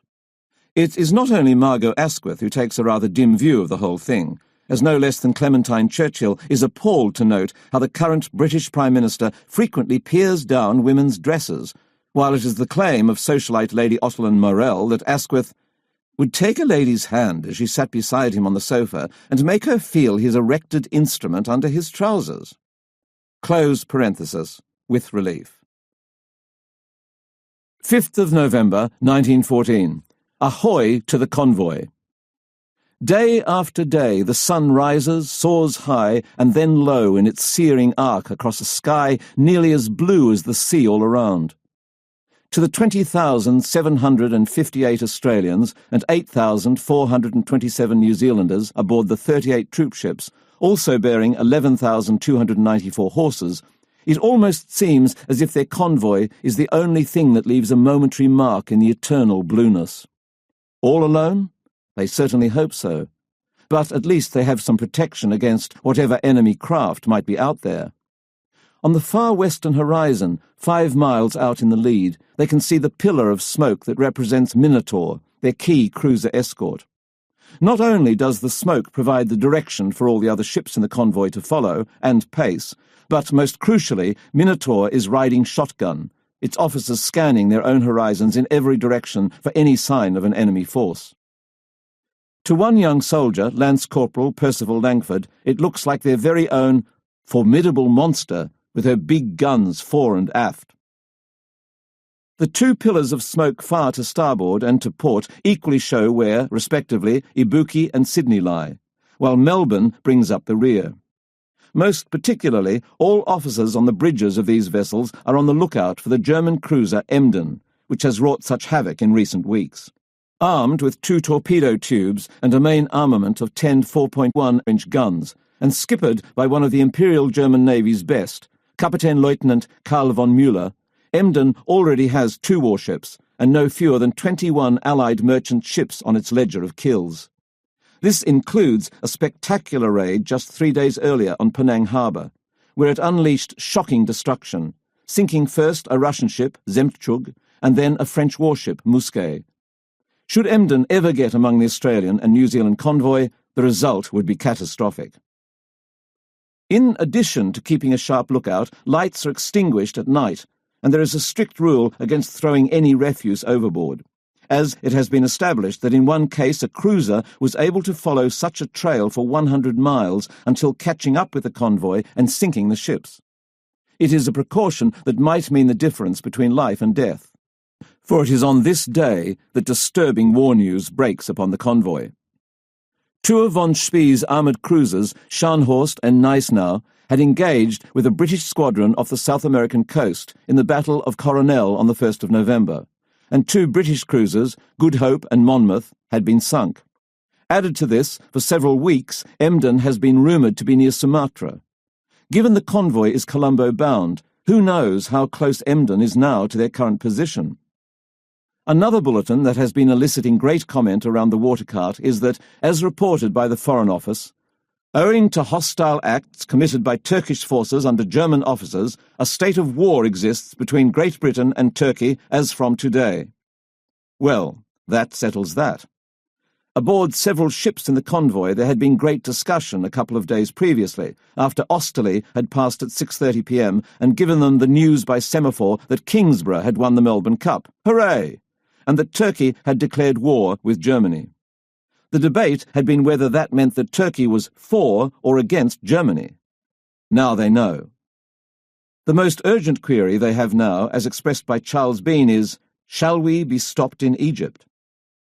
In the meantime, there on the high seas, a more pressing problem is seasickness, which most soldiers are experiencing for the first time, as reported in the Can Karoo Chronicle, the journal of the troopship Karoo. Sergeant Baker stood at the top of the stairs wearing a look of sorrow. "What's the matter?" he was asked. "I ate a little fish for brekker, and it's breaking its bally neck to get back in the water," he gurgled as he made a dive for the rail. 6:25 a.m., 9th of November, 1914. Cocos Islands. From burlesque to berserk. The Cocos Islands, a former British annexation granted in perpetuity by Queen Victoria to the Clunies-Ross family in 1886, slumbers and simmers out in the middle of the Indian Ocean. Little happens here from one week to the next, but on this morning, something different. A ship is approaching. A war ship. The man on duty at the wireless station on the high point of the island looks for the reassuring British ensign on the unidentified ship fast approaching. There is none. Feverishly, he taps out a message to all ships in the vicinity. Strange warship approaching. SOS, strange cruiser off entrance. In fact, not only strange, but also obviously dangerous, as the German warship soon disgorges a small steam pinnace with 2 cutters in tow, full of men who are armed and wear unusual-looking tropical helmets.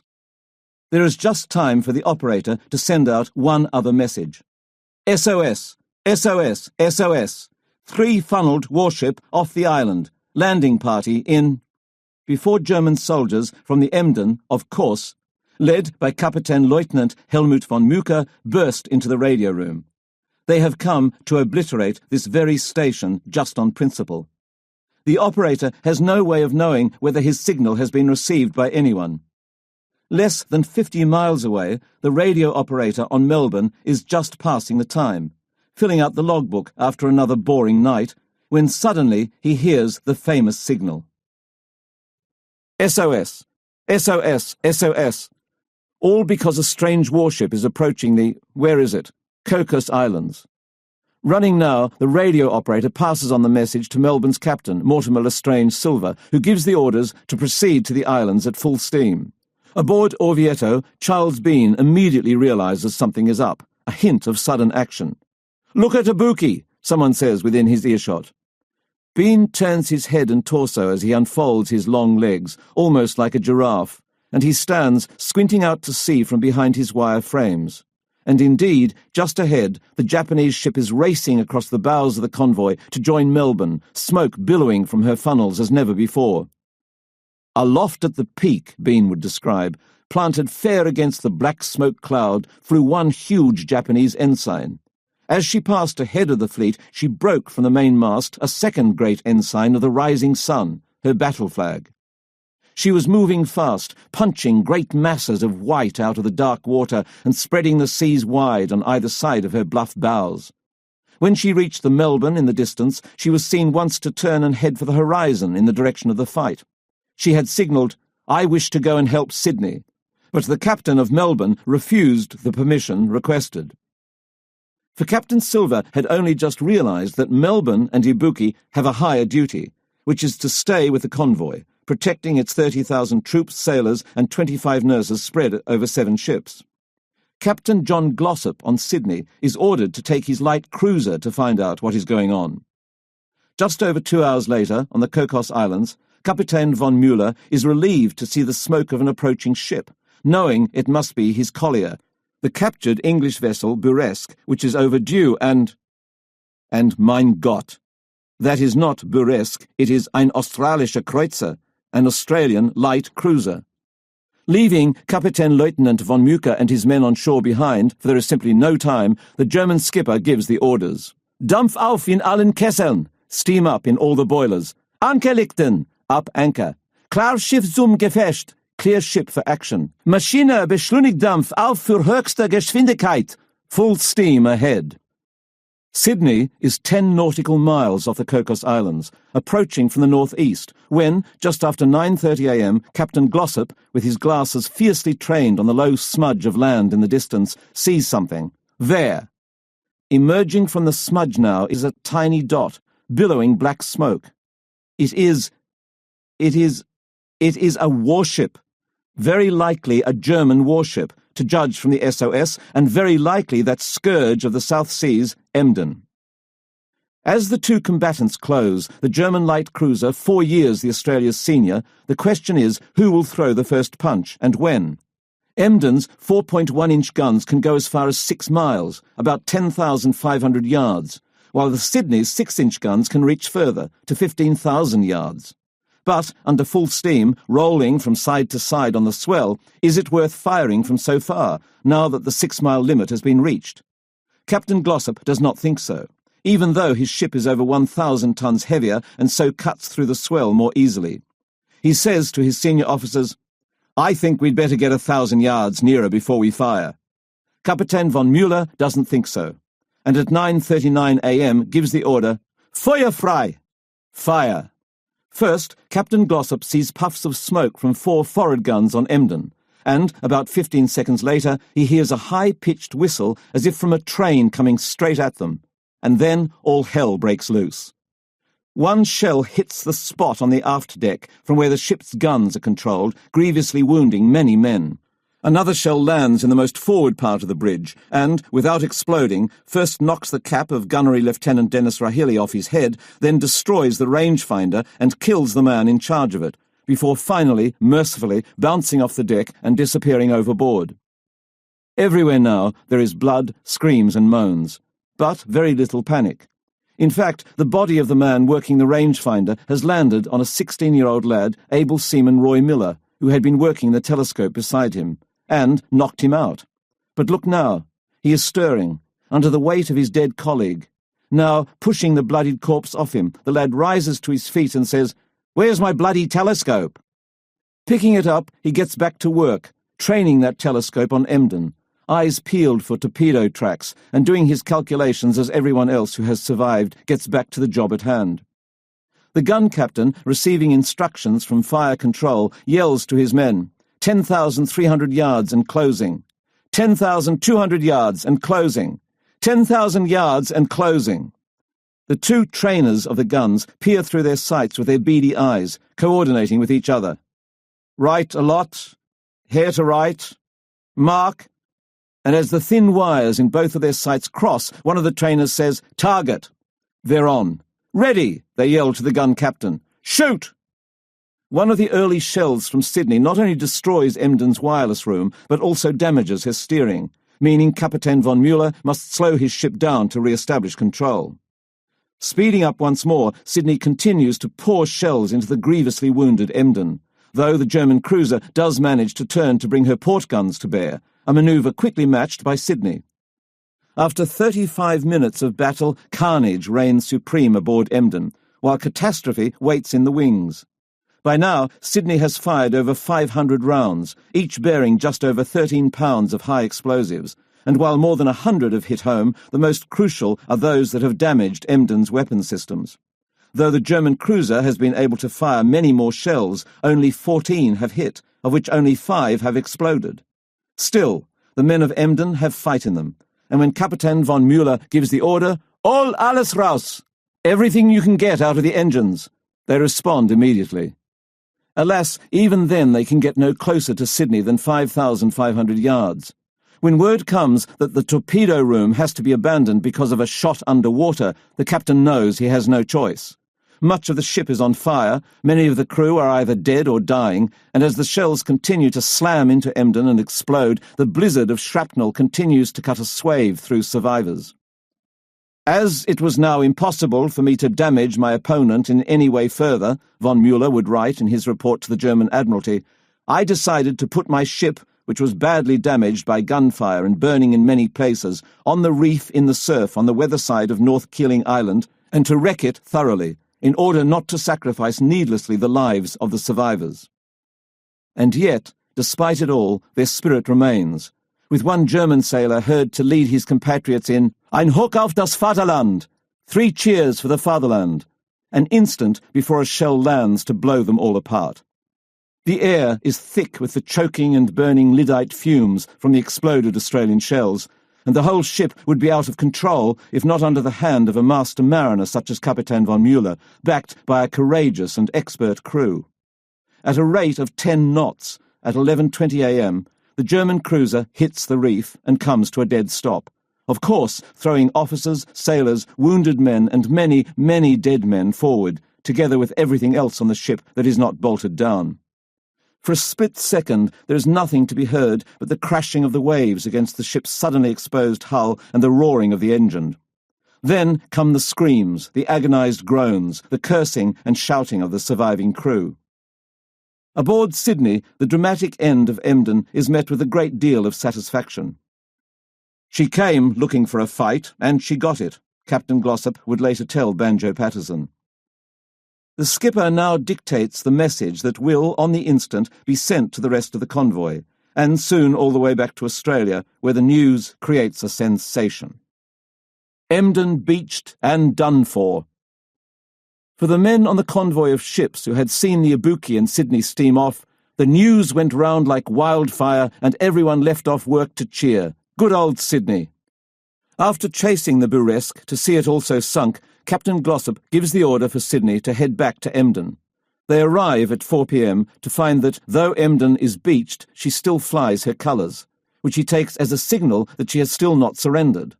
Thus, just to make sure there will be no further resistance, from a range of 4,300 yards aft, Glossop gives the orders for several more salvos to be fired into the stricken German cruiser, which kills and wounds dozens more of the Kaiser's sailors before the national flag is frantically lowered by Kapitän von Müller's own brave cabin servant and burned. A white flag is soon seen lolling in its stead. As to this tragic loss of yet more life after the battle is well over, it would later be asserted by von Müller in his German Admiralty report, possibly to cover for the fact he had neglected to take his flag down, that the whole affair was very embarrassing for Captain Glossop himself and that he had let mainly his first officer determine himself to act in this way. It is over. Now, at battle's end, with this settling of accounts, it is time to check that account. The net result of the whole confrontation is that the Germans have lost 2 ships, 134 men killed and 189 men captured, while Sydney has come off comparatively lightly, with many wounded but just 3 fatalities and 1 man also likely to succumb to his wounds. As recorded by the first Australian doctor to board Emden, men were lying killed and mutilated in heaps, with large blackened flesh wounds. 1 man had a horizontal section of the head taken off, exposing mangled brain tissue. Some of the men who were brought off to the Sydney presented horrible sights, and by this time the wounds were practically all foul and stinking.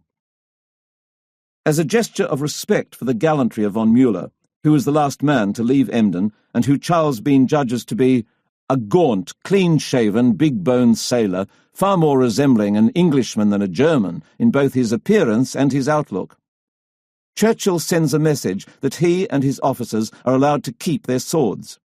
It does not happen, however, because their swords have been lost in the carnage. And von Müller's rapport with the Australian captain remains strained somewhat by the firing on his ship after it was beached.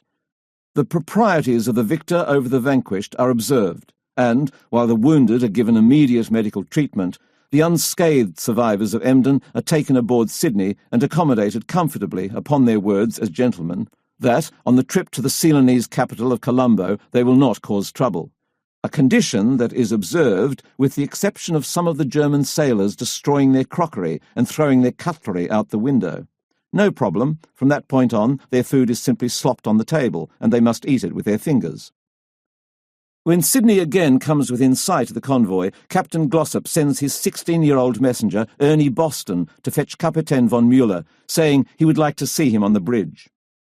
On his way there, the German comes out on deck and for the first time sees the troop ships in every direction. "Boy," he says to the underling, "what is all this?" That, he is told, is the 38 transports with the Australian and New Zealand soldiers heading to the war. The German naval officer continues to stare at all the ships for a full minute, before coming to his conclusion. "It'll go hard for the fatherland," the Captain says morosely, "if all dominions rally to their England like this." A short time later, he is asked what would have happened had he been aware that the convoy of troop ships had been so close to Emden. Kapitän von Müller is crisp in his reply, first pointing to the cruiser on their port bow. "I should have run alongside her and fired a torpedo. Then, in the confusion, I should have got in among the transports. I would have sunk half of them, I think, before your escort came up. I should have been sunk in the end, I expect. I always expected that." As for the men on the convoys, they know that aboard the approaching Sydney are the survivors of the Emden, and out of consideration for them, the troops kept silent as the ship passed. And the 53 German sailors ashore on the Cocos Islands, with Captain Lieutenant Helmut von Mucke at the time of the battle? That's them there, sailing nor by nor'west in a 70-ton schooner Ayesha that they have stolen from some powerful local family by the name of Clooney's Ross. After watching the battle from the shore and realizing that he and his men would inevitably be captured unless they did something, Lieutenant von Mucke had had the yacht provisioned with everything they could quickly get their hands on, and by 6 p.m. on the evening of the battle had made good their escape. In the meantime, Banjo Patterson reports that Sydney, the idol of all in this fleet, came through the line and, though all had wanted to cheer her, a strict order had been read to all the officers from the flagship. The Sydney will pass through the transport about 3 a.m. tomorrow morning. Owing to the presence of wounded on board her, there will be no demonstration. As she passes, all ranks will stand at attention and the bugles will blow the attention. As to the news of the sinking of Emden, it is greeted with acclaim and celebration throughout Australia, but likely nowhere is there more pure joy evinced than in the breast of Lieutenant Commander Dacre Stoker of the AE2, now on the way back from the tour of duty in the Pacific. Together with the news shortly afterwards that all bar the light cruiser Dresden of Admiral von Spee's squadron had been sunk during the Battle of the Falkland Islands, it means the Pacific was now clear of enemy ships, and a submarine lying in Sydney Harbour could not claim to be of any useful purpose in the war. and Stoker already has an idea of how he might be able to get his submarine closer to the action. 14th of November 1914, in Constantinople, a call to the furious faithful. And so it has come to this. While Turkey is certainly the sick old man of Europe, the sick old man of Turkey is the Sultan and Caliph of the Ottoman Empire, Mehmed V. In his lifetime, this man, proclaimed as a direct-line descendant of the Prophet Muhammad, has seen the power of his throne go from a golden absolute to a tinny facade, entirely dependent on the support of the Young Turks, the militant leaders of the CUP who actually run the country. The old man still has his purposes, however, and on this day in the hall of the old Topkapi Palace, where some relics of Prophet Muhammad lie, including a sole strand of hair from Muhammad's beard, he attends a ceremony where the Ottoman Empire's chief religious leader, Esad Effendi, Sheikh-ul-Islam, reads out a fatwa in the Sultan's name, allowing for the proclamation of jihad upon the British, French and Russian infidels. The fatwa judges that, among other things, if several enemies unite against Islam, if the countries of Islam are sacked, if the Muslim populations are massacred or made captive, and if in this case the Padishah, in conformity with the sacred words of the Quran, proclaims the holy war, is participation in this war a duty for all Muslims, old and young, cavalry and infantry? Must the Mohammedans of all countries of Islam hasten with their bodies and possessions to the jihad? Answer, yes. Following on from the fatwa, on the 23rd of November, Sultan Mehmed V decrees as Caliph that the proclamation of jihad should be disseminated throughout the Muslim world, published in all the major newspapers around the Ottoman Empire the following day, through all of Medina, Baghdad, Damascus, Basra, and Jerusalem, justifying the empire's bellicosity. To my army, to my navy, the fleets of England and France have bombarded the straits of the Dardanelles. Russia, England, and France never for a moment ceased harbouring ill will against our caliphate, to which millions of Muslims suffering under the tyranny of foreign dominations are religiously and wholeheartedly devoted, and it was always these powers that started every misfortune that came upon us. In this sacred war and struggle, which we began against the enemies who have undermined our religion and our holy fatherland, never for a single moment cease from strenuous effort and from self-abnegation. Throw yourselves against the enemy as lions, bearing in mind that the very existence of our empire and of 300 million Muslims whom I have summoned by sacred fetwa to a supreme struggle depend on your victory. It is now nothing less than a religious duty for no fewer than 300 million Muslims to rise up, rise up, rise up, my children, and throw them out. 24th to the 28th of November, 1914. Aboard the convoy. The news breaks. For the 30,000 Australasian soldiers, imbued with the glory of the British Empire, it is nothing less than a duty of membership of this empire to be answering this call-up. And it is good, and it is great.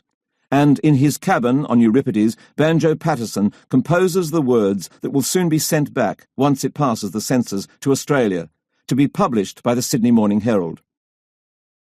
It is strange to look out over the grey sea, not a ripple on the water, the horizon shrouded in haze, and to think of England calling up men from the ends of the earth.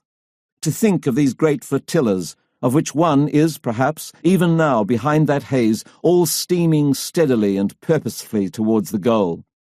Has anything like it ever been seen in the world before? The ends of the earth are called in for troops, the sea is furrowed with keels, and the very air is called into service to carry messages. If anything would cure a man of being a little Australian, it would be such an expedition as this. No more little Australians for them. This is big Australia. But have yous heard? They reckon the bottle washer heard it from the chief cook, who heard it from the lieutenant, who heard it from the navigator, who overheard the captain telling the chief engineer that they had received orders from the Admiralty today that we're not going to land in England after all. Nope. Instead of being on board for the next few weeks, we're going to land somewhere soon and maybe train there. Everyone naturally quite excited, as this means landing under the week, records one officer, Lieutenant Henry Coe, in his diary. The news was received with great enthusiasm by the men, who cheered and cheered. This will be ever so much more comfortable for us anyhow, as the climate is much more like our own. We need not bother about the cold now. On every ship the news travels from stern to starboard, to port, to bow, and back again in an instant flat. And, if the proof is not in the pudding that night, it comes with the crusty boiled potatoes at lunch the next day, when the soldiers receive confirmation that they will be heading up the 100 miles of the Suez Canal before heading west to make a landing in Alexandria, and then taken on a train to Cairo. No one is more relieved than Australia's High Commissioner to Great Britain, Sir George Reid, who has been agitating for this very destination. There has been a dreadful problem with Canadian soldiers behaving badly in the already overcrowded training camp on Salisbury Plain, raising hell in the nearby cathedral city of Salisbury, something Sir George wishes to avoid happening again. 1st of December, 1914, London. Lord Northcliffe's temperature rises. The problem? Real and terrible things are happening on the Western Front, but Lord Northcliffe's journalists are unable to report them accurately in the Daily Mail and the Times because the British government censors won't allow it. American papers report it all accurately, with photographs, and they sell in their thousands, but his papers and all British papers are hamstrung from reporting the truth. In great frustration and rising anger, Lord Northcliffe takes pen in hand and writes to one of the more influential figures of the day, Lord Murray of Elibank, that what the newspapers feel very strongly is that, against their will, they are made to be part and parcel of a foolish conspiracy to hide bad news. English people do not mind bad news. Early December 1914. The convoy gets close. And sure enough, for the soldiers from Australia and New Zealand, over the next few days, it happens before their eyes. First, land appears to starboard, and then to port, and then starts closing in on both sides, a gaping maw of Mother Earth about to swallow them whole, and they can't wait. On the blessed night of the 1st of December, they enter the Suez Canal. Lieutenant Coe records in his diary, "The marvellousness of it fairly takes my breath away. The first part was just like my idea of Venice." In the moonlight of an impossibly bright and freezing cold night he can see sentries posted along the banks, and then we came to a camp from which we got a good old cheer.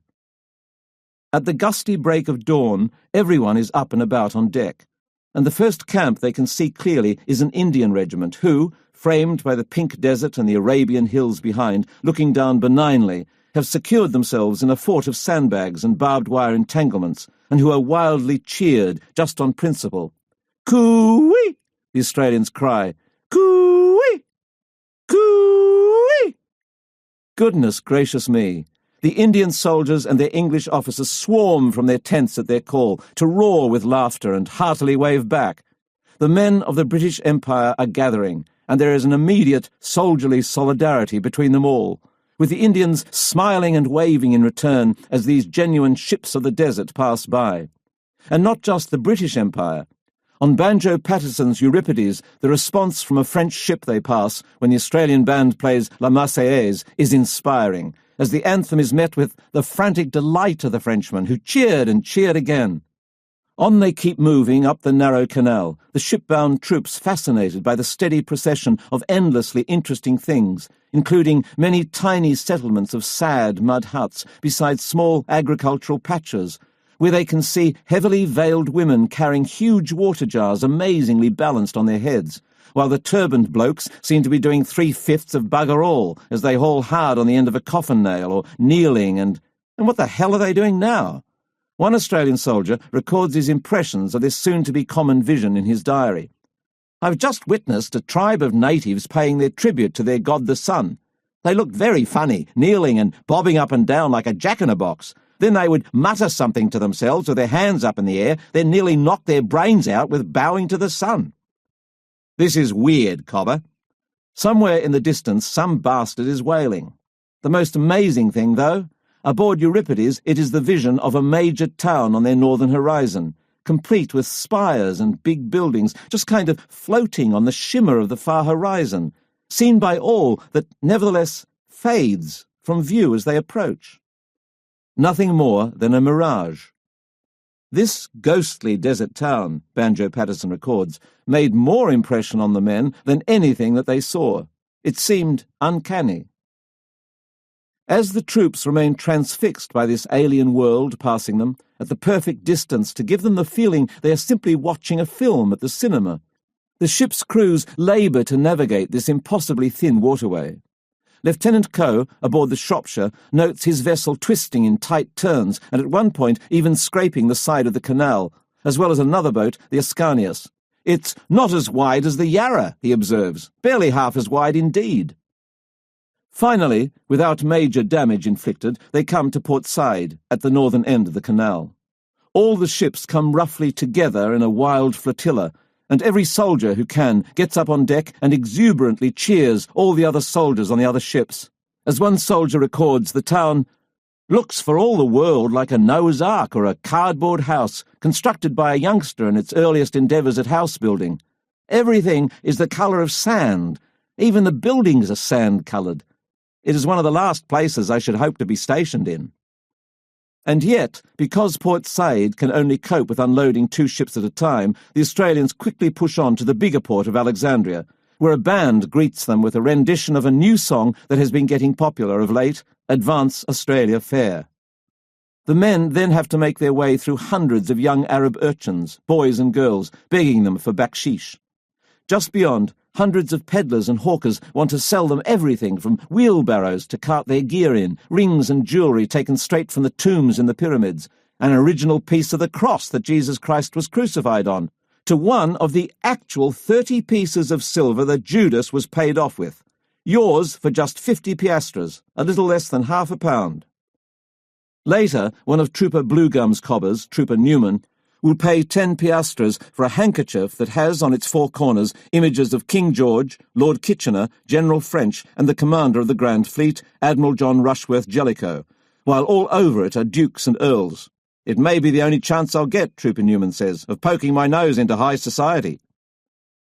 All over the quay are low 4-wheeled carts, measuring about 3 feet by 8 feet, attached to what the troops instantly begin referring to as Arab stallions, but are in fact donkeys. Well, here are some of our animals. Though the koalas and possums smuggled aboard by the Australian troops have perished on the trip over for want of the right food, and at least one of the kangaroos had taken one big jump too many to finish in the middle of the Indian Ocean, here now is a surviving old man kangaroo who refuses to budge from the wharf. And nor does Old Man particularly care for the large crowd of Egyptians who have gathered to see the newcomers and are now staring with sheer amazement at this extraordinary-looking creature. Open-mouthed they stare while the kangaroo merely glances at them. If you've spent 6 weeks on a troop ship with 1,000 Australian soldiers, you have pretty much seen it all anyway. But perhaps they might be worth a closer look. Alas, when the kangaroo takes just a couple of bounds in the direction of the gathered natives, it is met with a melee of madness, as with ear-splitting yells some hundreds of Alexandrians made record time in seeking safety from the ferocious beast. Even the smaller scrub wallabies are viewed as demons in disguise by the natives. One fellow the wallaby chased, and he dropped all his tomatoes and fairly screamed and called upon Allah to save him, for surely he thought the devil was on his track. Ah, how the Australians laugh.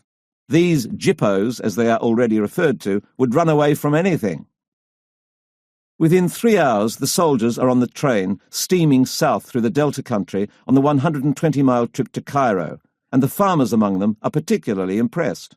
One soldier records, "The intense cultivation of the Delta was a great surprise to us."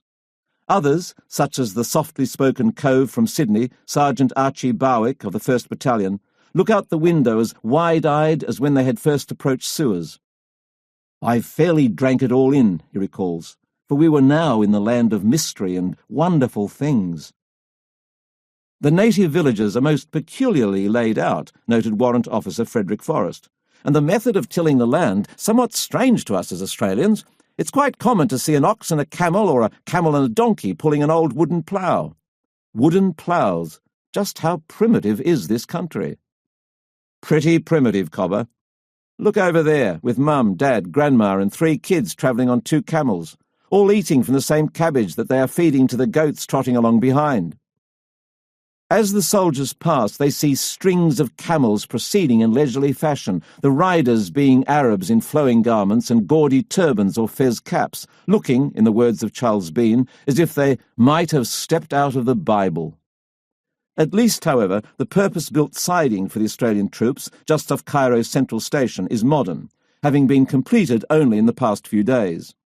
After the men arrive there at 10 p.m, the next thing is to transfer their supplies and gear into trams, donkey carts, mule wagons, and army transport carts, escorted by magnificently uniformed Egyptian mounted police, while, by the light of the moon, they must march off on the road parallel to the tram track, west, then south, to where their training camp lies at Mena, 10 miles away.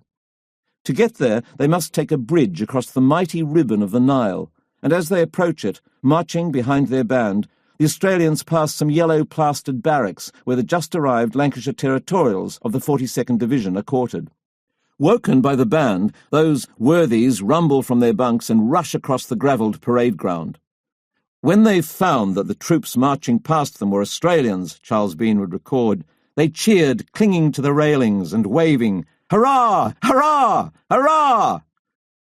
Some 5 miles of marching later, the men catch their first glimpse, and the gasp goes up. The pyramids. I can see pyramids by the light of the moon. Pyramids so big their tops poke out above the fog that has settled on the desert floor. Is it yet one more mirage? No, mate. The camp for the Australian soldiers lies in a desert valley within cooee of the towering 482-foot Great Pyramid of King Cheops and his lesser brothers. And all who see the pyramids are astounded, Bluey, by their sheer bulk. Of course, no tents have been erected for the new arrivals in their camp, nothing prepared.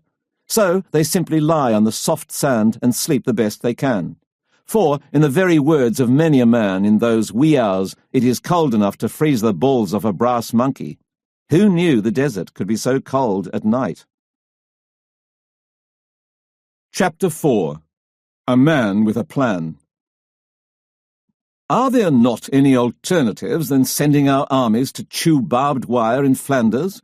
Further, cannot the power of the navy be brought more directly to bear upon the enemy? If it is impossible or unduly costly to pierce the German lines on existing fronts, ought we not, as new forces come to hand, to engage him on new frontiers? First Lord of the Admiralty, Winston Churchill, to Prime Minister Asquith, 29th of December, 1914. Mid-December 1914, Cairo, in the shadow of the pyramids. For the imperious Sphinx, this is nothing new under the searing sun. For nigh on 45 centuries it has gazed indifferently on the sweaty military men marching before it. On the way to battle, on the way from battle, preparing for battle. True, these particular men, from Australia and New Zealand, have come from further away than ever before, and their battle is set to take place somewhere unknown, but much of the rest is the same. The men stagger back and forth, they are shouted at, they curse when they are sure their officers can't hear them, they stagger, they occasionally faint and tumble down to the hot sands below. Ah, that sand! In an instant, a faint breeze becomes a sandstorm. Impossible to keep the sand out, one young Australian private notes in his diary. Tiny particles found their way through the fabric of the canvas of the tent, and in a few minutes there was a yellow layer of sand over everything. At dinner, the stew looked as if someone was continually shaking a pepper pot over food, and you could feel the sand going down the throat. Through eating and inhaling fine particles of sand, hundreds of the men soon developed what was dubbed the pyramid cough. For most of the Australian soldiers now settled into the endless line of sandy tents in the desert that is Mena Camp, while the New Zealanders are in Zaitoon and the Light Horse in Mahdi, the strangeness of the environment is soon matched by the sense of time. Is it really only 6 weeks ago that they left Australia and all that was familiar to them? It now seems so long ago, another world, another life. For every day starts with reveille at 5 a.m. sharp. The sound of the bugle whipping across the desert sands and through their thin canvas tents before drilling right into their ears. Up, up, up, rise and shine!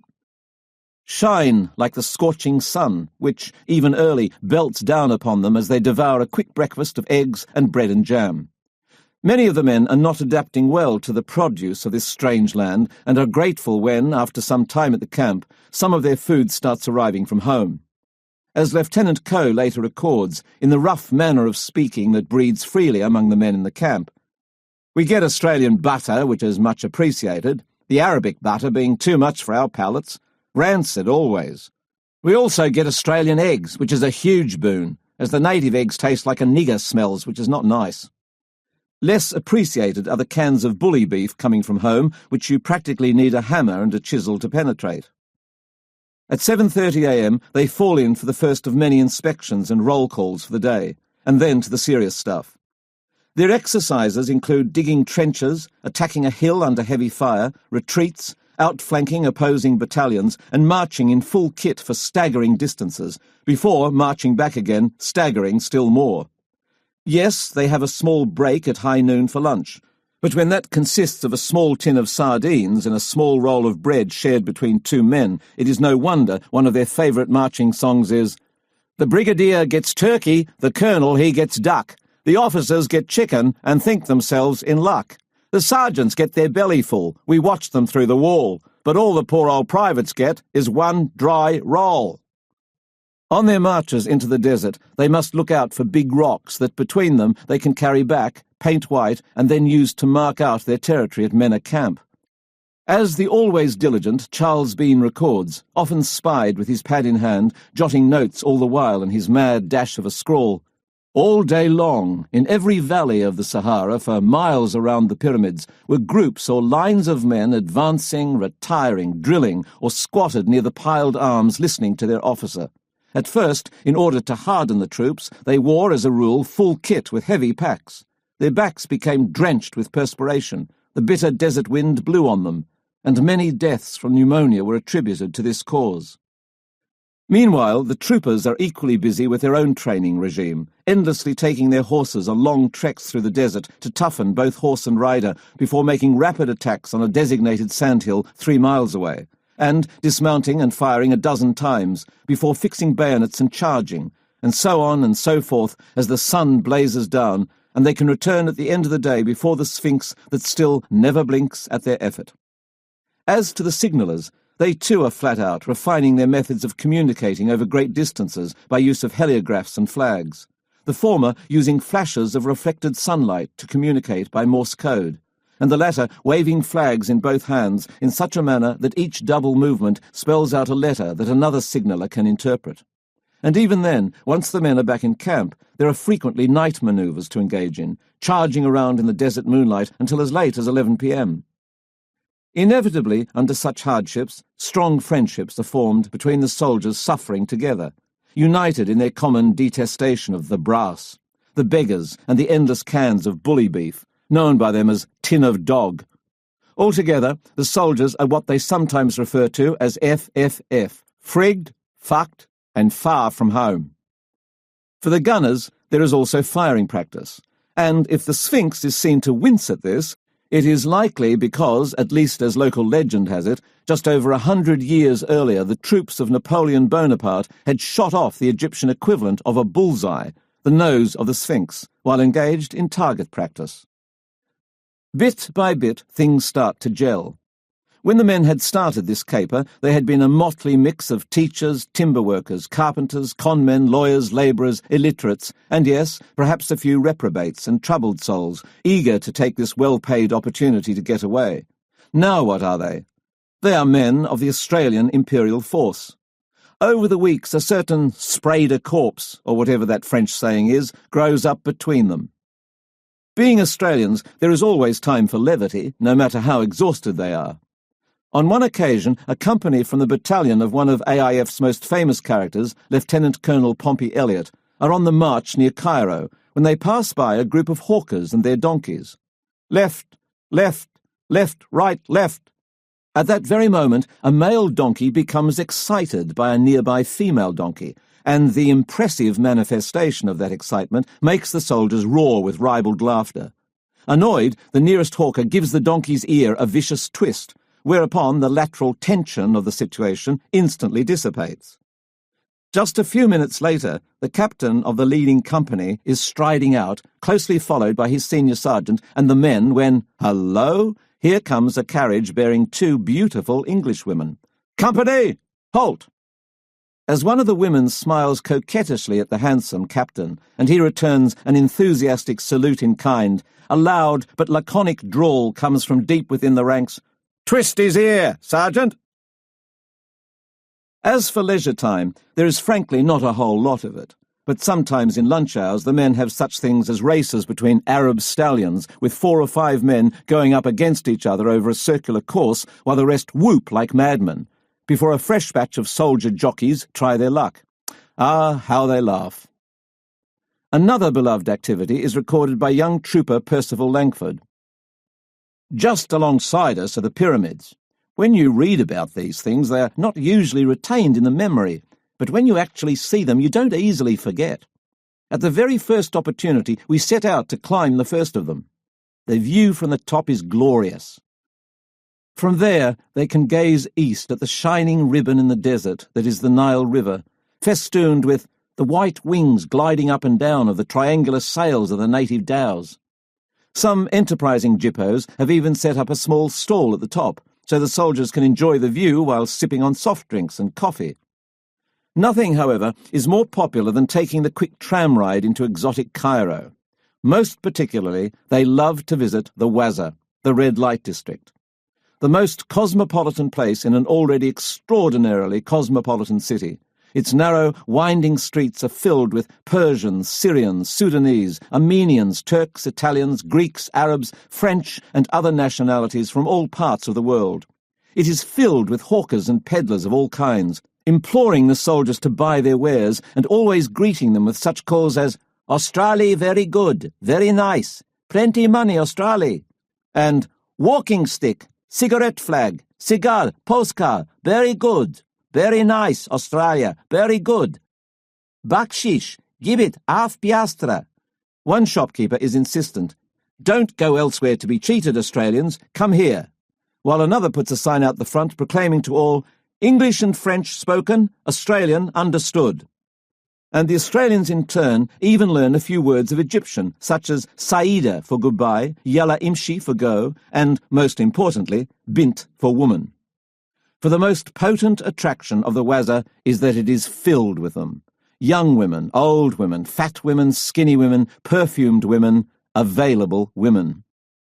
They titter and teeter out from the balconies of the 3-story villas that lean towards each other over the streets, wearing dressing gowns that tantalizingly flap open.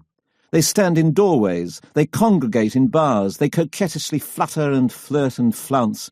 And, most importantly, they root like ginger for as little as 5 or 6 disasters, piastres, the equivalent of just a single shilling. And, of course, they want the Australians most of all, because these boys are the best-paid soldiers of all, on 6 shillings a day, even if 1 shilling a day is held back on a savings plan, while their British equivalents are on just a shilling. As to the New Zealanders, who proved to be not bad bastards, though it sounds like they trod on their vowels, they are on 5 shillings, while the French earn the equivalent of 2 shillings a day, and the Indians get approximately a fifth of fuck all. Helping to make the Australians feel rich, able to toss their money around like drunken sailors, is that they are actually paid in piastres, absurdly tiny coins that don't actually feel like money at all. And why not spend it in the Waza? While a man can't buy an illegal grog in Cairo after 6 p.m, at the Waza the beer flows all day and through the night. And let a man get a skinful of their particularly strong beer, and then see how he goes resisting these sinful bints. But still he is not weakening, you say. All right, then let him go to one of the can-can halls, where he can see a dozen or so women dancing totally naked. For many of the soldiers, the first nude women they have seen in their lives. And then see what happens. Mate, for just a few piastres, you can touch them. You can reach out and feel their swaying buttocks and pendulous breasts, and who can resist that? Not me, and not many. As Sergeant Archie Barwick writes, "Once inside these dens, unless you have a very strong will, you are done for. They are places of the vilest description, where the inmates would sell their soul for 6pence. And, yes, maybe these whores are the cast-offs from the Marseille brothels, in for stints as bints for a bob a job on their backs in Cairo, before they're also kicked out of here to end up in the whorehouses of Bombay. But so what? Apart from the fat Nubian Ibrahim Al-Ghabi, who is the king of the Wazza, a weird one who dresses in women's clothing and wears a white veil, there really isn't much other authority, and you can do what you like. The one exception to this absence of authority proves to be a beloved Salvation Army chaplain, the Reverend William Mackenzie, chaplain to the 4th Battalion, soon to be known as Fighting Mac, who regularly goes to the Wazza to drag drunken Australians out of the brothels and put them on the tram back to camp before they can disgrace themselves. It's not just the alcohol that is intoxicating, though. It is the feel of the whole place. The perfume, the pimps, the passers-by of all descriptions, the music, the laughter, the squeals of delight and debauchery, the excitement, the sweet smell of hashish, the bloody fights that take place as you dodge the pools of vomit from other blokes who have gone before you and avoid ever more bints grabbing you by the hand to see if they can drag you upstairs.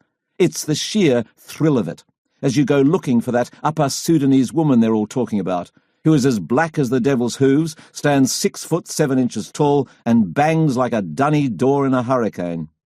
Mate, you go to the Egyptian Museum if you must, and look at your mummies. Or search for that ancient sycamore tree in Heliopolis where they say the Virgin Mary rested on her way from Bethlehem to Egypt.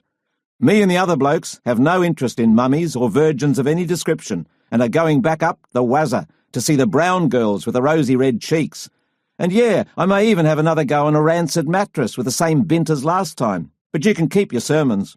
I wanted my first time to be with sweet Annie from back home in Gunning. But it just hasn't worked out like that. If you and I are going to maybe die in battle, I, at least, won't be dying a virgin like you. The what? The venereal disease? Yes, of course, there's a bit of a worry about that. Some blokes are pissing razor blades, and others have got the most shocking sores all over their old fella and worse. But I'm sure none of that will happen to me. You say this is why the authorities don't like the Australians heading into the Wazza this regularly, in such numbers and drinking so heavily, consorting with the whores and so forth. So what? As a species, we Australians are locally notorious for not caring what the authorities think.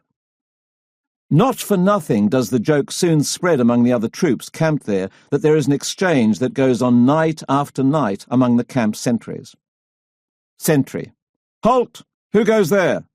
Voice. Ceylon Planters Rifles. Sentry. Pass, friend. A little later. Sentry. Halt! Who goes there? Voice. Auckland Mounted Rifles. Sentry. Pass, friend. A little later again. Sentry. Halt! Who goes there? Voice. What the fuck has it got to do with you? Sentry. Pass, Australian. And it's not just the authorities that many of the Australian troops have no respect for. A disdain for the local folk in general is growing wilder each day. For what started as amused wonderment, to watch them run scared from a scrub wallaby, to see that they won't work on Friday, they say their prayers in the open. Women are beasts of burden, child marriage, harems, ploughs drawn by a camel and a donkey harnessed together, descends quickly into a clear sense of superiority over them and their disgusting and backward ways. As one soldier later writes of the local women in a letter to his parents, "The women, when they decide to have their clothes washed, once in 3,733 years, simply wade right in and wash the clothes on them, at the same time filling their water jug for drinking purposes." Generally, the men in these parts seem very timid, refusing to engage and even running away whenever the soldiers chance across them in the desert. 21st of December, 1914. Anzac. A legend is born. His name is Lieutenant General William Riddle Birdwood, a veteran English officer of dapper distinction with long and successful campaigns in India and South Africa on his record. And he has been personally given a dashed important task by Lord Kitchener. That is, to weld the Australians and New Zealanders into one comprehensive fighting force, an Army Corps, answerable to one General Headquarters and ruled by one Army Corps commander, him. After arriving with his senior staff at the Mena camp on this morning, having travelled for 9 days from his previous camp in Bombay, Birdwood sets to with a will. Despite his lack of a soldierly air and his rather nervous manner, his stammer is pronounced, there is no mistaking his perfectly wonderful grasp of the whole business of soldiering. Right then. This corps will have at its base 2 infantry divisions and a mounted division. To bring the New Zealand Infantry Brigade up to the level of a division, the 4th Australian Infantry Brigade will be added when it arrives in Egypt, as will another infantry brigade if it can be assembled. The mounted division will be composed of the 1st, 2nd and 3rd Australian Light Horse Brigades. The 3rd Light Horse Brigade will arrive in March, and the New Zealand Mounted Rifles Brigade. Commanding the Australian forces, of course, is Major General William Bridges, while the New Zealanders are under the command of a British officer, a long streak of misery, 6 foot bloody 6 of him, General Sir Alexander John Godley. Together they will be called the Australasian Army Corps, and oh no, they bloody well won't. The men from the Shaky Isles, as New Zealand is sometimes known for its propensity for earthquakes, strenuously object to their own identity becoming lost in a name only 2 letters different from Australian. Truly, a lot of the New Zealanders, many of them professional soldiers in the image of Colonel William Malone of the Wellington Battalion, simply don't warm to the loud Australian soldiers with their hard drinking and wild whoring ways, and they will not be in a corps subsumed by their name. Simply put, at least from the side of the New Zealanders, the tribes of Kui and Kiaora are not a natural fit. The obvious then beckons. The Australian and New Zealand Army Corps, then. Yes, that will do. Bridges and Godley are in agreement. Now, of course, that is rather a mouthful to put in every cable and on every official document, and it is for this reason that at a meeting in Cairo's Swiss Shepherd's Hotel, chosen as the Mediterranean Expeditionary Forces MEF headquarters, a discussion takes place as to the best code word for it. The officers do so in a rather disinterested manner, trying out the sound of such names as Ausnew, which of course wouldn't do, as the New Zealanders would no doubt complain that their part of it is without a capital letter. It is then that the lowest-ranked man in the room, Sergeant K.M. Little of Fielding in New Zealand, comes up with the bleeding obvious on his notepad. Perhaps, he says to his major, the word the initials form, Anzac, would serve. At this very moment, a junior member of Birdwood's staff enters the room, and the major offers this as a solution. Anzac, the junior member says, rolling it around his tongue.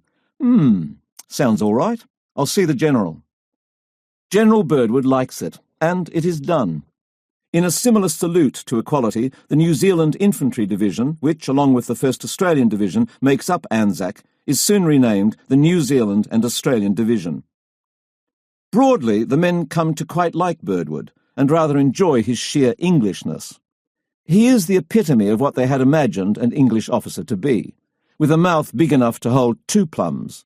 Not that Charles Bean minds, having spent his formative years in England attending the same school as Birdwood, Clifton College. He has 1 plum himself, and the 2 get on famously from the first. And yet, despite that, good old Birdie, as the soldiers refer to him, is not too bad for a Pommy, and he clearly has much the same affection for them. He is openly admiring of their physical strength, if not always their sense of discipline and innate respect for their English superior officers. It will be the stuff of unproven legend, but the men love the story either way, that one of Birdie's officers who wears a monocle turns out on the parade ground one day to be confronted by hundreds of grinning Australian soldiers, each with a penny in their eye. With some aplomb, thus, the English officer takes his monocle, throws it into the air, catches it in his eye, and roars at them, "All right, you bastards, let's see you do that." They cannot, and he has their respect thereafter. Christmas Day, 1914, men at camp. It's a bonza feeling being shickered. Yes, for the Anzacs, it is a strange thing to spend the holy day of Christmas in a land not so far from where Jesus was born, only to find that the locals, for the most part, don't care, and actually spend much of their time doing what they do every day, banging their heads in the direction of Mecca. But such is their lot. However, the soldiers are allowed to sleep in for once, and during church parade, each man is given a specially embossed tin with an image of Princess Mary on the front, the same gracious lady who has donated this present, packed with a heady mix of confectionery, tobacco, and spices. Wacko! and then to Christmas lunch. For the occasion, large temporary sheds are constructed and painted white by the locals, trestle tables put up, with the whole thing decorated by palm fronds and branches of eucalyptus, and a rough kind of Christmas dinner served. Christmas under the pyramids, Bert Smythe writes home. Fine romantic for a penny horrible, isn't it? Give a man a dusty taste in his mouth, wouldn't it? All things considered, dust, sand, stew, wind, after-dinner aches and other misfortunes. Our Christmas was fairly merry and bright. We've all survived the unusual ordeal. The plum puddings that we were issued with were about as big as a large orange and were tied up in small pieces of cloth. We were informed that some of the puddings contained coins, but I doubt it very much as they were made by niggers. After the food has been disposed of, we knocked the heads off the wine bottles and we all got shickered. It's a bonza feeling being shickered, especially when you reach the stage of seeing double, or in my case, fourble. 29th of December, 1914. Cairo. Bean spills them. Just what is the role of an official war correspondent anyway? To whom does his duty ultimately lie? Is it to the public or to his editors? Is it to the rank and file of the army that he is covering, or to that army's senior officers, whom he is most directly answerable to, the same men he depends on for continued access of information? It is a question Charles Bean has great cause to reflect on, and it is an extremely uncomfortable one, particularly on days like today, when, on the stairs of Shepherd's Hotel, he is rather brusquely buttonholed by Major General William Bridges, the man commanding the AIF. Bridges asks him to write an article essentially explaining why, as commanding officer, he is about to send more than 100 soldiers home in disgrace for reasons varying between gross ill-discipline and having succumbed to venereal disease. It is just as well, Bridges explains, that Australians should have some idea of why some of them are returning, or else they will probably treat them all on their own representation as heroes. In the end, Bean agrees. For one thing, one gets very ashamed of oneself writing continually all is well when, as a matter of fact, all is not well. It doesn't seem fair to the people of Australia. So why not tell the truth, instead of writing the relatively trivial stories he is about to? Certain he is doing the right thing, he starts to write the long article on his Corona 3 portable typewriter. The last week has been one of some anxiety to those who have the good name of Australia at heart, for in Cairo certain scenes have occurred, which are already affecting the reputation of Australia in the outside world. I was speaking the other day to one of the most distinguished men in the British Army. They are as fine a body physically as I have ever seen, he said. But do all Australians drink quite so much? The truth is that there are a certain number of men among those who are accepted for service abroad who are not fit to be sent abroad to represent Australia, who are uncontrolled, slovenly, and in some cases what few Australians can be accused of being, dirty. Of course, it is not just senior officers and journalists who worry about the number of Australians going whoring, for many AIF soldiers themselves are gutted by what is going on, and no one more than 32-year-old Private Tom Richards, a First Field Ambulance stretcher-bearer. A famous rugby union flanker, both a wallaby and a British lion before the war, he writes in his diary on the 29th of December, I have not been inside one of those places, but I am told from 6 to a dozen soldiers are often waiting in one room for their turn. It also shows a terrible weakness in our educational affairs when young men must run this awful risk to get their knowledge of the world, and thereby learn to curb their carnal appetite. Still, not all of the encounters are sordid. Trooper Bluegum, despite having pledged his love to Jean forevermore, is one soldier completely smitten with a particular woman he has met out on the town in Cairo. I will never forget those Egyptian nights, he would later reminisce. And one girl of girls. Tall and stately, like a queen, she moved amongst the revellers. The rest of the dancers were just the frame round her picture. We danced. Her blue eyes laughed into mine, and the world has never been the same world since. Somewhere between smitten and bitten, he simply cannot get her out of his head. Afternoon, 31st of December 1914, Albany. Hitching a ride. It is a measure of just how confident the Australian authorities now are that the Indian Ocean really has been swept clean of German raiders that on this afternoon, as the second contingent of troops takes its leave of Albany, bearing over 11,000 Australian soldiers and 123 nurses, nearly 2,000 New Zealand soldiers and over 6,500 horses on 17 transports, it is escorted only by the tiny AE-2. The submarine is being towed by the armed merchantman turned troop carrier HMAS Berrima, and it is ready to detach at a moment's notice and engage in battle if necessary. On board HMAT Ceramic, one English-born soldier who in civilian life had been an accomplished artist, Ellis Silas of the 16th Battalion of the AIF 4th Brigade, records in his diary, "A greyish day, nature is sad. She weeps for us as we steam away close to the great bluffs of the coast of Western Australia. Far away astern of us there are a few specks getting ever smaller, the last sight of Australia. 'Tis fitting that the dusk should be creeping on, for it was 7 years ago that I saw these same specks of land at the dawn of a glorious day. That was my first view of Australia, the land which has been so much to me, which gave me my great chance in life, which I now leave perhaps forever." By now, at least, Ellis is far more used to his comrades in arms. He judges them to be very nice fellows, but rough. If only one of them had a greater comprehension of the right and proper place to use the past and present tenses. The mood of AE2's skipper, Lieutenant Commander Dacre Stoker, by contrast, could not be more joyous across the board. For his idea has worked. After journeying to the seat of the Australian government in Melbourne, he had obtained an interview with Defence Minister Senator Sir George Foster Pearce, and passionately put the view that the best contribution Australia could now make to the war effort was to offer up AE2 to the Admiralty in London. The Admiralty had subsequently accepted Pearce's generous offer with many thanks, and so now they are on their way.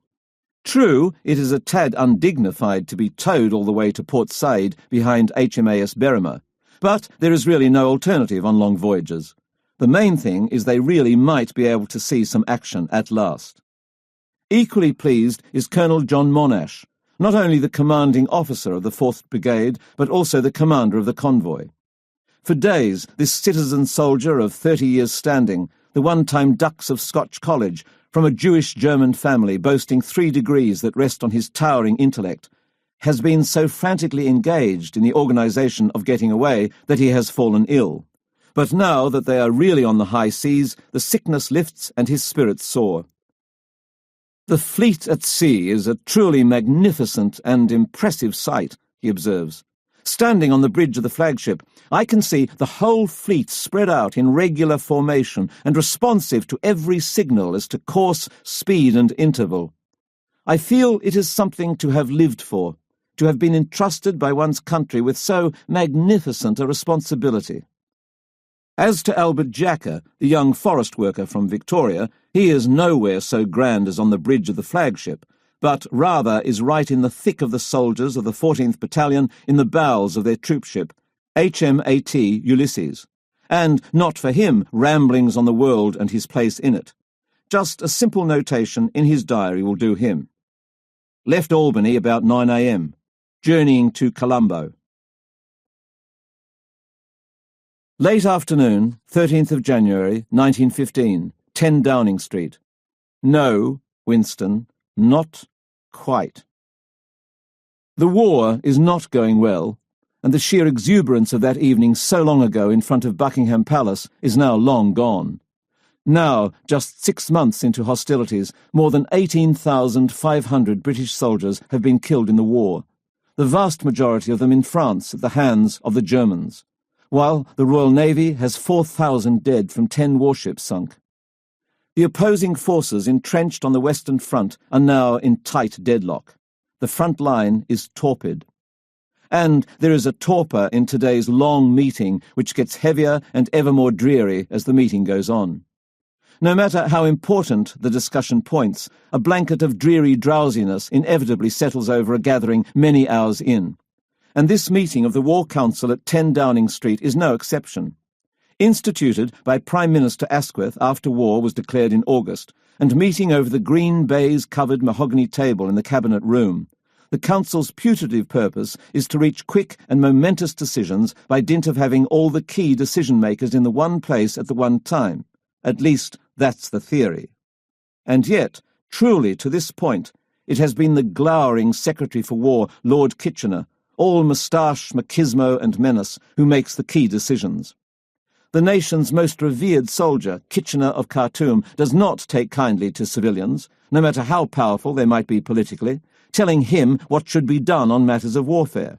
And this notwithstanding the facts that his is a cabinet appointment, and he is actually filling a civilian post, answerable to that cabinet.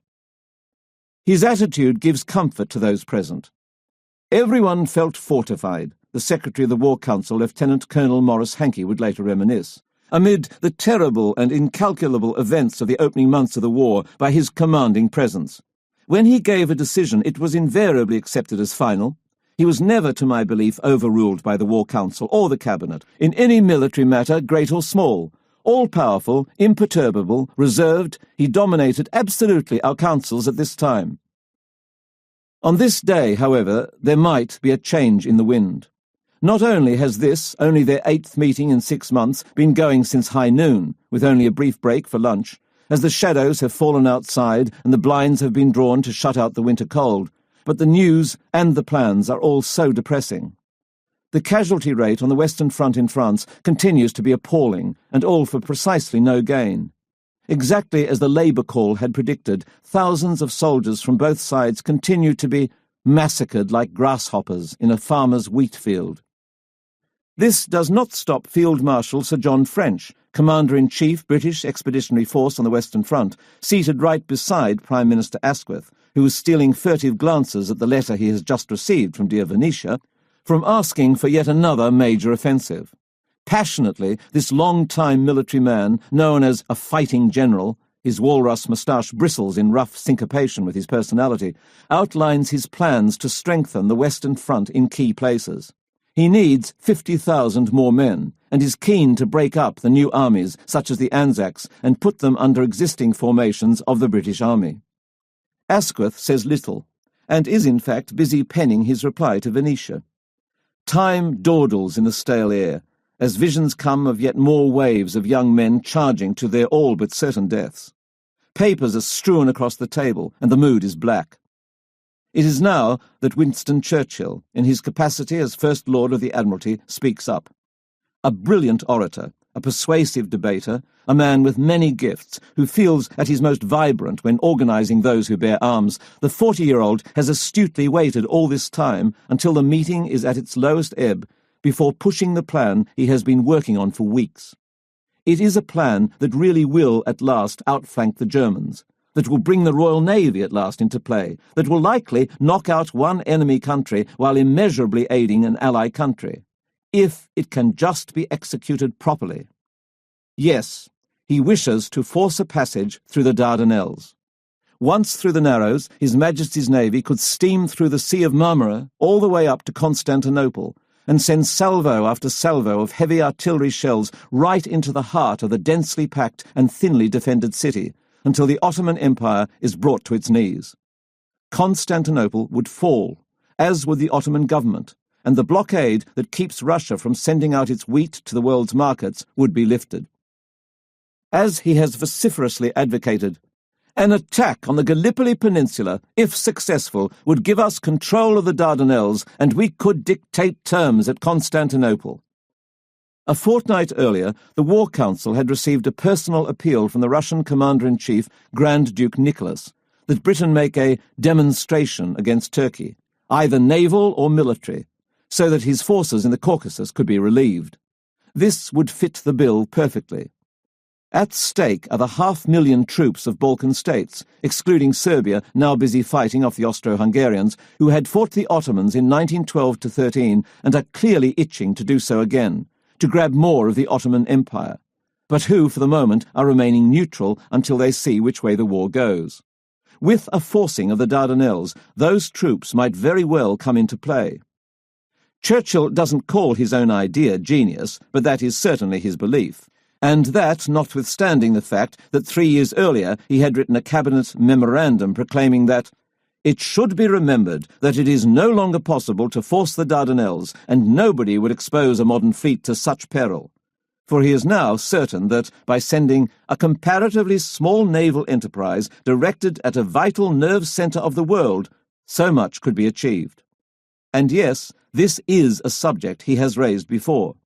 At the meeting of the War Council just after Christmas, in fact, he had already made something of a case in memo to the Prime Minister. Neither side will have the strength to penetrate the other's lines in the Western theatre, although no doubt several 100,000 men will be spent to satisfy the military mind on the point. Are there not any alternatives than sending our armies to chew barbed wire in Flanders? Further, cannot the power of the navy be brought more directly to bear upon the enemy? The difference is that this time he actually has a plan to show them, by virtue of a large map of the Dardanelles and copies of cables he has exchanged with Admiral Carden. In an instant, the dullness of the day is forgotten. This is not like Sir John's plan, to keep throwing lot after lot of 20,000 soldiers at a time at the Western Front, in the hope that the Germans will run out of live soldiers first. Churchill's plan is, potentially, militarily brilliant, quick in results and economic with lives. This is throwing their strongest military asset right at the weakest point of the enemy's defences. The whole atmosphere changed, Maurice Hankey would note. Fatigue was forgotten. The War Council turned eagerly from the dreary vista of a slogging match on the Western Front to brighter prospects, as they seemed in the Mediterranean. The Navy, in whom everyone had implicit confidence and whose opportunities had so far been few and far between, was to come into the front line. For the moment, the Western Front is mercifully forgotten, as all get to grips with the possibility of sending the might and pride of the British Empire, the Royal Navy, through the ancient thoroughfare of the Dardanelles right to Constantinople. There is something magical in the very prospect. Constantinople, standing at the veritable crossroads of the world, the place where twain twines, where Asia of the East really does meet Europe of the West, where Russia from the north must pass to get to the Mediterranean in the south. In British hands, wonderful. And Churchill has been busy all right, working out just what is feasible and arguing his case, in the words of the eloquent Welshman Lloyd George, with all the inexorable force and pertinacity, together with the mastery of detail he always commands when he is really interested in a subject. A fortnight earlier, gentlemen, on the 3rd of January 1915, the First Lord of the Admiralty had cabled Vice-Admiral Sackville-Carden. Do you consider the forcing of the Dardanelles by ships alone a practical operation? It is assumed old battleships fitted with mine bumpers would be used preceded by colliers or other merchant craft as bumpers or sweepers. Importance of results would justify severe loss. Let me know your views. Now, while Carden had replied 2 days later that in his view the Dardanelles could not be rushed, he had added, they might be forced by extended operations with large numbers of ships. A week later again, Carden had followed up with his views on just what would be required. That is, 12 battleships, 3 battle cruisers, 3 light cruisers, 16 destroyers, 1 flotilla leader and 4 seaplanes, all of them supported by 12 minesweepers and a score of attendant craft. He also wants 6 submarines, as the key hope of them all is to get the subs through the Dardanelles to the Sea of Marmara, where they would be able to play havoc with the main line of supply and reinforcement for the Turkish army on the Gallipoli Peninsula. Having considered Carden's response, it is Churchill's strong view that a plan could be made for systematically reducing all the forts within a few weeks. Once the forts were reduced, the minefields would be cleared, and the fleet would proceed up to Constantinople and destroy the Goeben. They would have nothing to fear from field guns or rifles, which would be merely an inconvenience. And that is precisely what Churchill thinks should be done now. 3 heavily armed modern battleships and about 12 old pre-dreadnoughts ought to do the job. As a matter of fact, Churchill feels so strongly about the prospects of forcing the Dardanelles that he has already committed to the cause the fastest, most thickly armoured and close to the most powerful warship that Britain has ever built, the just-commissioned and supremely modern Queen Elizabeth, classed as nothing less than a super-dreadnought. Instead of engaging in her calibration exercises in the Mediterranean for no result, she could test out her recently designed 8 15-inch BL Mk1 guns and all the rest on the noggins of the recalcitrant Turks. These are nothing less than the most powerful guns the Royal Navy has ever produced, each one furnished with 100 rounds of high-explosive 1,938-pound shells at a muzzle velocity of 2,458 feet per second, 1,675 miles per hour, with a range as far as 33,550 yards at 30 degrees elevation. Who better to test them out on than the Turks? And Churchill will quickly arrange for the plan of attack to be communicated to the French, together with a request for the cooperation of a French squadron under a French rear admiral, while it is hoped the Russians might provide naval action at the mouth of the Bosphorus at the proper moment. Enthusiasm for the plan continues to grow. True, Great Britain had tried this before, when, back in 1807, Admiral Sir John Duckworth in his flagship Royal George had led 7 ships of the line and some smaller vessels through the Dardanelles into the Sea of Marmara, firing hard and being fired upon from the forts and batteries before reaching Constantinople. Failing to incite the Turkish fleet to come out and fight like men, after 10 days he ran the gauntlet back down through the strengthened defences of the straits, being fired upon and firing hard before returning to Tenedos to count his heavy losses. But in these modern times, surely things will go much better. The Royal Navy has dominated the seas since Napoleon's challenge was met at Trafalgar in 1805, and the possibility of defeat is no more contemplated than the idea that any country in the Muslim world could seriously throw out a challenge to the British Empire, their sea mines notwithstanding. Churchill is not strong on exactly how those minefields can be cleared, lying as they do right under heavily armed forts, but hopefully those details can be worked out later. Nor is it precisely clear how the fall of Constantinople will cause those in Berlin to hold up their hands in surrender, but there is something so confident in Churchill's presentation, so compelling about it, that he is able to carry all before him. For his part, Sir John French is appalled. His men are fighting for their lives on the Western Front, and now the War Council wants to put resources into this Eastern sideshow. Doesn't Churchill realise that attacking Turkey in this manner would be to play the German game? Far better, in his view, to keep what soldiers there are in Europe proper, to preferably attack the Germans now occupying the Belgian coast. Tension is developing between the Westerners and the Easterners. How are the British Empire's precious resources to be shared across the obviously crucial theatres of operation on the Western Front and those existing and emerging in the East? Might achieving victory in the East create a series of circumstances that contributes to breaking the deadlock in the West? Recorded in the minutes, Lord Kitchener thought Churchill's plan worth trying.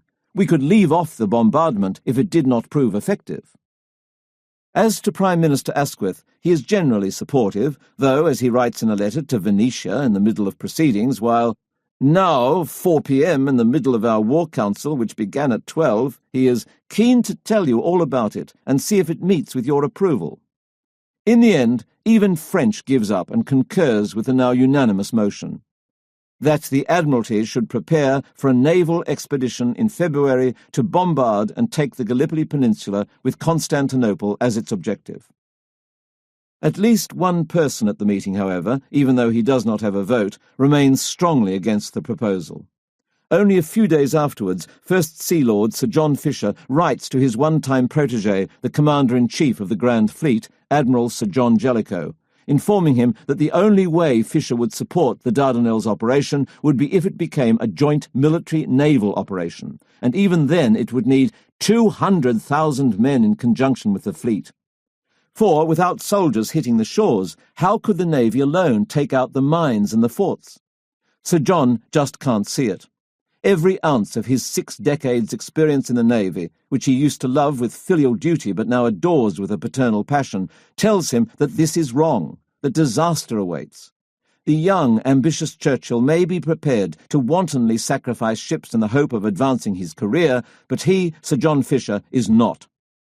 For now, however, Fisher's caution really does place him in the minority, while Churchill, for one, is simply intoxicated at the wonder of the whole thing. "My God," he says shortly afterwards to the Prime Minister's wife Margot Asquith at a small gathering at Walmer Castle, This is living history. Everything we are doing and saying is thrilling. It will be read by 1,000 generations. Think of that. Why, I would not be out of this glorious, delicious war for anything the world could give me. Suddenly, the sound of clinking glasses and light chatter ceases. Taken aback at his obvious enthusiasm for war at a time when so many thousands are dying every week, his audience pauses so awkwardly in conversation that Churchill feels obliged to quickly follow up, not least because Mrs. Asquith is an infamous gossip. I say, don't repeat that I said the word delicious. You know what I mean. No, Winston, not quite. Some time before, Winston's wife, Clemmy, had even told Mrs. Asquith that inventing uniforms is one of Winston's chief pleasures and temptations. Yes, he is clearly a brilliant man, but what is also clear is that he is enjoying this war hugely. Mid-January 1915. An unfortunate outbreak. In the past 4 weeks, no fewer than 1,000 men have been hospitalized with venereal disease, VD, mostly syphilis, gonorrhea, genital warts and herpes, and God knows what else, though most of them know something is up from the first moment they start pissing razor blades. The sheer number of those afflicted brings serious and far-reaching consequences and introduced the medical service to its most difficult problem in the war. Some men come forward of their own volition. Others are found out when they are formed up in companies and submitted to what is known as a short-arm inspection, where they must present their penis to an inspecting doctor and skin it back and milk it down, so he can look for pus at the end of the urethra. Notices are put up in every mess. Syphilis and venereal diseases. It is well that soldiers should realize that in this country prostitutes are all more or less infected with disease. There is absolutely no control over European prostitutes, and they, unfortunately, are the most affected. Soldiers should also realize that in resorting to the company of these women, it is not only venereal syphilis that is to be feared. Many other diseases from which soldiers die abroad are directly attributable to infection from brothels, such as smallpox, enteric, and dysentery. How to deal with it? Beyond quarantining the affected and administering injections that would kill a brown dog while putting them on a course of mercury pills, the next thing is to dock the pay of all those hospitalized, including that part the soldier had allotted to his family, as they are no longer earning their keep. When out of hospital, those with VD have to suffer the humiliation of wearing white armbands. Lectures are also instituted about the physical and moral dangers of consorting with prostitutes. Some condoms are even issued. So thick are they, it is debatable whether a nail could get through one, let alone a disease, and as to a screw, it gets to be rather beside the point. Despite this widespread outbreak among the troops, it is so taboo, so shameful, that few dare to talk about it, even to each other. They certainly leave it out of their letters home, and even their private diaries.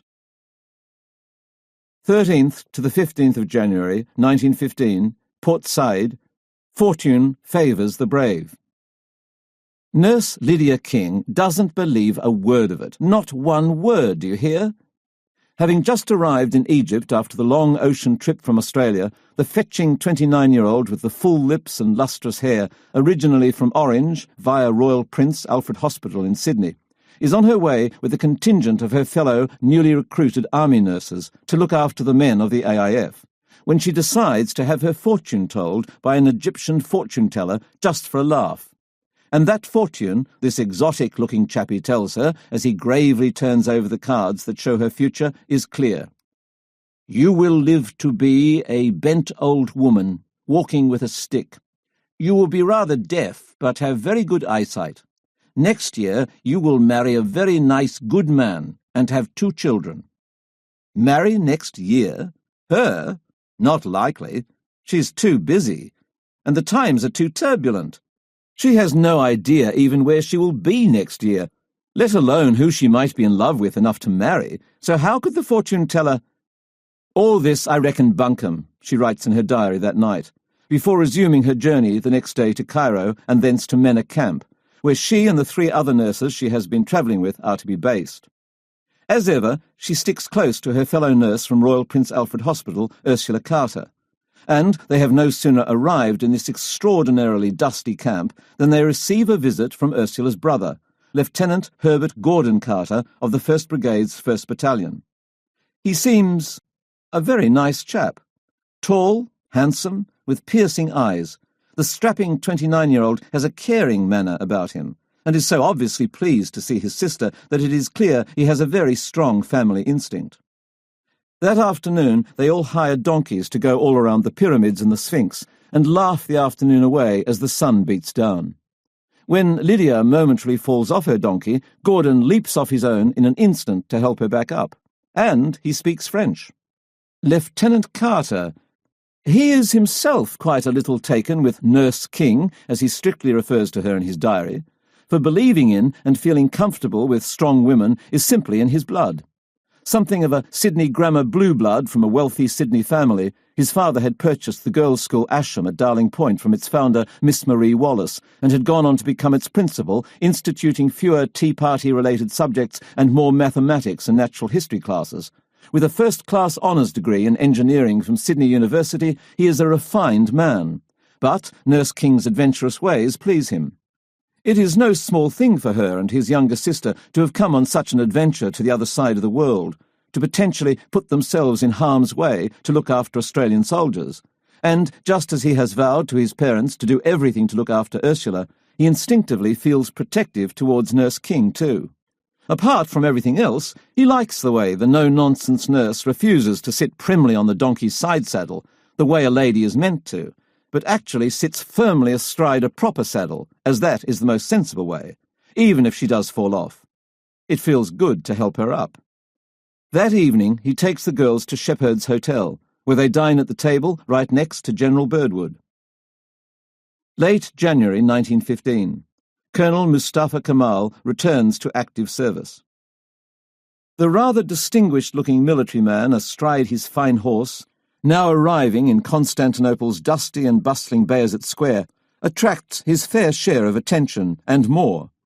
There is just something about him, his poise, his polish, his bearing, his piercing blue eyes and regal cheekbones that makes the clutch of old men chatting and talking of the day's news turn their heads, as do the young women in their headscarves sweeping the streets, as does the man with the flock of peacocks, yelling his incomprehensible language that every herder must establish between themselves and their flock, and even his young son. Perhaps, too, at a generally lugubrious time, this man is beaming. For although Lieutenant Colonel Mustafa Kemal has enjoyed his time in Sofia, not least for the acquaintance of several delightful educated women in a social life of fancy-dress balls and more European surroundings, he had been honoured and relieved to finally receive a telegram from General Enver's deputy Ismail Haki, ordering him to leave Sofia immediately and assume command of the 19th Division. Colonel Mustafa's constant agitations to be sent back to active duty, to be back among soldiers in the struggle for his country, have finally been answered, and he now approaches the War Ministry through the soaring keyhole archway at its entrance, the very symbol of military power in the Empire, with delight. Leaving his mount in the courtyard of the grand three-storey ministry building, he walks up the stairs and through the marble columns to the office of the War Minister himself, the thin and pale General Enver, who has just returned from personally leading an offensive against the Russians in the Caucasus. Only Enver's moustache remains as upturned, waxed and magnificent as ever, while all the rest of him droops. "You're a little tired," Colonel Mustafa says. "No," Enver replies, naturally defensive around his ambitious colleague. "Not that much." "What's happened?" "We fought. That's about it." "What's the position now?" Mustafa presses. "Very good," replies Enver. Not wishing to press General Enver any further, Colonel Mustafa turns the conversation to the subject of his appointment. "You have kindly appointed me commander of the 19th Division. Where is it? And which corps and army is it part of?" "That's right," Enver replies. "If you inquire with the General Staff, you'll get precise information." Sensing that General Enver is deeply preoccupied and exhausted, and even a tad uncomfortable in his presence, Mustafa Kemal takes his leave and soon presents himself to the officers of the General Staff. Entering the bustling room, he announces himself. "I am Lieutenant Colonel Mustafa Kemal, commander of the 19th Division." To his dismay, everything is so badly organised that his introduction draws nothing but blank stares. Kemal is embarrassed, being made to feel almost as if I was playing a confidence trick on them. Within the coming days, he learns that his division is being formed at Tekirdağ, on the north shore of the Sea of Marmara, an area he is familiar with from his days in the Balkan Wars. Quickly, he begins his preparations to join them. Chapter 5. The Fatal Power of a Young Enthusiasm. So, through Churchill's excess of imagination, a layman's ignorance of artillery, and the fatal power of a young enthusiasm to convince older and more cautious brains, the tragedy of Gallipoli was born. Charles Bean, Official History of Australia in the War of 1914 to 1918, Volume 1. It is my hope that the Australian people, towards whom I have always felt a solemn responsibility, will not rest content with so crude, so inaccurate, so incomplete, and so prejudiced a judgment, but will study the facts for themselves. Churchill in reply, The World Crisis, Volume 2. 28th of January, 1915. War Council meeting. Bloody Winston! For Churchill starts pushing it again, doesn't he? With other members of the War Council backing Churchill, Sir John Fisher can no longer stand it, and breaks his obstinate and ominous silence to vigorously protest. Now, former Prime Minister Arthur Balfour is going on, waxing lyrical about the virtues of such a naval attack on the Dardanelles. It would cut the Turkish army in two. It would put Constantinople under our control. It would give us the advantage of having the Russian wheat and enable Russia to resume exports. It would also open a passage to the Danube. Sir John Fisher can no longer bear it. All these things might be true if the fleet gets through, but that is simply not going to happen.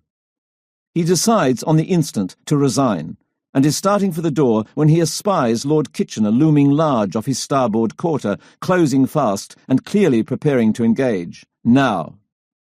Clutching the older man by the elbow, Kitchener pilots him towards the shelter of the bay window, where the two can talk quietly. Within 10 minutes, Sir John Fisher has been warped back into his original berth, and the meeting, which has not paused for an instant, continues. Taking up the cudgels, Admiral Sir Henry Francis Oliver announces that the first shot could be fired in about a fortnight, and that ships are already on their way. By the time of the attack, they would have no fewer than 16 destroyers, 24 French and 21 British minesweepers, and other small craft. For a forward naval base, they have decided to use Port Mudros on the Greek island of Lemnos, which was taken from Turkey in 1912 and which the Greeks will surrender under protest to retain their neutrality, situated some 50 miles from the mouth of the Dardanelles. Late January, early February 1915. Suez Canal. Here at last. Those who thought the unspeakable Turks incapable of crossing the Sinai Desert to threaten the Suez Canal have been proven wrong. Yes, the Ottoman Empire has fallen on hard times, but it has enough kick left that it is still capable of driving major military forces over great distances, and one of them now stands threatening the Allied defences at the canal itself, near Ismailia on the west bank. Hence why Captain Stoker and the crew of the AE2 are rushing through the canal at a pace of 14 knots instead of the peacetime speed of 6 knots. Stoker had been so keen to get through, come what may, that he had not even waited for permission, despite the risks. Arriving at the top of the canal at Port Said, Stoker is thrilled when orders unexpectedly come to join the fleet off the Dardanelles, and the AE2 makes for the Greek island of Tenedos. The rest of the convoy, meantime, bearing Colonel John Monash and his men, push on to Alexandria and then back to Cairo, where they are soon settling into Mena Camp with the other Australians. General Birdwood, just anointed, if you please, as Sir William Birdwood, Knight Commander of the most exalted Order of the Star of India, and his senior officers are impressed with both Monash and his men, the latter generally being Australians of more substantive positions than those in the 1st AIF, who had taken a little more time to extricate themselves to become soldiers of the king. And they are physically superb, with Charles Bean noting, "The huge men who at this time began to appear in the streets of Cairo gave the appearance of being built, if anything, on an even larger scale than those of the first contingent. But, just like the 1st Australian Division, they are mostly stunned by their surroundings, though there are a couple of exceptions. One soldier from Oodnadatta says he is most disappointed by the desert, declaring, "It's not nearly as bad as the salt plains in my own home run." Not to be outdone, another soldier says that the compressed carriages on the Egyptian trains make him feel quite homesick, though they are certainly a little more comfortable than the dog boxes in which I travel to work in Melbourne. As to the new arrivals, they are impressed with just how fit, strong and trained those of the first Divi look. For there is no doubt that all the training these coves have been doing for the last 5 months, and most particularly in the last 6 weeks, is paying off. And that training is never more intense than right now. To give the 1st Infantry Brigade experience in night attacks, on the 8th of February they are marched to a place 8 miles from Mena, high up the Nile on the edge of the desert. For 4 days and nights, almost continuously, and with Charles Bean in close observance, the brigade goes through an endless series of sham fighting and entrenching. In the short rushes of the final night attack, Bean would record, the men, when they flung themselves down to fire at the end of each advance, dropped fast asleep. In some cases, the next line found them in that state when it came up and nudged them to go on again. And yet the 3rd Brigade is even more impressive. They are engaged in a field day in the desert under their British commanding officer, now seconded to the Australian Army, Colonel Ewan McLagan, when a sudden command is given that requires them to shift from their present location towards where McLagan and Bean are standing, looking earnestly in their direction as the sun beats down. 2 of the battalions are so far away in the desert, just this side of the horizon, that they appear as no more than a few vague dots, treading the silvery line where earth meets sky and mirages are born. The British officer, McLagan, has enough experience to know that at this distance it will be at least 15 minutes before they arrive, and what is this? After just a few minutes, the dots thicken, enlarge, take shape. They are men, big men, running hard, the sweat coursing down their dusty faces in rivulets. They are the 9th Battalion, Queenslanders, coming on strong in a cloud of dust of their own making, like a boom of angry thunder rolling across the desert. As they run past, Bean looks at his watch and shakes his head in wonder. It has taken them just 8 minutes. Only one machine-gun section remains out there, and here they are already hauling their 30-pound Vickers machine gun, a few of them lugging the even heavier 50-pound tripods on their burly shoulders, others the ammunition. Still others tote different guns as they all keep charging through the deep sand. "Hurry up! Double up!" cries the officer, and so they do, throwing some of the gear straight into the waiting wagons while being careful with the more delicate instruments. "Come on!" the officer roars again. "We can't wait to lower that elevating screw." Within a minute, the machine-gun detachment has departed, as Bean would describe, down the dip, the horses trotting, the men holding on to the carts or running behind, fading fast in their own dust. Who knows what kind of action these men will see, but they look fit, strong, well-trained, and dangerous.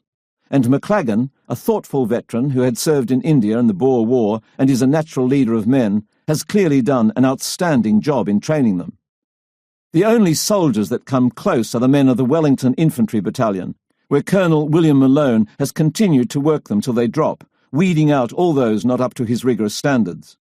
Tragically, other Australian soldiers have been judged at this time as principally a danger to themselves and those around them, and, just as General Bridges had warned Charles Bean, are sent packing in disgrace. No fewer than 301 Australian soldiers, many suffering from VD, but 131 guilty of ill discipline in many forms, are expelled back to Australia aboard the troop ship Kira. Those with VD, mostly gonorrhea, syphilis and genital warts, are kept in strict isolation. Their pay has been stopped, their pensions cancelled, their families informed of the reasons for their return and their names published in the papers. When they get to Australia, they know they will be kept in an isolation camp at Langwarrin. They, and all the others, will be dishonourably discharged. 8th of February, 1915, Albany, the 10th Light Horse Regiment. Among the Seahorses. As the hot sun of the long days starts to wane, it is almost time to go.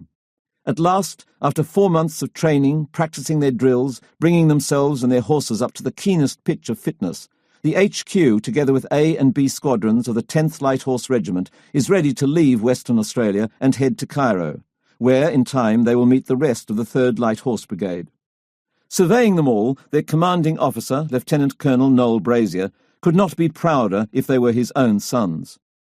Alas, his admiration for the regiment is not universal, and just as Mashobra pulls away neath the caterwauling seagulls, and all the men are waving to their families, at this poignant moment, "Should old acquaintance be forgot and never brought to mind," the newly arrived second-in-command of the 3rd LHR Brigade, 49-year-old Brigade Major Jack Anthill, outflanks Brazier and attacks from a totally unexpected quarter. "This," he yells, "is the worst disciplined regiment I have ever seen." Now, the Brigadier Major doesn't slap Colonel Brazier in the face with his glove as he says it, but he just as well might have.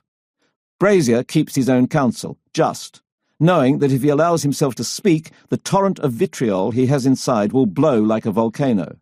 But still Anthill does not calm, and a short time later makes further nasty remarks about Brazier's men. As Brazier and others in the 3rd LHR Brigade quickly come to understand, though not excuse, this is simply Brigade Major Anthill's nature, just as a bird flies and a fish swims. Hailing from Picton in New South Wales, Anthill has been a professional soldier all his life. He was very likely born a soldier. And it is not for nothing that they call him first Bull Anthill and then the Bull Ant. For just like a bull ant, Anthill is aggressive, military by instinct, and exclusively militant in his approach to all problems. There is no problem so great that a bigger hammer and a louder voice can't fix in the short term. In all of the brigade, there is only one man he defers to, and even then only just. And that is 57-year-old Colonial Frederick Hughes, described with rare dismissiveness by Charles Bean as an elderly citizen officer belonging to leading social circles in Victoria, as in his appointment has absolutely nothing to do with any military acumen he has ever displayed. Though Hughes certainly looks the part of a military man, with a world-class moustache, impeccable uniform, and a back so straight it would put a ramrod to shame, he has never actually fired a shot in anger on a battlefield, nor been fired upon. He is obsessed with the form of the military, with no experience of the fury. And so, while the driving force of the 10th LHR remains Brazier, the man presiding over the 3rd Brigade is the Bull Ant. As those men will all soon learn, he does not smile, he snarls. He does not converse, he dictates. He wants all the troopers in his brigade to hear him and fear him. The Bull Ant is, in fact, just the kind of man that Colonel Noel Brazier most detests, and he has done so from the moment he met him, to save time. It is a detestation matched only by the one Anthill feels for this Brazier upstart. Mid-February 1915. Menor Camp. The news breaks. "Have you blokes seen this? It's that bastard war correspondent, Bean, and he's been writing terrible things about us in Australia. Me dear old mum just sent me a copy, and she's none too impressed. Just read some of it." Copies of the article coming back to the soldiers are passed from hand to hand, and the outrage grows as they see their names so slurred. "Wasters in the force. Some not fit to be soldiers. That bastard." Charles Bean, mortified, finding himself crudely insulted by passing soldiers, with even threats that, as soon as we get into the fighting, you'll be shot, pens an open letter pointing out that he was really only talking about a small minority. But this does not mollify one Sergeant Westbrook, who is soon widely published in the newspapers back home. "On our critics' apologies. So you say you're sorry, mister. We sincerely hope you are, and we trust you'll tell our loved ones in our southern home afar. So just set your pen a-jigging, write and never mind the rest, but inform them all sincerely we're behaving just the best. There's a few we know who's throwing mud upon Australia's name, but the rest's not going to carry all the burden of their shame." Many of the men are sure to pen letters of their own, taking the correspondent down a peg or two. One Lance Corporal writes, "I suppose you've read all that rot by his wowsership C.W. Bean. It would be ridiculous to expect an expeditionary force to be all members of the YMCA, wouldn't it? Lieutenant Gordon Carter writes to his parents of such reports, "The peculiar part is that most of their stories have some particle of truth, but that has been so exaggerated as to be unrecognisable." All that Bean can do is keep his head up and console himself in his diary, "Anyway, my job is to tell the people of Australia the truth. After all, isn't that what correspondents are meant to do, come what may?"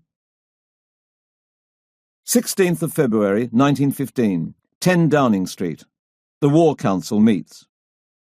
For 3 weeks now, Sir John Fisher, along with the majority of the Admiralty, has been agitating for a significant ground presence to be assembled to help the fleet to force the Dardanelles.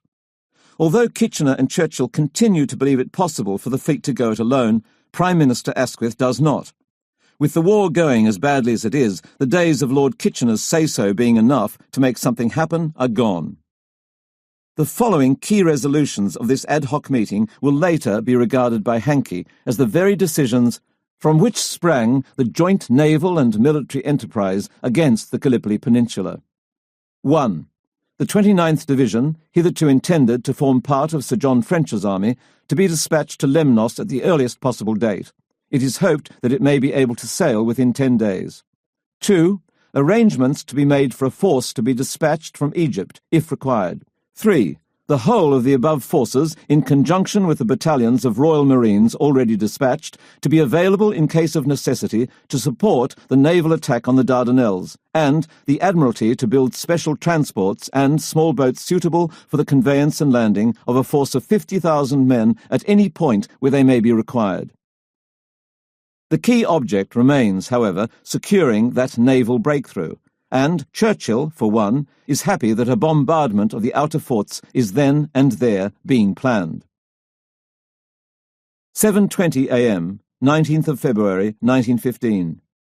The Dardanelles have their outer defences tested.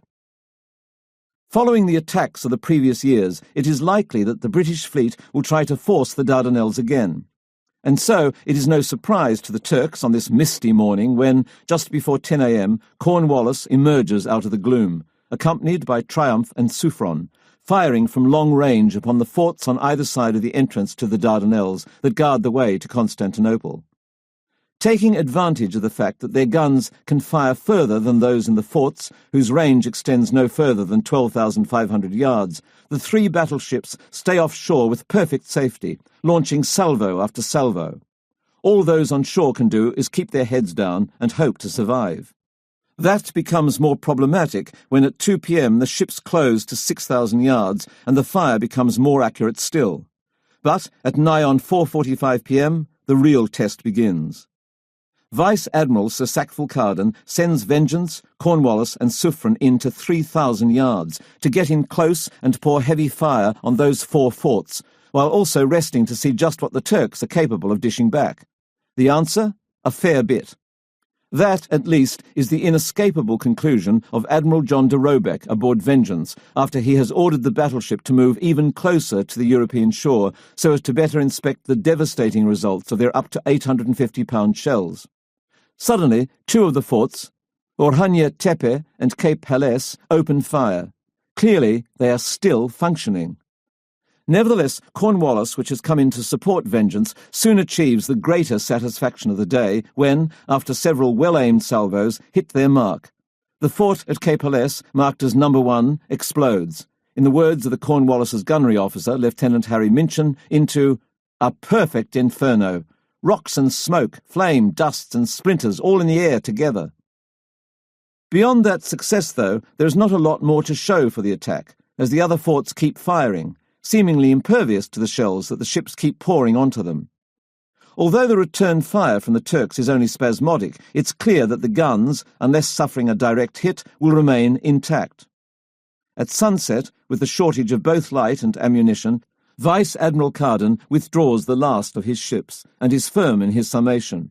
The result of the day's action showed apparently that the effect of long-range bombardment by direct fire on modern earthwork forts is slight.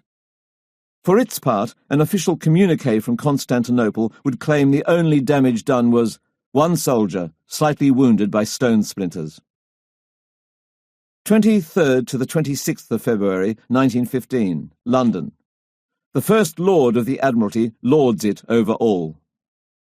True, the whole thing has not gone as planned, but the First Lord of the Admiralty, Winston Churchill, is entirely undeterred. 4 days after the attack, and now fully apprised of the whole affair, the man who is the principal architect of the whole scheme is holding court among selected guests after dinner at Admiralty House, and he divulges his growing view that to accomplish the scheme it really will be necessary to land a large body of men on the peninsula. Over cigars and port, Churchill pronounces himself thrilled at the prospect of the military expedition. "I think a curse should rest on me because I am so happy," he exults. "I know this war is smashing and shattering the lives of thousands every moment, and yet I cannot help it. I enjoy every second I live." At a meeting of the War Council the next day, Lord Kitchener asks, "Are you contemplating a land attack?" "I am not," Churchill replies firmly, "but it is quite conceivable that the naval attack might be temporarily held up by mines and some local military operation required." In response, the disquieted Lloyd George asks, "Is it really proposed that the army should be used to undertake an operation in which the navy has failed?" "That is not the intention," replies Churchill. "I can only conceive a case using the military where the navy has almost succeeded, but a military force would just make the difference between failure and success." Lloyd George is firm.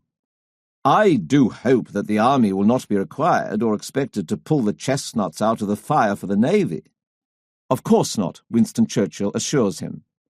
The War Council also looks at sending a force from Egypt, if required. "Are the Australians and New Zealanders good enough for an important operation of war?" Prime Minister Asquith asks Field Marshal Lord Kitchener.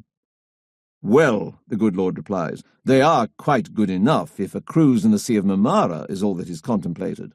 On the other hand," he adds a little later, "the 8,000 mounted Australian troops now gathered in Egypt are good enough to reinforce the Dardanelles, but it will still have to be the British troops who do the hard work." For all that, Lord Kitchener still can't understand the purpose for which so many troops are to be used. What are the troops to do while waiting? Lord Kitchener has felt so strongly about it that he reneges on his original decision, peremptorily cancelling the transports to take his 29th Division, perhaps the finest division in the British Army, just returned from their posting in India and Burma and other far-flung garrisons, to Lemnos. It is something that aggrieves Churchill deeply. "One step more," he would later recount, "one effort more, and Constantinople was in our hands, and all the Balkan states committed to irrevocable hostility to the Central Powers. But a defeat in the Dardanelles, the consequences are unthinkable. British prestige would be damaged, risking a revolt in India and even Egypt, thus threatening the Suez Canal." Morning, 25th of February, 1915, Melbourne. Away at last. It has been a long haul, but now the 8th Light Horse Regiment, recruited exclusively in Victoria, too, is on its way. Over the last 5 months, under the command of the recently promoted Lieutenant Colonel Alexander White, the men have trained hard and gelled as a fighting unit and finally received their embarkation orders. On this day, as the troop ship Star of Victoria steams out of Port Phillip, the men of the 8th LHR are peering earnestly at Melbourne town, but none with more intensity than White, still wearing the locket with the picture of his beloved wife, Myrtle, and baby son Alexander around his neck. For unlike most of the others looking towards the shore, he actually has a chance of seeing his family, and brings his glasses to bear on the suburb of Elstonwick, where his family home lies. By God! There is Cole Street. There is his neighbour, Armstrong, and his dog. There, his and Myrtle's lovely house, and there... No, alas, he cannot see Myrtle and wee Alex, try as he might. They must be inside, drat it. Still hopeful, White keeps the binoculars trained until Elstonwick falls irretrievably behind, and, more than somewhat deflated, he brings his glasses down. Already well out on the Indian Ocean on this day, aboard HMAT Etonus, Hugo Throssell is impatient to catch up with the rest of the West Australian 10th LHR, the first contingent of which had left 11 days before. Though hugely disappointed at being left behind and missing his brother Rick, whom he has rarely been away from his whole life, Throssell at least understands the reason for it. His desperate hope is that he won't miss out on the action. 28th of February 1915, Imbros. Like a bird on a wire. General Birdwood does not like it, not one bit. Having been commanded to confer with Vice Admiral Carden, based aboard Inflexible, now anchored in the lee of Greece's island of Imbros, just 14 miles from the mouth of the Dardanelles, Birdwood has journeyed there from Alexandria aboard HMS Swiftsure. His first concern is the horrible weather, the freezing cold, the thick mist, the low, heavy clouds, which means the ship can make no more than 4 knots. More worrying still is Carden's lack of confidence that the Imperial fleet will be able to do what it has been charged to do, force the Dardanelles. Most pointedly, it is his insistence that he must have troops to land and seize any position from which it might be possible to dislodge the Turks by the guns of the fleet. By which he means, of course, Birdwood's troops. But Birdwood is far from convinced that any such move is advisable, and less so when he boards Irresistible with his close friend and Carden's second-in-command, Admiral John de Robeck, and journeys as far up the Dardanelles as possible to have a look at the ground they might have to fight on. Of course, they cannot get further than just beyond Morto Bay, around 1 mile inside the mouth, before the shells fall so thickly from guns unseen that they have to withdraw. Beyond that, the weather continues to be appalling. In weather like this, General Birdwood asks his friend, could the Navy really land and maintain troops ashore? The Admiral's answer is firm. No, the small craft would soon be smashed to pieces on those open shores. A landing could be manageable with harbours, but there aren't any. It all gives General Birdwood a great deal to think about. A bare beginning should have been to consult weather records before even starting operations in this area, but it has not been done. Orders are dictated from London by people consulting maps alone, with no appreciation for local conditions. And if the Navy admirals themselves have no confidence in maintaining his troops ashore, how could anyone else? Yet there appears to be no stopping London, who are intent on this all going through, whatever the cost. It is a worry, all right. 28th of February, 1915. Menacamp. 3rd Brigade are on the move. It is a worry, all right. It remains classified information, not to be discussed openly, but there is no escaping the fact that 3rd Brigade are packing up and moving out of Menacamp. It seems they have been selected for the supreme honour of undergoing some kind of special training somewhere as a possible prelude to making a landing on an enemy shore.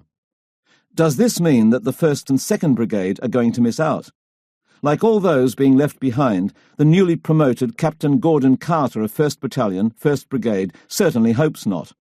Everyone has continued to train hard, and, as the weeks have passed, they have become ever more eager to test themselves in an actual battle. As the 3rd Brigade march out in the afternoon, they do so to the cheers of the Australian soldiers of the 1st and 2nd Brigade, and the music provided by a combined band of the 1st and 3rd Battalion.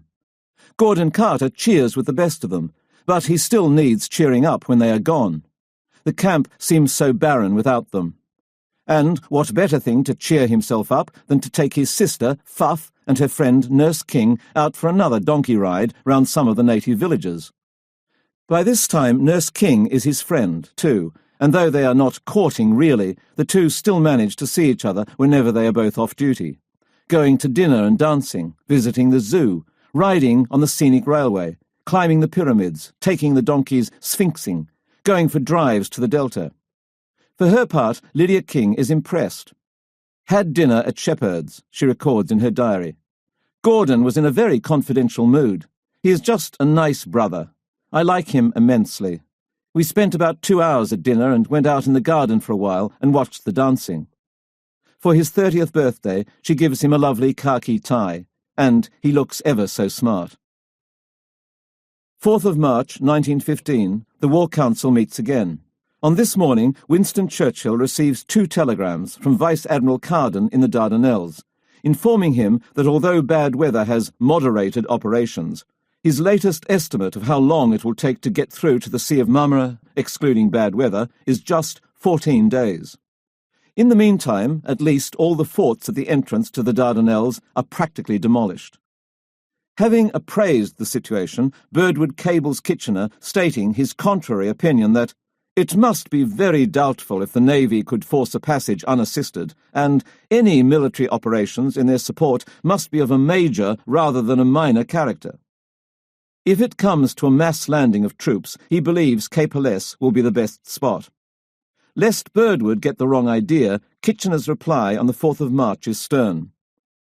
The concentration of the troops at the entrance to the Dardanelles is not so much for operations on Gallipoli Peninsula as for operations to be subsequently taken in the neighbourhood of Constantinople. But Birdwood insists he is not looking from maps.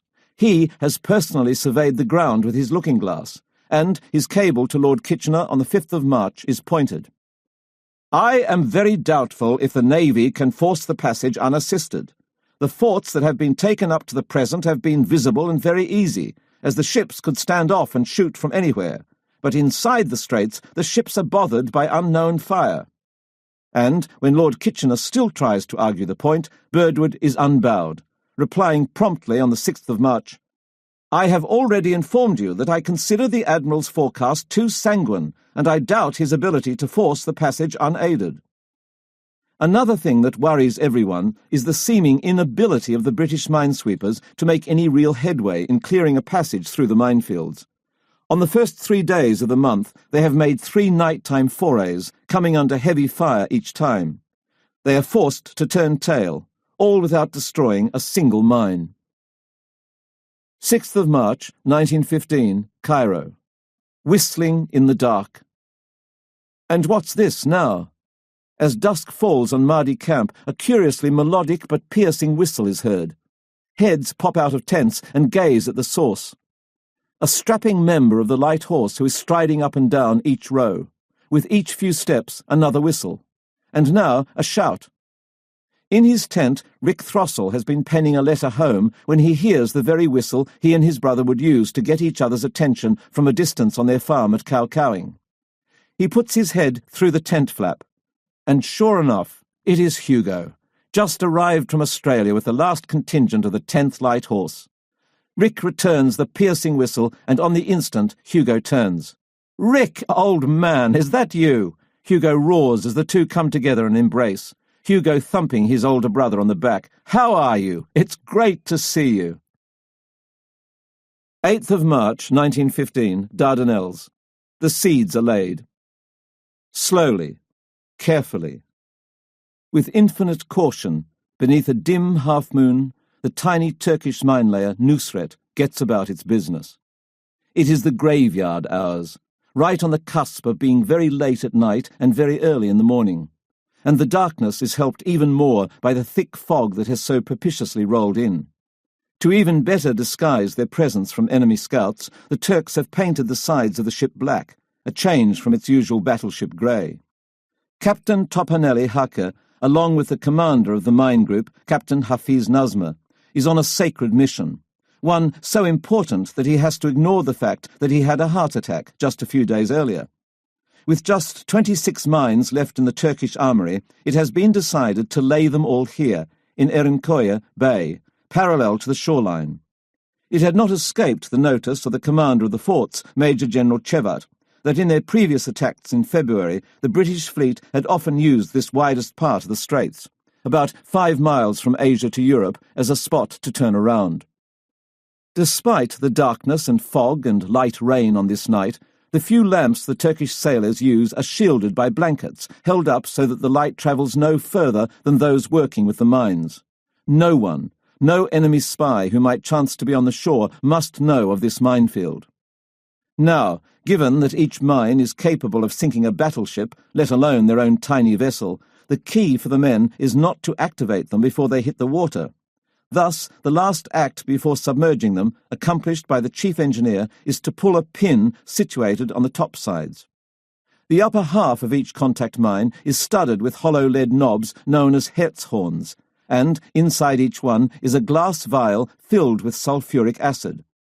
Should the hull of a ship come into contact with the knob, it is crushed, breaking the vial and releasing the sulfuric acid, which runs down a tube into a lead-acid battery, which lacks precisely that acid to generate an electrical current. The instant the acid hits, a current detonates the tightly packed explosive within the mine. After each mine is carefully picked up off the deck by the steam-driven crane and lowered gently over the side and into the sea, it is quickly followed by the anchor and steel cable that will secure its position at whatever depth is required. And then that position is carefully, oh so carefully, my friend Mehmet, noted on the map, recording the bearings of the drop to key landmarks. Ideally, the mines lie in a line, like an underwater curtain drawn in front of invading ships. Well before dawn, allowing Nusret plenty of time to get away, it is done. The 11th line and the final 26 mines are laid in a north-south direction, 100 yards apart, a mile off the Asian shore. There they bob in the current, giant sacks containing the seeds of destruction for whichever vessel hits them, about 2.5 fathoms below the surface. Just let any British vessel move through those waters, and they will surely be destroyed. It is with some satisfaction that upon Nusret's return to base, Major Hafiz reports on their sacred mission. The enemy did not detect us. Allah be praised.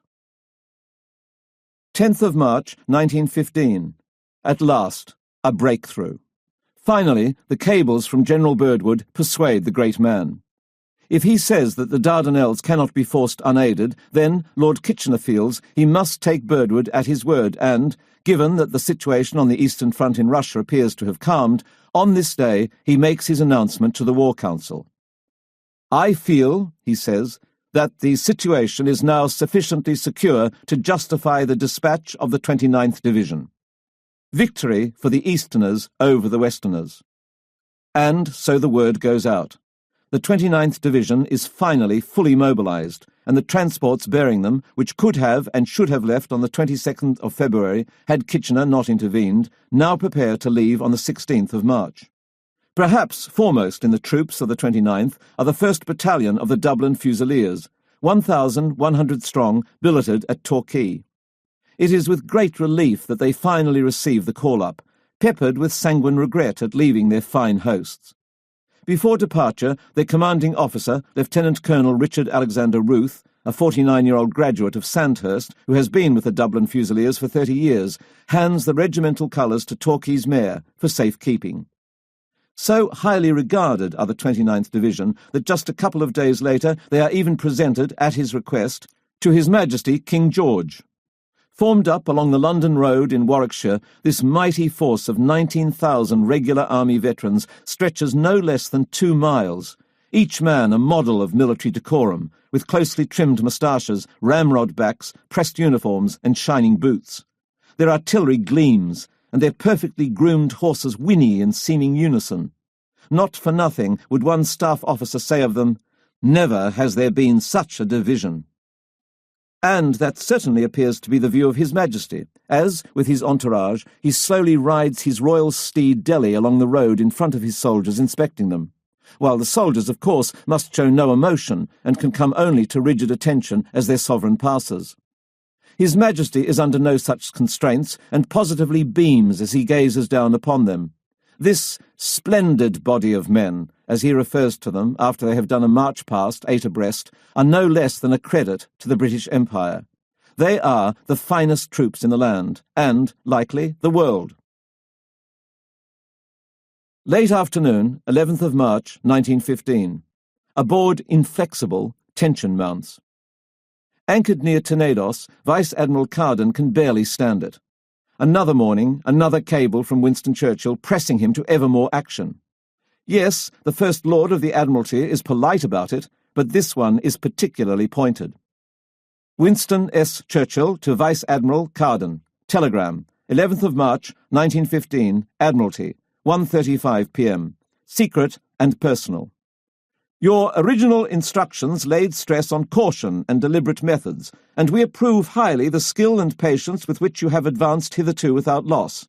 The results to be gained are, however, great enough to justify loss of ships and men if success cannot be obtained without. We do not wish to hurry you or urge you beyond your judgment, but we recognize clearly that at a certain period in your operations you will have to press hard for a decision, and we desire to know whether you consider that point has now been reached. What to do? For the moment, Carden does nothing, bar worry himself sick. Sick. The 12th of March, 1915. London calling. Life is not a symphony.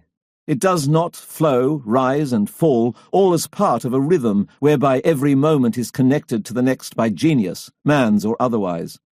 Sometimes extraordinary turning points in a man's life have no preamble, no hint, no hum, no nothing. It all just happens.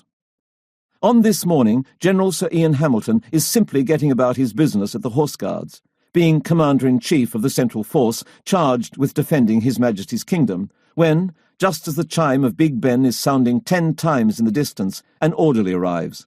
The Secretary for War, Lord Kitchener, wishes to see him at the War Office. The orderly does not have to add now. With Kitchener, a summons is always immediate, and it would be unthinkable to protest that you have something else on. He is Lord Kitchener. He wishes to see you, now. As Kitchener's spacious office, amazingly sparse for such a powerful bachelor who nevertheless likes collecting porcelain and adores flowers, is just a short distance away, it is only a brief time after being summoned that Lord Kitchener's faithful aide-de-camp, Captain Oswald Fitzgerald, delicately ushers Hamilton into the great man's presence. The 62-year-old Hamilton knows his superior well, and, despite the fact that Kitchener is less than 3 years older, admires him deeply.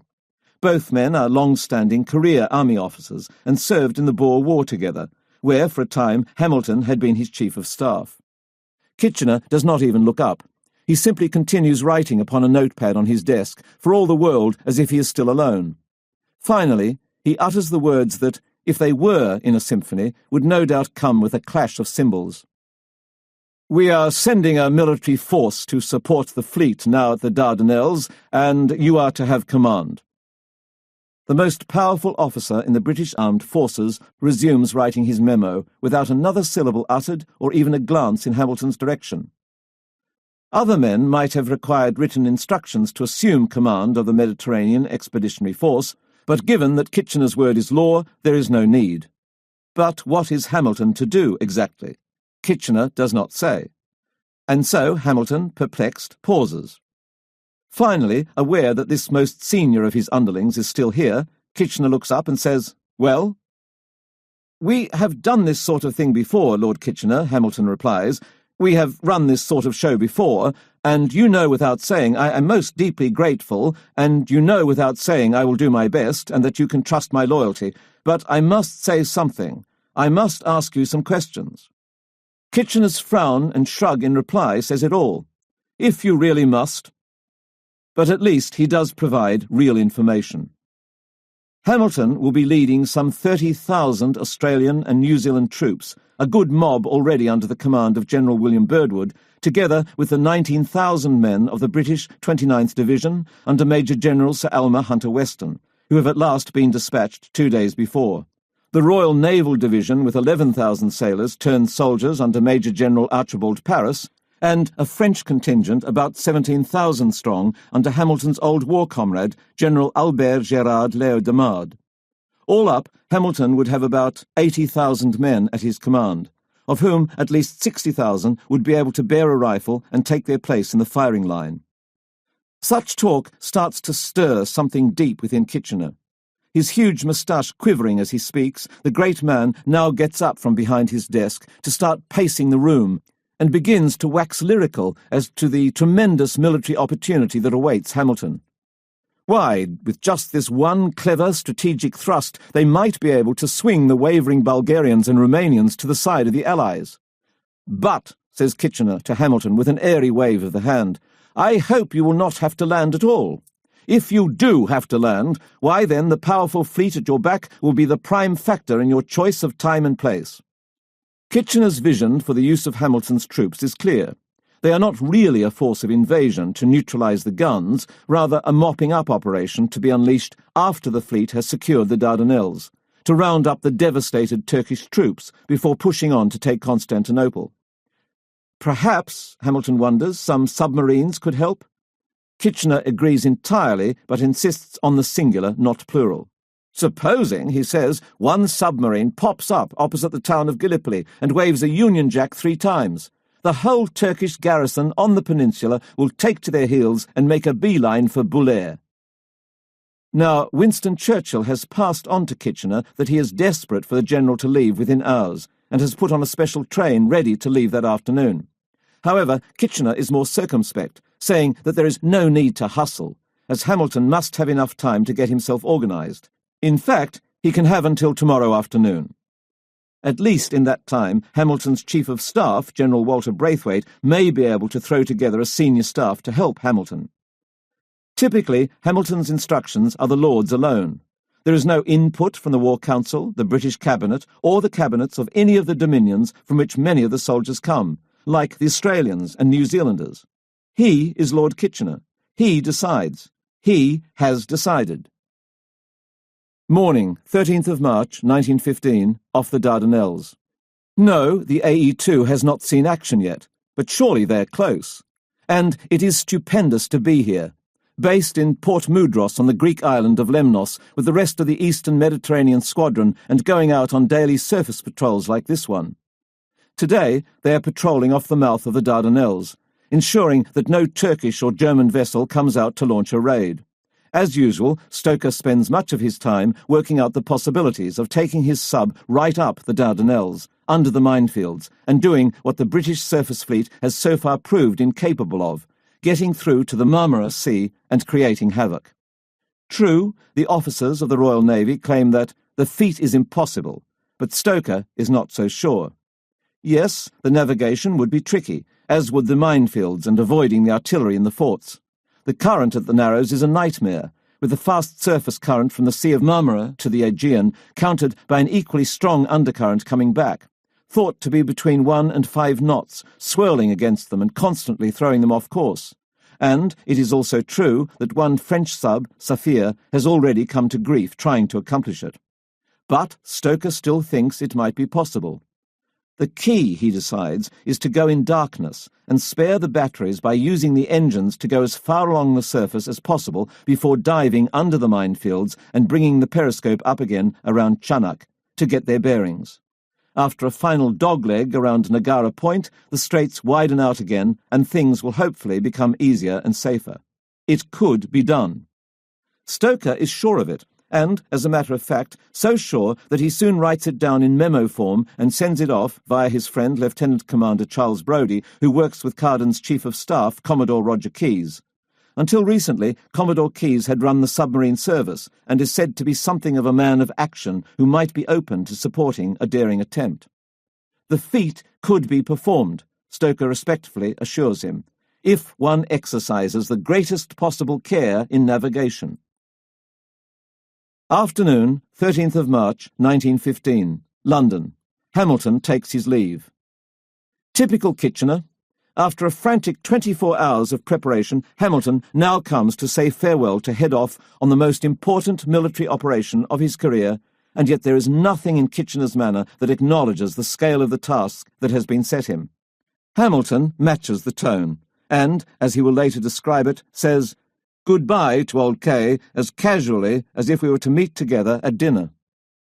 As Hamilton picks up his cap from the desk to take his leave, Kitchener says, "If the fleet gets through, Constantinople will fall of itself, and you will have won not a battle but the war." Yes, quite.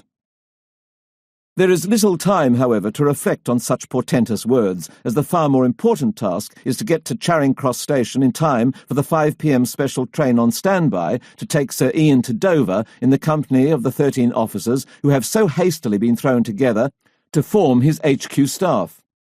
As recorded in Hamilton's diary, they still bear the bewildered look of men who have hurriedly been snatched from desks to do some extraordinary turn on some unheard-of theatre. 1 or 2 of them put on uniform for the first time in their lives an hour ago. Leggings awry, spurs upside down, belts over shoulder straps. I haven't a notion of who they all are. And, yes, Hamilton, as always, knows that he is on an important mission. But that fact is highlighted by the presence of none other than Winston Churchill and his wife Clementine, waiting there on the platform to see them off in the company of a few dazed wives. "A word, if you will, General." In crisp tones, First Lord of the Admiralty Churchill urges Hamilton to make haste, once in the Dardanelles, to land on the peninsula whatever troops he can get his hands on as quickly as possible. It is imperative the Turks have no more time to build their defences, don't you see? If Churchill is appearing desperate, it is because he is.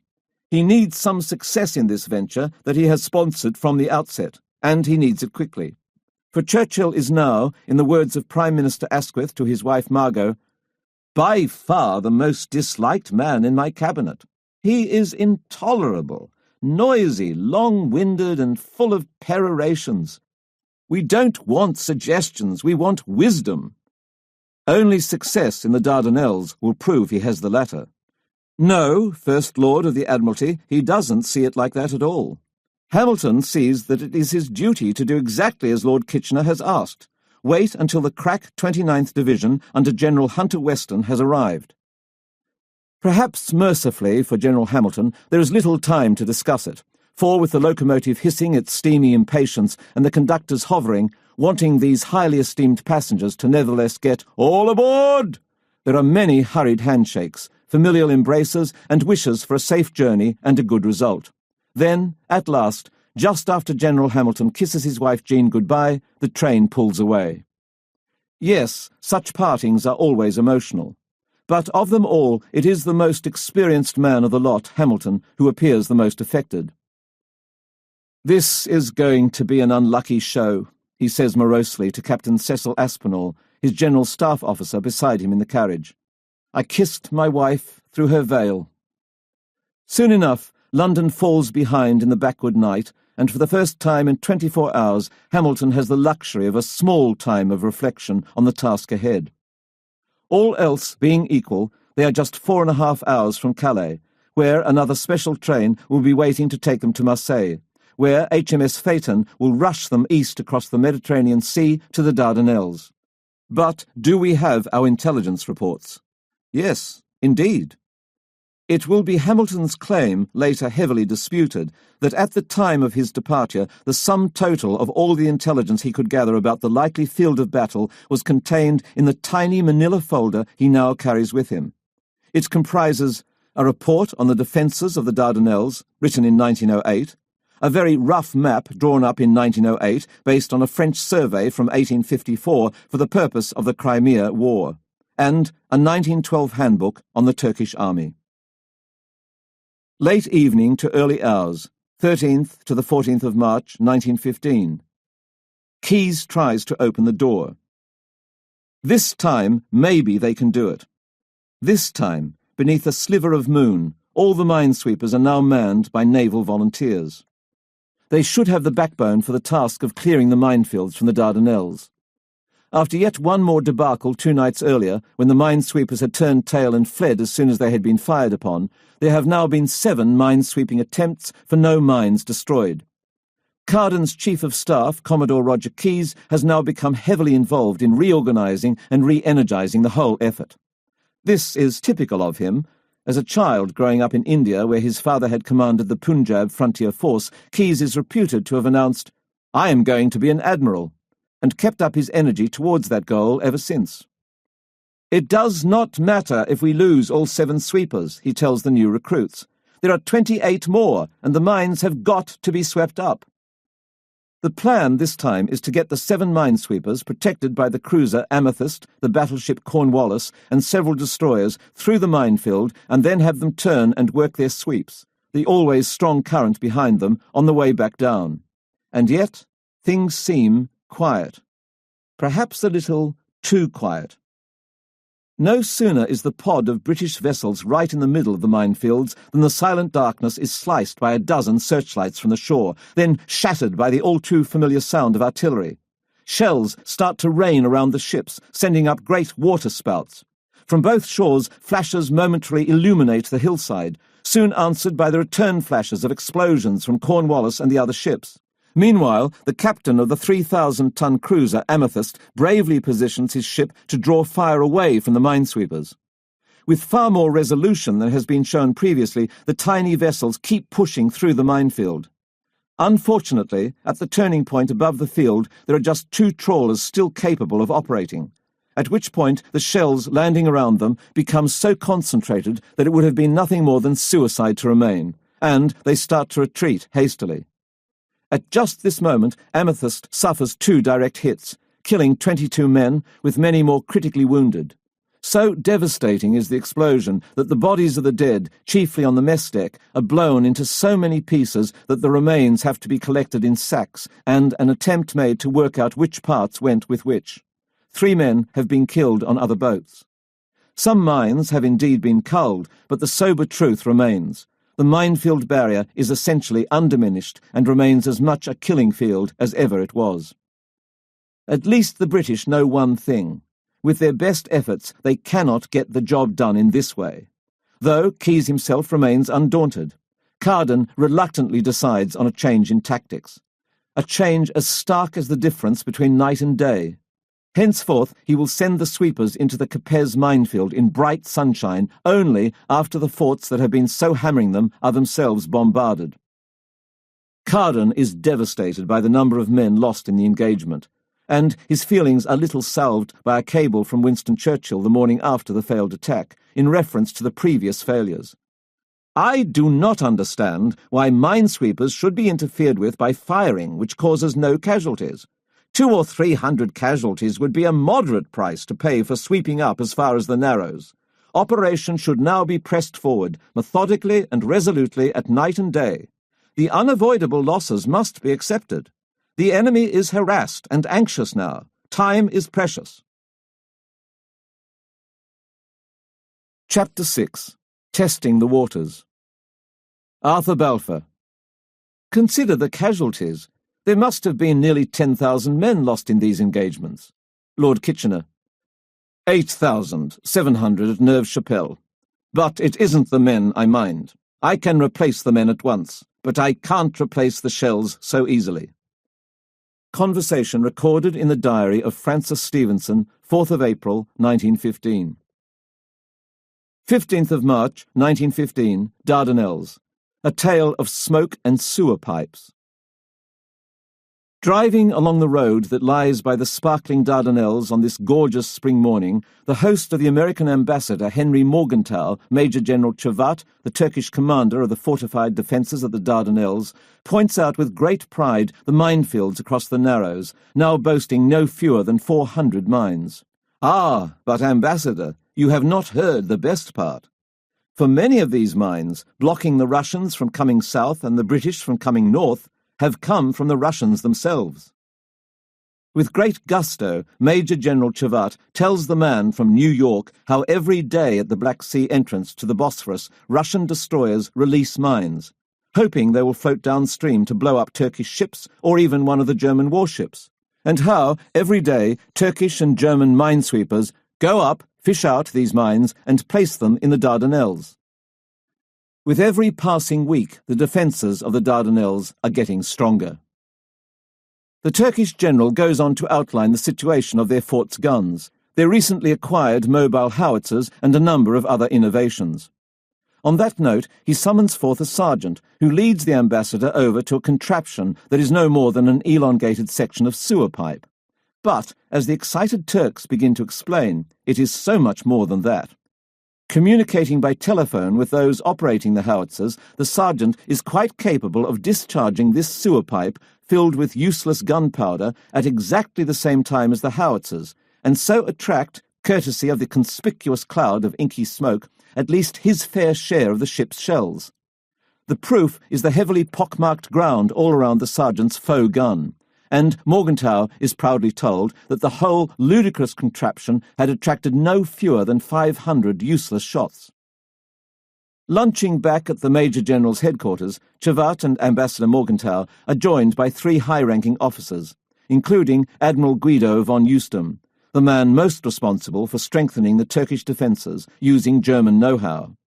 Most striking to Morgenthau is the official's total confidence. What they seemed to hope for above everything, the American would note, was that their enemies would make another attack. They simply cannot wait, and the bigger the attack, the better.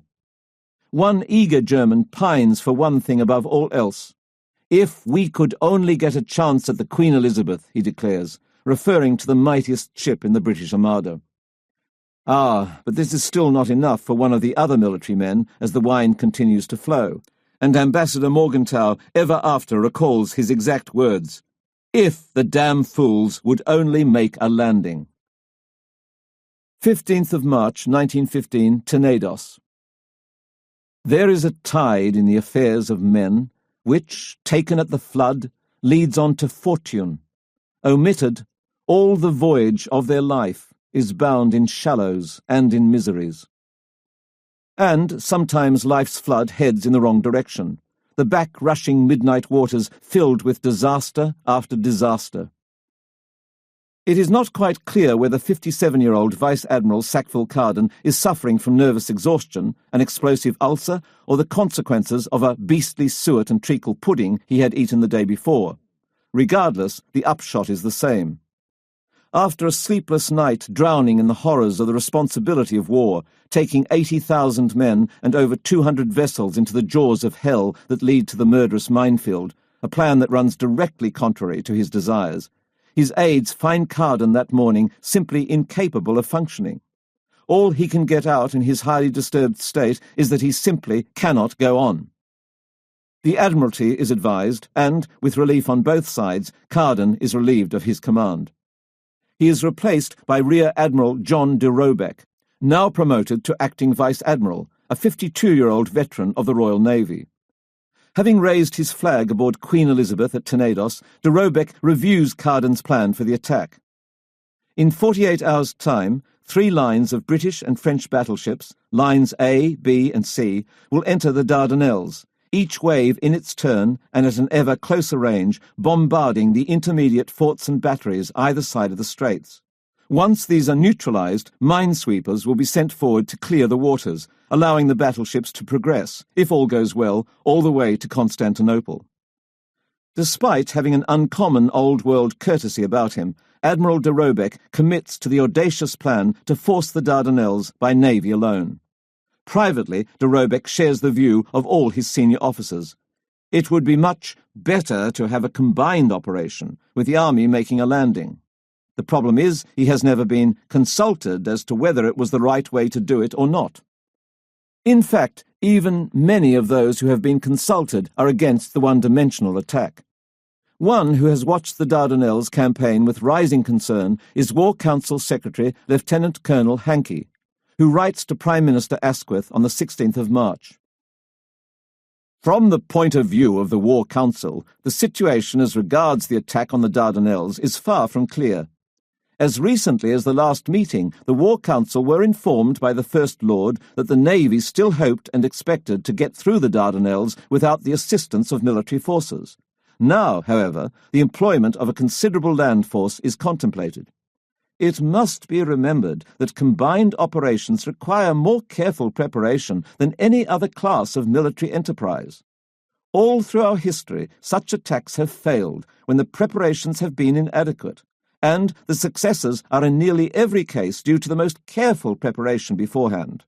It must be remembered also that one of the greatest advantages to be obtained from this class of operation, namely that of surprise, has been lost. It is suggested that the War Council ought to cross-examine the naval and military authorities on the extent of the preparations. Unless details such as these are duly thought out before the landing takes place, it is conceivable that a serious disaster will occur. Prime Minister Asquith? He does indeed ask Lord Kitchener about one point raised. Has a scheme for a land invasion been worked out? And is satisfied when Kitchener responds that he has insufficient information on the subject and such matters must be left to the commanders on the spot.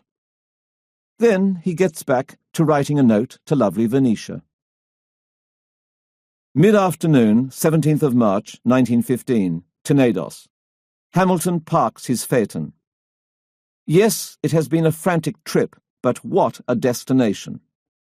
General Hamilton and his senior staff are pacing the quarterdeck of the sleek cruiser phaeton, looking out upon the sparkling, impossibly blue waters of the Aegean Sea, when the captain suddenly turns the wheel to starboard and they steam through the white cliffed heads of Tenedos harbour, where the vista that meets their eyes is like manna from heaven. For here, in this lovely wilderness, as one senior officer would recount, the bristling, threatening world of a British battle fleet burst upon our astonished view. As we paced the tiny quarterdeck of HMS Phaeton, throbbing from stern to stern, who thought of failure? Not the chief, certainly. 18th of March, 1915, Dardanelles, monsters in the mist. And so it has come to this. After all the meetings, all the cables, all the prevarications and posturing, all the deep poring over maps and compilation of battle plans, on this morning, when the fog of war is both metaphorical and real, 12 British and 4 French battleships weigh anchor at 7 a.m. From their base at Tenedos, they soon get up a full head of steam and begin their assault on the Dardanelles. Glory be to the Empire, and let us see if we can put the fear of God and old England into the hearts of the heathens. Along with Inflexible, the up-to-the-minute pride of the fleet, Queen Elizabeth, glides imperiously at the head of the flotilla, the tip of the spear. Her guns are bristling, her superstructure is shining, and upon her bridge Acting Vice Admiral John de Robeck's jaw is set. The other battleships, formidable in their uniform grey garb, settle into their positions a little to the aft of their leaders' starboard and port, each one attended by a patrol boat assigned to go just in front and ward off any floating mines. Bringing up the rear are the vital minesweepers. Surely the only entities unimpressed are the weary white peaks of Asia, peering down upon the aquatic cavalcade as they pass, having seen this all before, so many, many times. As the morning mist starts to lift, a young Turkish soldier, looking out from an observation post at the top of a hill just south of Kumkale, sees something. Definite shapes are emerging. Ships! Warships! It is nothing less than the Imperial fleet making manoeuvres. Barely daring to believe his eyes, he watches carefully as the fleet turns and starts to charge towards the opening of the straits. He immediately picks up the telephone and sends out the word. The infidel attack they have been so long preparing for has finally arrived. News of the oncoming armada quickly spreads among the Ottoman ranks. Orders are barked and bells are rung. Officers and troops rush to their positions. As they do so, the sound of the morning's call to prayer, Allahu Ekber, rises up into the sky, reminding each soldier of the solemn duty before them. Even at the cost of their lives, they are to defend their homeland in the name of Allah. The Turks are relying foremost on the mines to defend them from a major incursion into the straits. But the 14 old forts that line the waterway, boasting 82 guns in fixed positions, also have an important role to play. Just back from them are the 230 mobile guns and howitzers that are to aid them. A little south of Kilidbar Castle, the 15th century fortress standing across from the town of Chanak, the commander of the Rumeli Machidier fort, Captain Hilmi, calls for his men, now huddling together for warmth, to gather. After issuing his orders, the commander adds, "No one will bother with the dead and wounded. If I die, walk over me and just pass. And if I get wounded, pay no attention. I will do the same with you. Those who will replace the wounded and the dead have been determined. Don't expect any rewards in war. This I will not and cannot promise." Among the men walking away purposefully from the commander is Corporal Sayet, a tough, bald, squat timber chopper, renowned in his nearby village for his great strength. He is in command of one of the L-35 Krupp Fortress 10-inch guns. Under orders from Captain Hilmi, they are all to hold fire until the ships are within range. And then they are to unleash hell.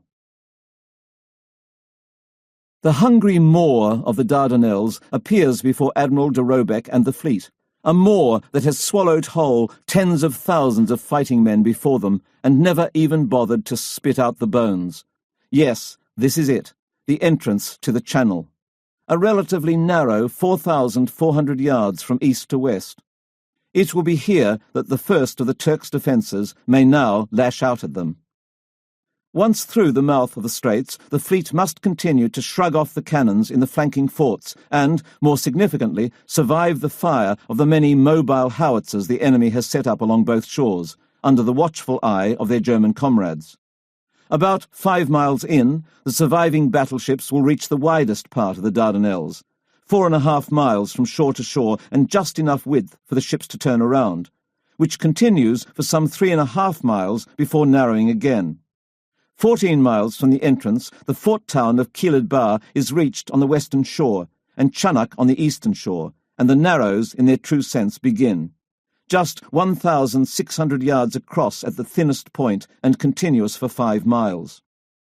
Beyond that, the narrows widen again to a distance of 4 miles, until the town of Gallipoli on the western shore marks the beginning of the Sea of Marmara. If the ships can just reach that point, they can go all the way to Constantinople, 200 or so miles to the northeast. True, it is expected that the Goeben, Breslau, and the rest of the small Turkish navy will be waiting for them in the Sea of Marmara, but ideally the British ships will arrive in sufficient numbers to simply overwhelm the lot of them. Of course, it is the narrows that is the true obstacle, and, most particularly, the 5 lines of mines that the British know lie across it. Leading the way, Agamemnon enters the mouth of the Dardanelles, flanked by Prince George and Triumph, even as the destroyers and minesweepers soon move forward to clear any mines that might lie in their way. Queen Elizabeth follows them all, sticking close to the European shore. Once Admiral de Robeck has his Line A battleships correctly positioned, he orders the hoisting of the signal flag, "Carry on," at 8:15 a.m. Let the hostilities commence. Among the gun crews beneath the turrets, each lieutenant flicks the switch.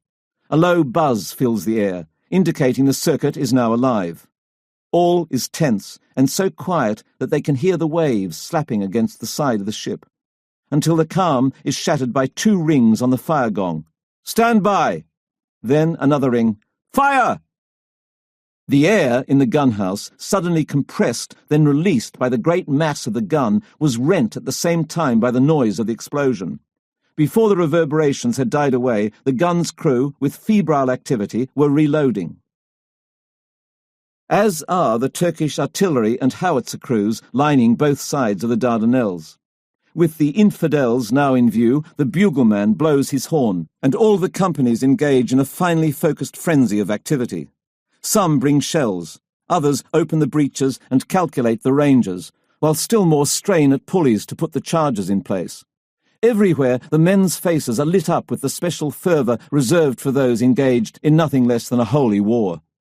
Above the shouted commands and the sounds of the shells being rammed into breaches and the breech blocks slamming shut, all that can be heard is the sing-song chant of the leader intoning the same prayer Muslims have used before battle for all of the last 13 centuries. Allah is great, there is but one God, and Muhammad is his prophet. There. Just after 11 a.m., puffs of smoke are spotted coming from the back of the fort at Kumkale on the Asian side of the Dardanelles entrance, to be shortly followed by a rolling boom, and spouts of water appear some 500 yards in front of the first ships. To the fore, in the first wave of attack, Line A is Queen Elizabeth, bearing the flag of Admiral de Robeck, together with Agamemnon, Lord Nelson, and Inflexible. In the next wave, Line B, just over a mile behind, is the French squadron, comprising Gaulois, Charlemagne, Bouvet, and Suffren, with the British battleships Prince George on the port side and Triumph to starboard riding shotgun. Majestic and Swiftsure are to relieve these 2 covering ships in due course. Biding their time before they enter the fray, waiting just outside the straits, are the ships making up Line C, Vengeance, Irresistible, Albion, and Ocean, which will relieve the ships in Line B. Canopus and Cornwallis are held back in reserve. With the fleet now into the straits proper, it is the Turkish mobile batteries that do most of the spasmodic firing. And though some of the shells find their mark, the howitzers are too far away to actually bring concentrated fire to bear on the invading naval force. They are like boxers circling in a ring, throwing wild haymakers at arm's length. But now the field guns and mobile howitzers of the intermediate defences unleash a few glancing blows on the leading line of British ships, even as those ships launch their own salvos upon the forts at the Narrows. Just before noon, Captain Hilmy stands at the head of his command post at Romelli-Machidier Fort, thinking hard. Though the enemy's ships are not quite within reach of his guns, and his orders remain not to fire until they are, there is no doubt that his fort is within their range. Several shells have already knocked out some of his guns and killed several of his brave men. They must at least try to strike back. "Artesh! Fire!" he yells to his battery officer. "Artesh!" comes the reply through the megaphone down the line to the surviving soldiers manning the guns. Just as they have trained to do for so long, the men are awhirl with action. These massive guns are much like the guns on the English battleships now cruising in front of them, with one key difference. There is no hydraulic assistance to raise the shells into the shell cradles. Instead, the shells are lifted by hoists. Then they are rammed by mechanical and physical force into the breech before the breech block is shut. Upon hearing the captain's order, the men fire, and a massive explosion roars forth. Boom! The gun recoils and a shell flies out of the muzzle towards Queen Elizabeth and, within seconds, falls uncomfortably short. The Turks rush up to the platform, remove the expended power bags, and swab the barrel for embers. A new shell is hoisted up, and the process repeated. As they are doing so, boom! Another giant German shell bursts forth. Again, no luck. What the shots do achieve, however, is to draw significant retaliation from the fleet, which had hitherto been shooting blind, and often at the inky cloud of a decoy sewer pipe gun. But now, as the sound echoes and the smoke drifts up from Rumeli-Machedier Fort, they have a set target. As Captain Himili would recall, "Because I started to shoot alone, nearly all the ships turned their fire on my fort." Within minutes, the battery is smothered in smoke from all the shells that landed. The artillery sergeants could not even see the sea, let alone their targets. On the ships, it soon becomes apparent. The barrage of shells upon the forts is working, and the firing from the closest forts upon the British fleet is falling. On them once more. O Lord! Time and time again, just when it appears that a fort is taken out of the battle, suddenly its guns roar once more, and the ships are again under attack. Whether it is a Turkish ploy or the gunners are scrambling to regroup, the reason for their temporary silence is not clear. But the result is the same. For from 1 minute to the next, it is never clear to the fleet just where the next shells will be coming from. Now, at midday, Admiral de Robeck judges it is the right time for the French squadron to move further up the straits, supported from behind by Queen Elizabeth and company. The scene, as Winston Churchill would later describe it, is one of terrible magnificence, the mighty ships wheeling, manoeuvring and firing their guns, great and small, amid fountains of water, the forts in clouds of dust and smoke pierced by enormous flashes, the roar of the cannonade reverberating back from the hills on each side of the straits, both shores alive with the discharges of field guns, the attendant destroyers, the picket boats darting hither and thither on their perilous service, all displayed under shining skies and upon calm blue water, combined to make an impression of inconceivable majesty and crisis. Around 1 p.m., the line of French ships is coming into range of the intermediate defences, and this time it is the Turkish guns that take a toll as one shell hits Gaulois in its heart. So quickly does the grievously stricken ship take on water that all it can do is begin to retreat, and later beach herself outside the straits. Both Agamemnon and Inflexible are also badly damaged, though both remain operational. The fire coming from the mobile howitzer batteries on the shores continues to worry the mighty ships. Whereas the forts present obvious targets, and it is easy to see where their guns are positioned, who knows where the howitzers are? For the most part, they are well secreted, and even if the ships are able to draw a bead on them, it is an easy matter for their commanders to whip the Buffalo teams into action. Yes, a team of Buffalo is used to pull the howitzers, to change positions and keep firing from a new position. Suddenly, just after 1:15 p.m, Suffren shakes with a shattering roar as smoke billows and alarms go off. And the ship shakes again, and again. Several heavy shells land in succession, exploding with a blast of flame and seething shrapnel that knocks out a gun turret and incinerates the crew inside. Worse, a molten piece of debris falls into the port magazine, and the flames and burning gases are soon spreading. The explosion of the entire ship is imminent. With many of the communication systems down, it is simply not possible for the men to get a firm direction on crucial decisions. The ship begins to list under the weight of water flooding in, fire rages between decks, and men stumble and scream in agonies untold. The junior quartermaster, who is responsible for the ammunition store most likely to blow, François Lanouzel, just 23 years old, reacts. All those who can must leave the store immediately, he orders, so he can face this alone. It is obvious that the magazine needs to be flooded to douse the flames that threaten to detonate all the shells at once, and yet he does not have authority to do that. And yet it is obvious they will explode. And yet, if he floods the magazines, all the injured men still in there, incapable of leaving, will drown. And yet, if he doesn't do it, everyone will die anyway. There is no answer to the last. He smashes the glass cover over the relevant sea valve with his fist, turns the mechanism that opens it, and, with blood pouring from his hand, races up the ladder and closes the watertight trapdoor behind him. Devastated by what he has done, and still unsure, he runs through the smoke and finally finds his superior officer, Commander Petit-Tuard. "I hope I haven't overreached myself," he yells over the tumult of battle. "But seeing that the Suffren was in grave danger of explosion, I've just flooded the magazine without orders." He hasn't overreached. French Rear Admiral Émile Guéprat hails him a great hero, and subsequently Lanouzel is decorated with the Croix de Guerre and la Médaille des Combattants. Suffren can fight on. The choking, dusty air in the Turkish forts is filled with the screams of dying men, mixed with the low rumble of prayers to Allah.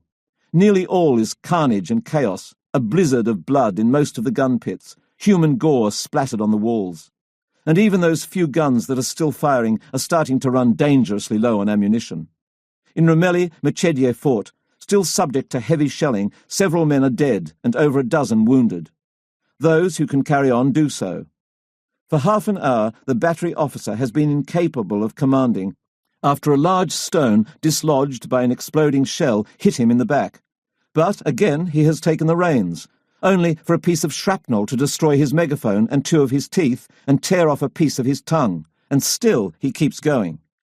Corporal Sayet is huddled with a comrade next to his gun.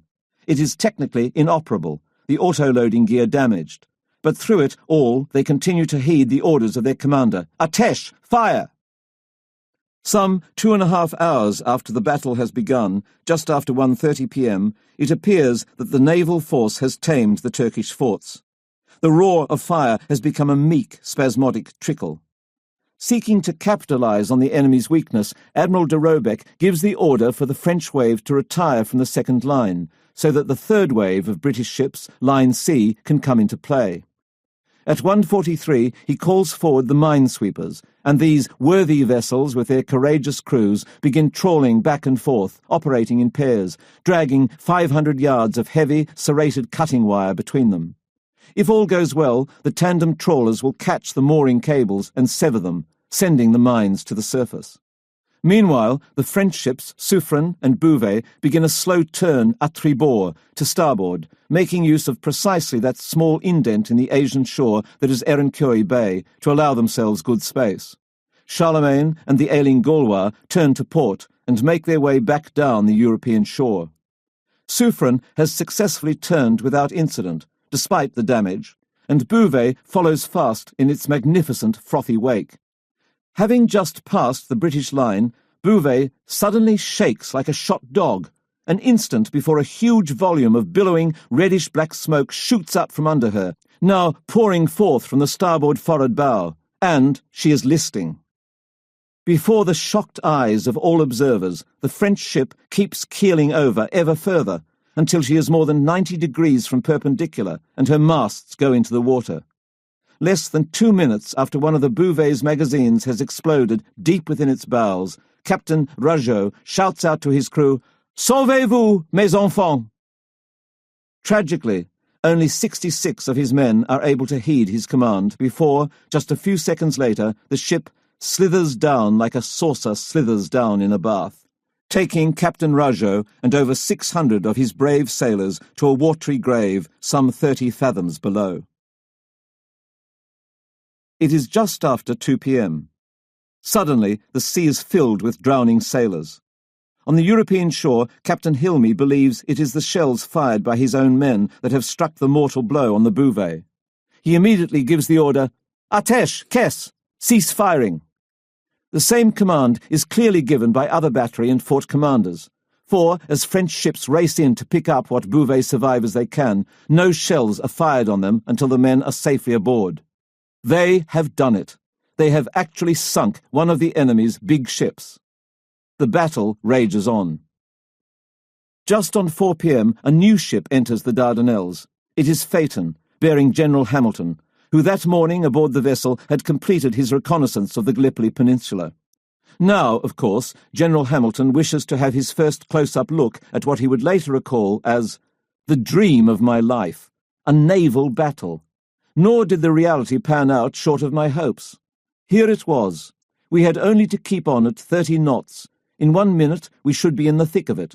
And who would be brave enough to cry halt? The world had gone mad. Common sense was only moonshine after all. The elephant and the whale of Bismarckian parable were at it tooth and nail. Shells of all sizes flew hissing through the skies. Hamilton watches closely as Queen Elizabeth moves slowly backward and forward up in the neck of the Narrows, firing all the while, as her attendant men-of-war were spitting tons of hot metal at the Turks. As far as he can see and hear, the forts are silent in reply, and yet behind them the concealed batteries continue to pour in their defiance. The minesweepers are steaming back and forth, specks in the vastness, dwarfed by the towering spouts of water and spray that rise up all around from falling shells. And here now is the Inflexible, some 250 yards away and heading out of the straits. Hamilton observes closely her wireless cut away and a number of shrapnel holes through her tops and crow's nest. And then it happens. Inflexible is hit. It shudders and shakes, and as the shocked Hamilton watches on, it quickly begins to list. My blood ran cold.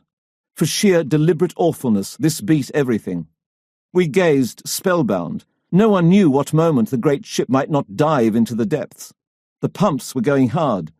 We fixed our eyes on the marks about the waterline to see if the sea was gaining upon them or not. Again, one of Lieutenant Colonel Gill's expertly laid mines has done its deadly work, all within some 50 yards of where Bouvet had disappeared, and the first explosion kills 29 sailors. Still, Inflexible manages to stay afloat, though clearly lying heavily in the bows and listing to starboard. With just enough thrust from her engines, she is able to get away and head back towards Tenedos. The Phaeton and other cruisers attend her closely. Just 3 minutes after Inflexible takes her near-mortal blow, Irresistible also hits a mine, killing 18 men, and her crew is quickly ordered to abandon ship. The remaining ships continue to pour fire onto the forts, and sure enough, Rumeli-Mechedier Fort suffers a direct hit. Several minutes after the shell lands on Rumeli-Mechedier, causing shrapnel, flying shards of rock, and screams, Corporal Sayet sits up from where he has passed out. All around him, through the smoke and dust, strewn around their damaged gun, he sees the dismembered bodies of his friends, and remembers his commander's words from that morning, "No one will bother with the dead and wounded." At that instant he looks hard through the haze in front of him and sees his slender comrade, Ali. "We have 14 martyrs and 24 wounded," Ali yells to him. "It is just you and I left standing." Sayet stumbles to his battery's rampart and looks over it. The infidel ships are still there, still firing on their land.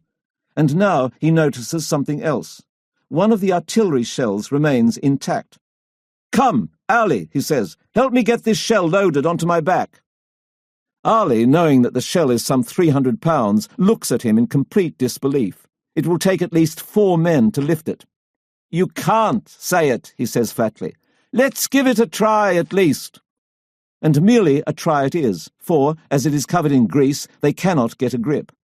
After rubbing their hands in dirt, they make another attempt, even as the roar of the enemy artillery goes on, and this time they manage to hoist it on Sayet's back. Slowly, carefully, straining with every fibre of his being, Sayet begins to shuffle towards the stairs leading up to the gun, 2 yards above the ground. He grunts, he groans, he continues to climb, Ali suffering every step of the way with him as he sees the pain his friend is going through. And, on reaching the top of the stairs, Sayet manages to actually get the shell in the gun, which, despite being damaged, might still be able to fire. Taking approximate aim, Sayet pulls the firing mechanism, and the cannon roars. It will be the stuff of cherished, if disputed, Turkish legend ever after that it is this shell that also strikes a significant blow. Whether by mine or shell it is not clear, but just after 6 p.m., near the same spot where Bouvet, Inflexible, and Irresistible have come to grief, Ocean is now decisively hit, with the resultant explosion destroying the ship's capacity to steer, reducing the magnificent battleship to an abandoned hulk, doing figure eights on the Dardanelles as the Turkish gunners pour fire onto her. All is mayhem and madness, and with discretion, the better part of valour, de Robeck gives the order and the signal to withdraw is hoisted. Battered and bloodied and entirely stunned that the Turks have been able to give them such a mauling, the once imperious imperial fleet, along with its French allies, turns tail and leaves the Dardanelles, and yet perhaps not as stunned as the Turks themselves. Whatever happens, Captain Mehmet Hilmi could not be prouder of his men. Descending from his lookout post, he now walks among the brave soldiers, many of whom are severely wounded. Even the battery officer has stayed till the end, despite having part of his tongue cut off by shrapnel. "I talked to them like a father talks to his son," Hilmi would later recall. "It was heartbreaking. Their wounds were very serious, but they didn't want to grieve me, so they spent their last effort trying to hide their suffering." Of all the forts, the Rumeli Mujedzia has sustained the most casualties, 12 dead and 30 wounded. Watching the enemy ships finally retreating through the straits, the Chief of Staff of the fortified defences, Major Selhaten Adil, takes a deep breath. "As night began to fall," he would later recount, "our hearts were full of gratitude and thanks to Allah for assuring our people this important victory." Meanwhile, the commander of the mine group, Captain Hafiz Nazmi, who had been out on the silent mission to lay the last auspicious row of mines at Erinköy, is ecstatic that their plan has worked. He sits down for the first time that day and writes a diary entry with far more emotion than his usual cursory note. "Ships hit the mines we lay at Erinköy." At Fortress Command's headquarters, the officers line up to congratulate their commander, Major General Chevet. There is a feeling of deep reflection in the room as the men come to terms with the victory for their people, their fatherland. Sahisle gelip geçici, millet diamede. Individuals come and go, but a people is forever. After the moment passes, the Turks realize how much they have to do. First, they must determine the number of casualties and take stock of the state of their defences. With communications down, they are in the dark about how they have fared on the ground. They must not delay. Tomorrow could bring more attacks. Long through the night and into the next day, the Ottoman officers and soldiers work to repair the damaged guns and redistribute ammunition. Overall, the Turkish defenders have been fortunate, incurring just 29 fatalities and 68 wounded.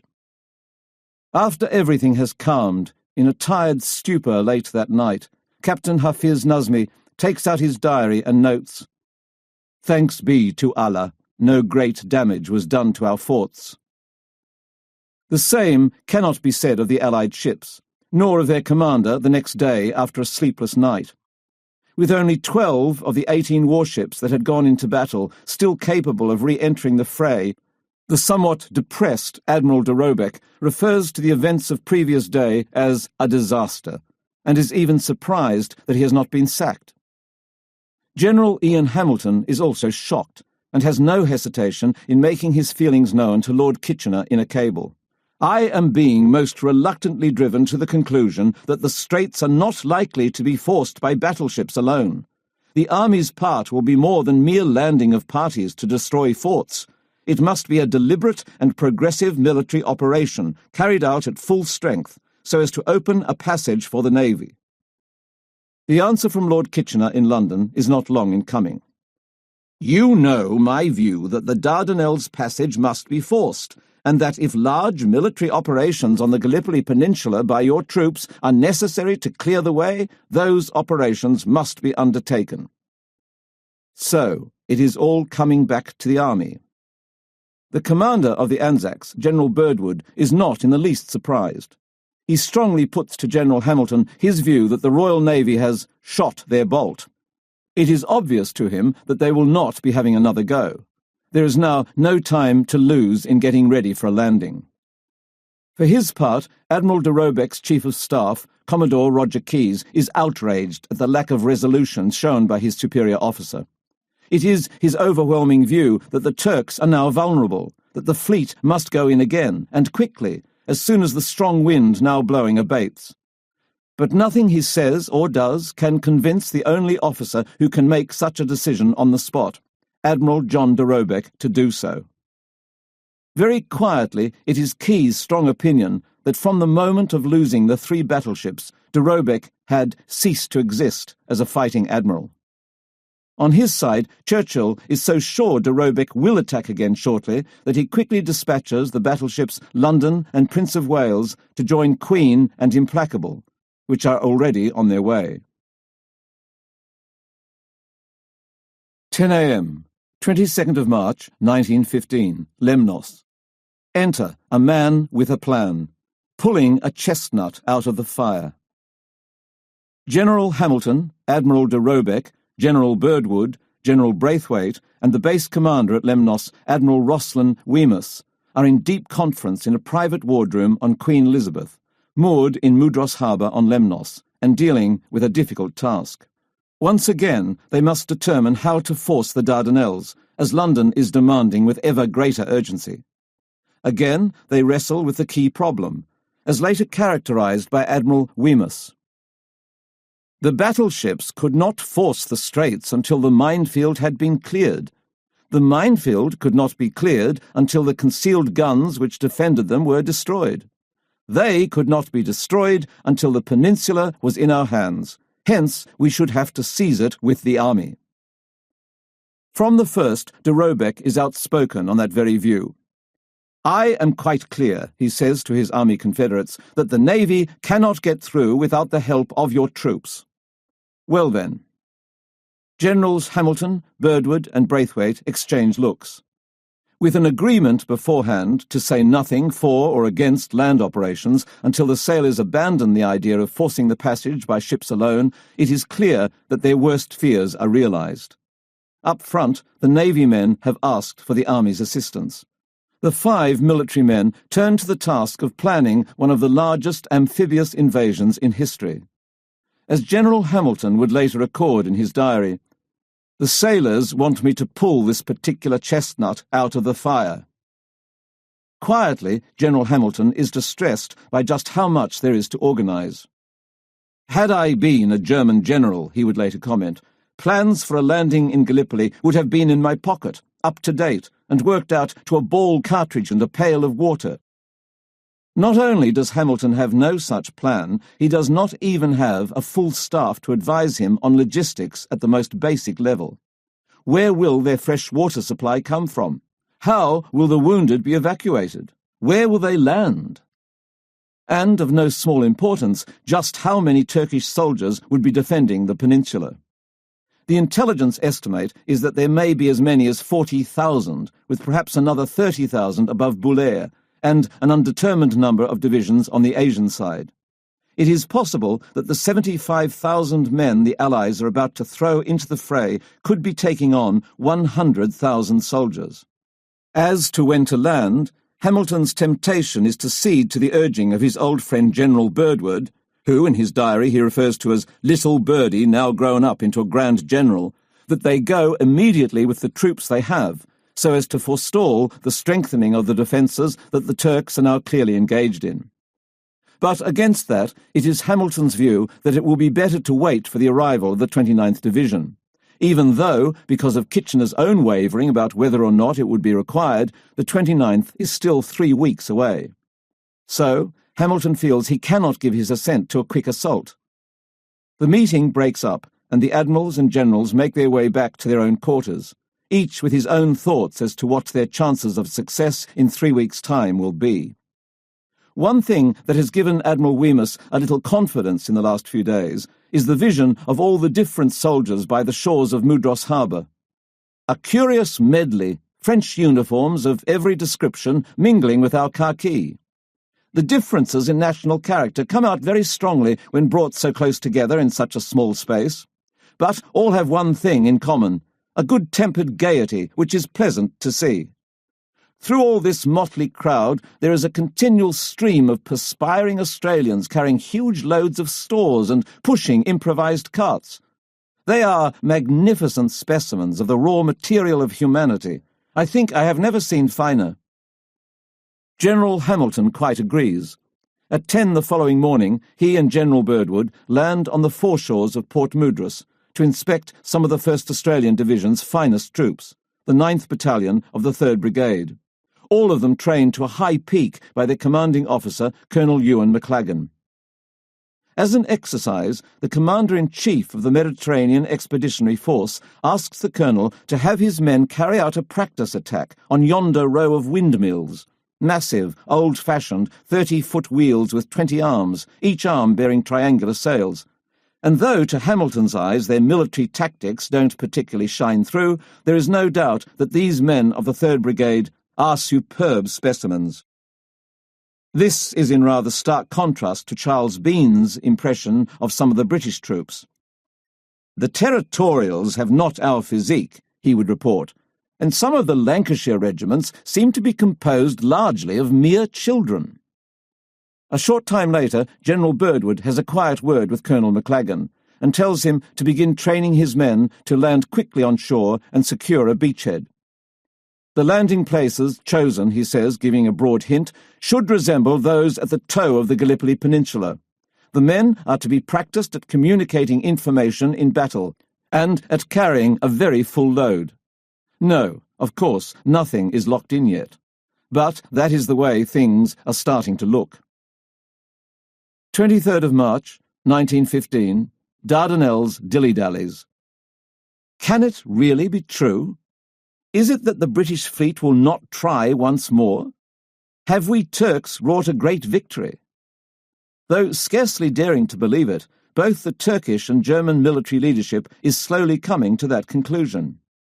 In the considered estimation of the German naval attaché, Admiral Guido von Eustem, the whole affair gave the impression of groping round without a plan. It appears extraordinarily timid of the Allies, and General Enver would later say, "If the English had only the courage to rush more ships through the Dardanelles, they could have got to Constantinople.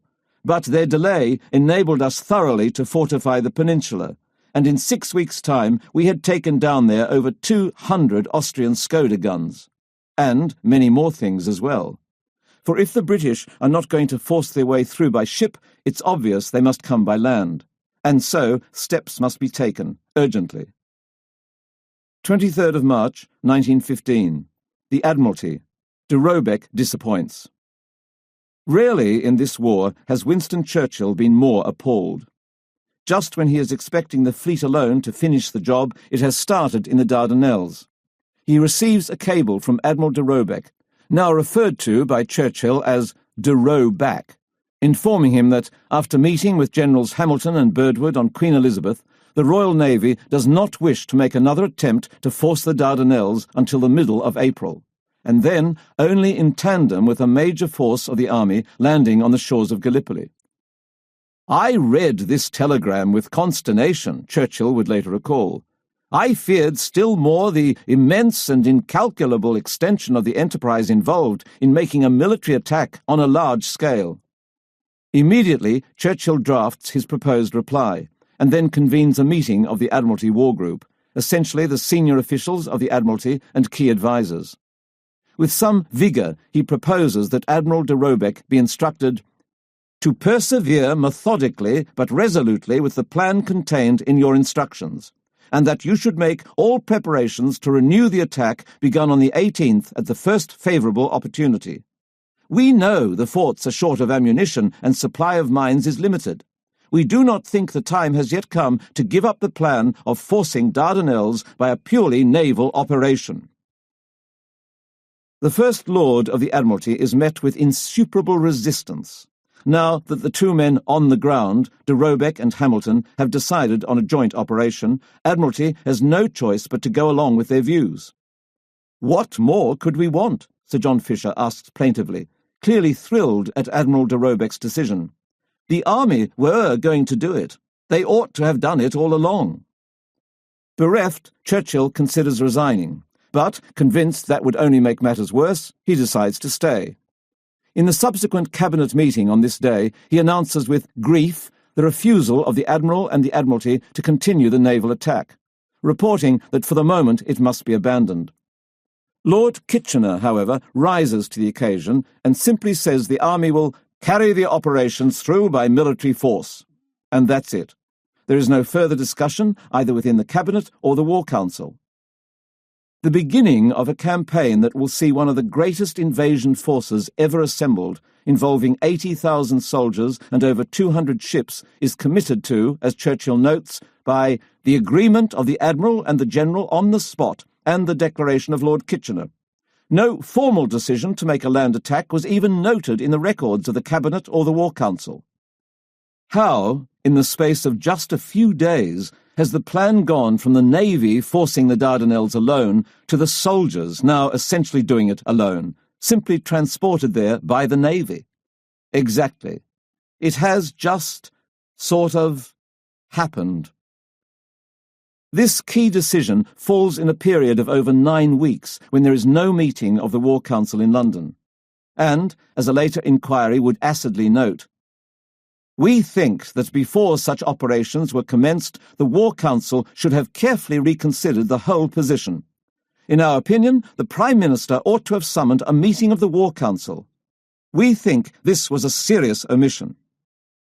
As it happens, however, the Prime Minister is as busy as ever on this day, as every day, writing to that fragrant beauty Venetia all the news of what has gone on in Cabinet. News from the Dardanelles is not very good.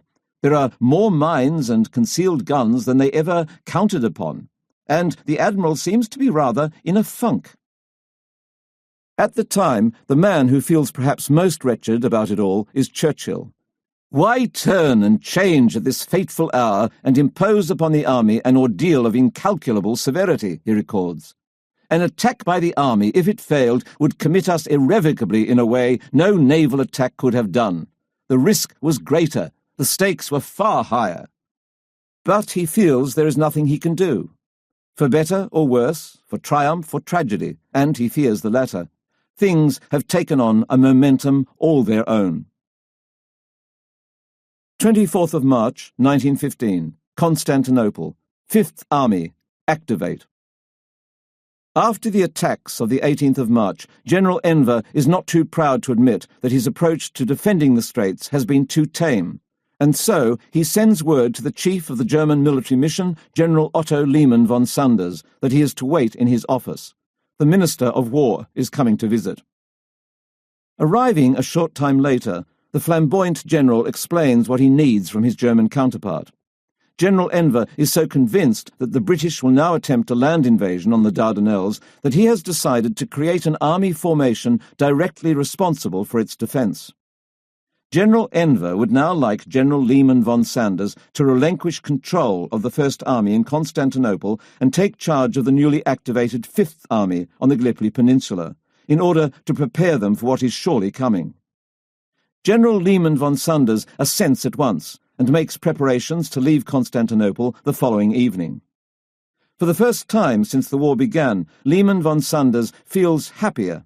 For months he has been agitating his supervisors in Berlin to recall him to Germany so that he can see action on the front, and now it looks as though the front is coming to him. In many ways, the 60-year-old, described by a colleague as a tall, stern, military-looking man, very self-contained, quick in decision, clear in his orders, scanty of praise, sharp in reprimand, and in following up a decision once taken, has been born for the task. For the last 4 decades his life has been dedicated to matters military, and he has proved to be so good at it that just the year before he had been promoted to general.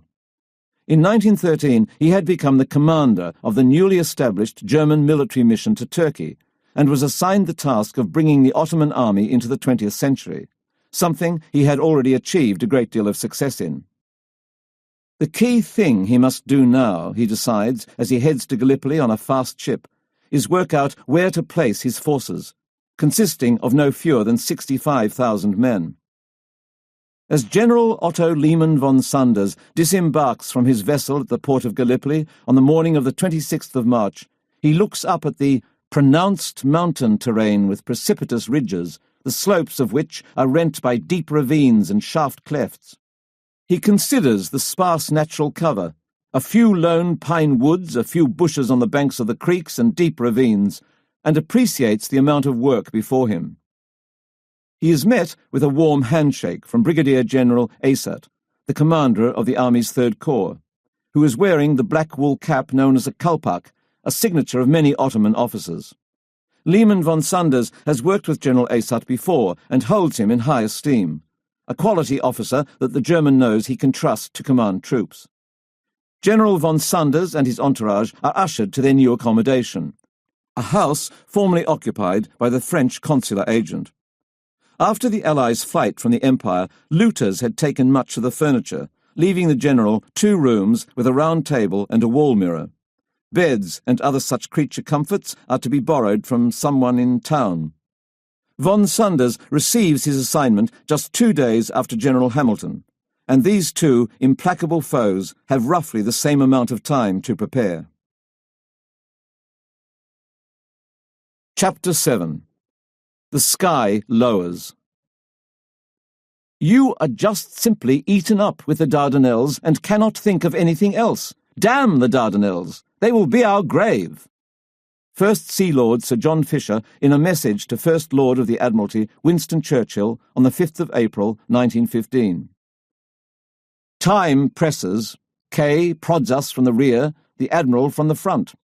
To their eyes we seem to be dallying amidst the flesh pots of Egypt, whereas really we are struggling like drowning mariners in a sea of chaos. Chaos in the officers, chaos on the ships, chaos in the camps, chaos along the wharves. Sir Ian Hamilton's diary entry for the 5th of April, 1915, Alexandria. It's too wonderful for belief. I had not imagined fate could be so kind. Will Hero's Tower crumble under the 15-inch guns? Will the sea be polyploisbic and wine dark and unvintageable? Shall I loot mosaics from St. Sophia and Turkish delight and carpets? Should we be a turning point in history? Oh, God! I've never been quite so happy in my life, I think. Never quite so pervasively happy. Like a stream flowing entirely to one end. I suddenly realize that the ambition of my life has been, since I was 2, to go on a military expedition against Constantinople. English poet Rupert Brooke, a soldier with the Royal Naval Division, upon hearing the destination. Late March 1915, Gallipoli Peninsula. A force is unleashed. The Hun is not at the gate. The Hun is everywhere. In the barracks, at Cape Helles, at Gallipoli, on the roads between, surveying the lie of the land. General Lehmann von Sanders roars at his underlings in much the same manner as he roars back and forth across the peninsula in his staff car, on horseback, and even on foot, with speed, force, and urgency, as well as being ferried back and forth between the Asian and European sides of the Sea of Marmara. He and his entourage of officers, in turn led by the extremely energetic Brigadier General Asat, cover hundreds of kilometres in the first couple of days alone, and it feels as if there are not enough hours in the day. Together, they are trying to banish something of the natural lassitude that lies over this ancient land. With the failure of the British fleet to force the Dardanelles, it is obvious a landing of troops is the likely next option, and von Sanders and Brigadier General Asat are insistent that the Turkish troops schnell, schnell, schnell, Çabuk, Çabuk, Çabuk, get themselves and their weaponry ready to meet them. Troops are sent on long marches and made to do endless training drills to improve their toughness and mobility, including practice marches at night to different beaches considered likely landing places. Munitions are stockpiled in strategic spots. Boats are assigned to suitable ports in the straits to expedite the movement of troops. The paths and goat tracks that criss-cross the peninsula are turned into actual roads by labour battalions. Soldiers are trained to be snipers. They learn how to throw grenades for maximum effect. The sentries on the coast are trained to report instantly the first sign of any invasion, and Lehman von Sanders is particularly insistent that phone lines are put in to allow them to do so. Defensive trenches are dug just inland from where an invading force might land. Though short of resources across the board, from building materials and tools to artillery and ammunition, local innovation helps make up for it. Turkish soldiers place torpedo heads tight by landmines to blow up when the mines do, and strip the local garden fences of wood and wire to augment their meagre stock. At some particular places on the coast, the lapping waters of the Aegean are laced with barbed wire, stripped from farmers' fences, stretched out and hidden just below the surface. With every passing day, the defences of the Gallipoli Peninsula get stronger. Positions, everyone! The enemy will soon be here. The important question, von Sanders would reminisce, was where the hostile landing should be expected. He and Brigadier General Asat identify the most likely landing places, focusing on the lower tip of the peninsula around Cape Helles, the coast on either side of Cabo Tepe, though this is deemed unlikely by many, or further north around the vicinity of Bulair. The other place of concern is on the Asian shore around Kumkale, and, after great rumination, von Sanders places 1/3 of his forces there. Only by concentrating the forces in central inland positions and enabling them to quickly get to the spot where the British land will the Turks be able to stop them. So they would be much better off holding the majority of their forces back, sending only the most indispensable security detachments to the coast itself. Lieutenant Colonel Mustafa Kemal's 19th Division, meanwhile, is ordered to wait in reserve, headquartered inland at the village of Borhula. Though von Sanders recognises in Mustafa Kemal the mark of a fine officer, he is wary of the young man's forthright manner. His posture is a little too handsome, his bearing a little too regal for one yet to truly prove himself in war. On their first meeting, General von Sanders had asked the former military attaché to Sofia his opinion on why the Bulgarians had not sprung into action to help the German-Ottoman alliance. "Because they are not convinced that Germany will win," Mustafa Kemal answered. "And what do you think?" asked von Sanders. "I agree with the Bulgarians," replied Mustafa Kemal with a sparkle in his watery blue eyes. This is not the only issue that Mustafa Kemal has with his superior's decisions. After being stationed on the peninsula for the better part of the Balkan Wars, he is convinced that the Allies will attempt to land on the southern end of the peninsula, not at Bulair or Kumkale. For now, Mustafa Kemal is powerless to convince the brass above him, and he must obey the order to march his troops to Borhula. The village sits some 4.5 miles directly north of Maidos and 4 miles to the east of Aribuna. At this time of year, the mulberry trees dotted generously around the village are blossoming, and chickens scuttle along the narrow streets between wonky stone houses. Even before the Allied naval attacks on the Dardanelles had started, Lehman von Sanders' respected colleague, Admiral Guido von Eustem, had inspected the peninsula. He had arrived at Cabo Tepe along with a cadre of top brass, including the commander of the 3rd Corps, Brigadier General Asat, and the commander of the 9th Division, Lieutenant Colonel Halil Sami, and their attendant staff. Together with Lieutenant Colonel Shefik, commander of the 27th Regiment, which was stationed at Aribunu and had been assigned the task of defending and fortifying that stretch of coast, the men climbed to the top of the promontory at Cabo Tepe, a post that is already well fortified, with troops entrenched, an artillery battery in place, and other gun emplacements nearby. It is not far from an extraordinary natural rock formation that looks like the famed Great Sphinx of Giza, and they are able to garner a view of the coastline stretching north and the terrain leading up to the ridges from the beach below. Peering down the steep incline, which extends all the way to the beach, they contemplate just how an invading force would fare trying to storm ashore here. Some of the soldiers with them are commanded to toss grenades down the slope, and they all watch the explosions closely. Devastating. Soon enough, Colonel Shefik, as commander of the men responsible for defending this stretch of the shore, speaks for the Turks. "A landing here is not possible without them also capturing the ridges extending from Aribonu. "We have determined," a German officer agrees, "that it is very shallow along the coast.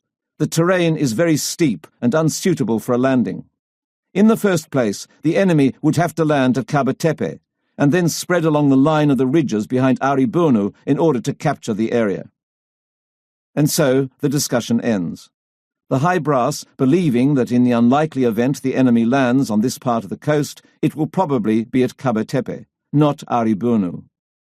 As a consequence, only one battalion of some 800 men is left behind to defend the coastline stretching from Kabatepe to Suvla Bay in the north.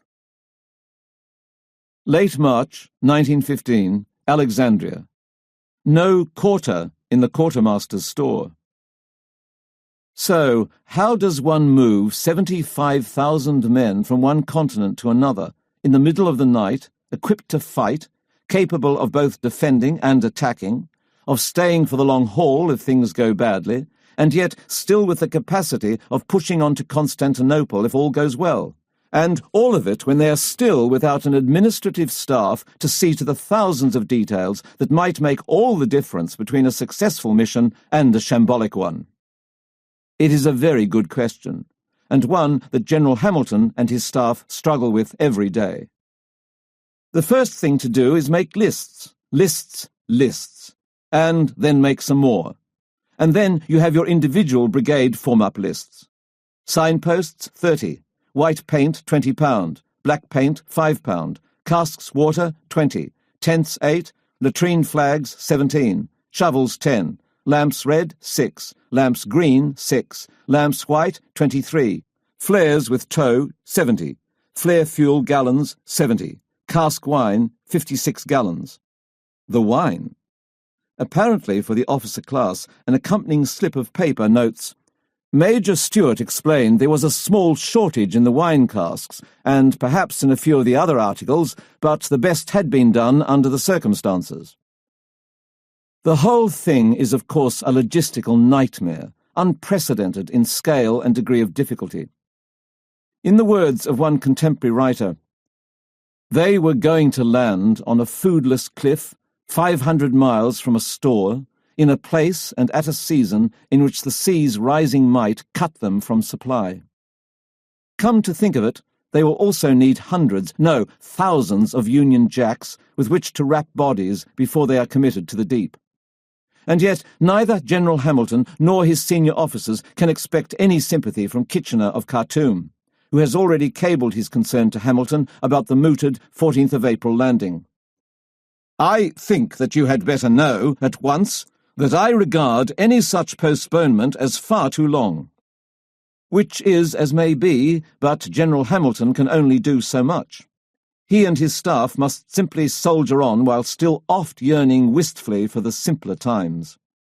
On the second last day of the month, the Commander-in-Chief spies a well-built but agile and distinguished-looking officer with a distinctive bushy moustache beneath his large nose. It can only be Colonel John Monash. General Hamilton cocks his head to one side and says, "Well, Monash, when we sat under a gum tree together 12 months ago at Duntroon, we didn't think, either of us, we should meet again so soon." Monash happily agrees, but always a man of empathy, feels for Hamilton. He clearly looks as if he has the weight of the world on his shoulders. 1st of April, 1915, west of Mecca, by the Red Sea. Beware Bedouin bandits. It has been the most extraordinary journey of their lives. After the destruction of Emden in mid-November, Captain Lieutenant Helmut von Mucke and his small command of 50 sailors on the Cocos Islands have been travelling, trying to make good their escape.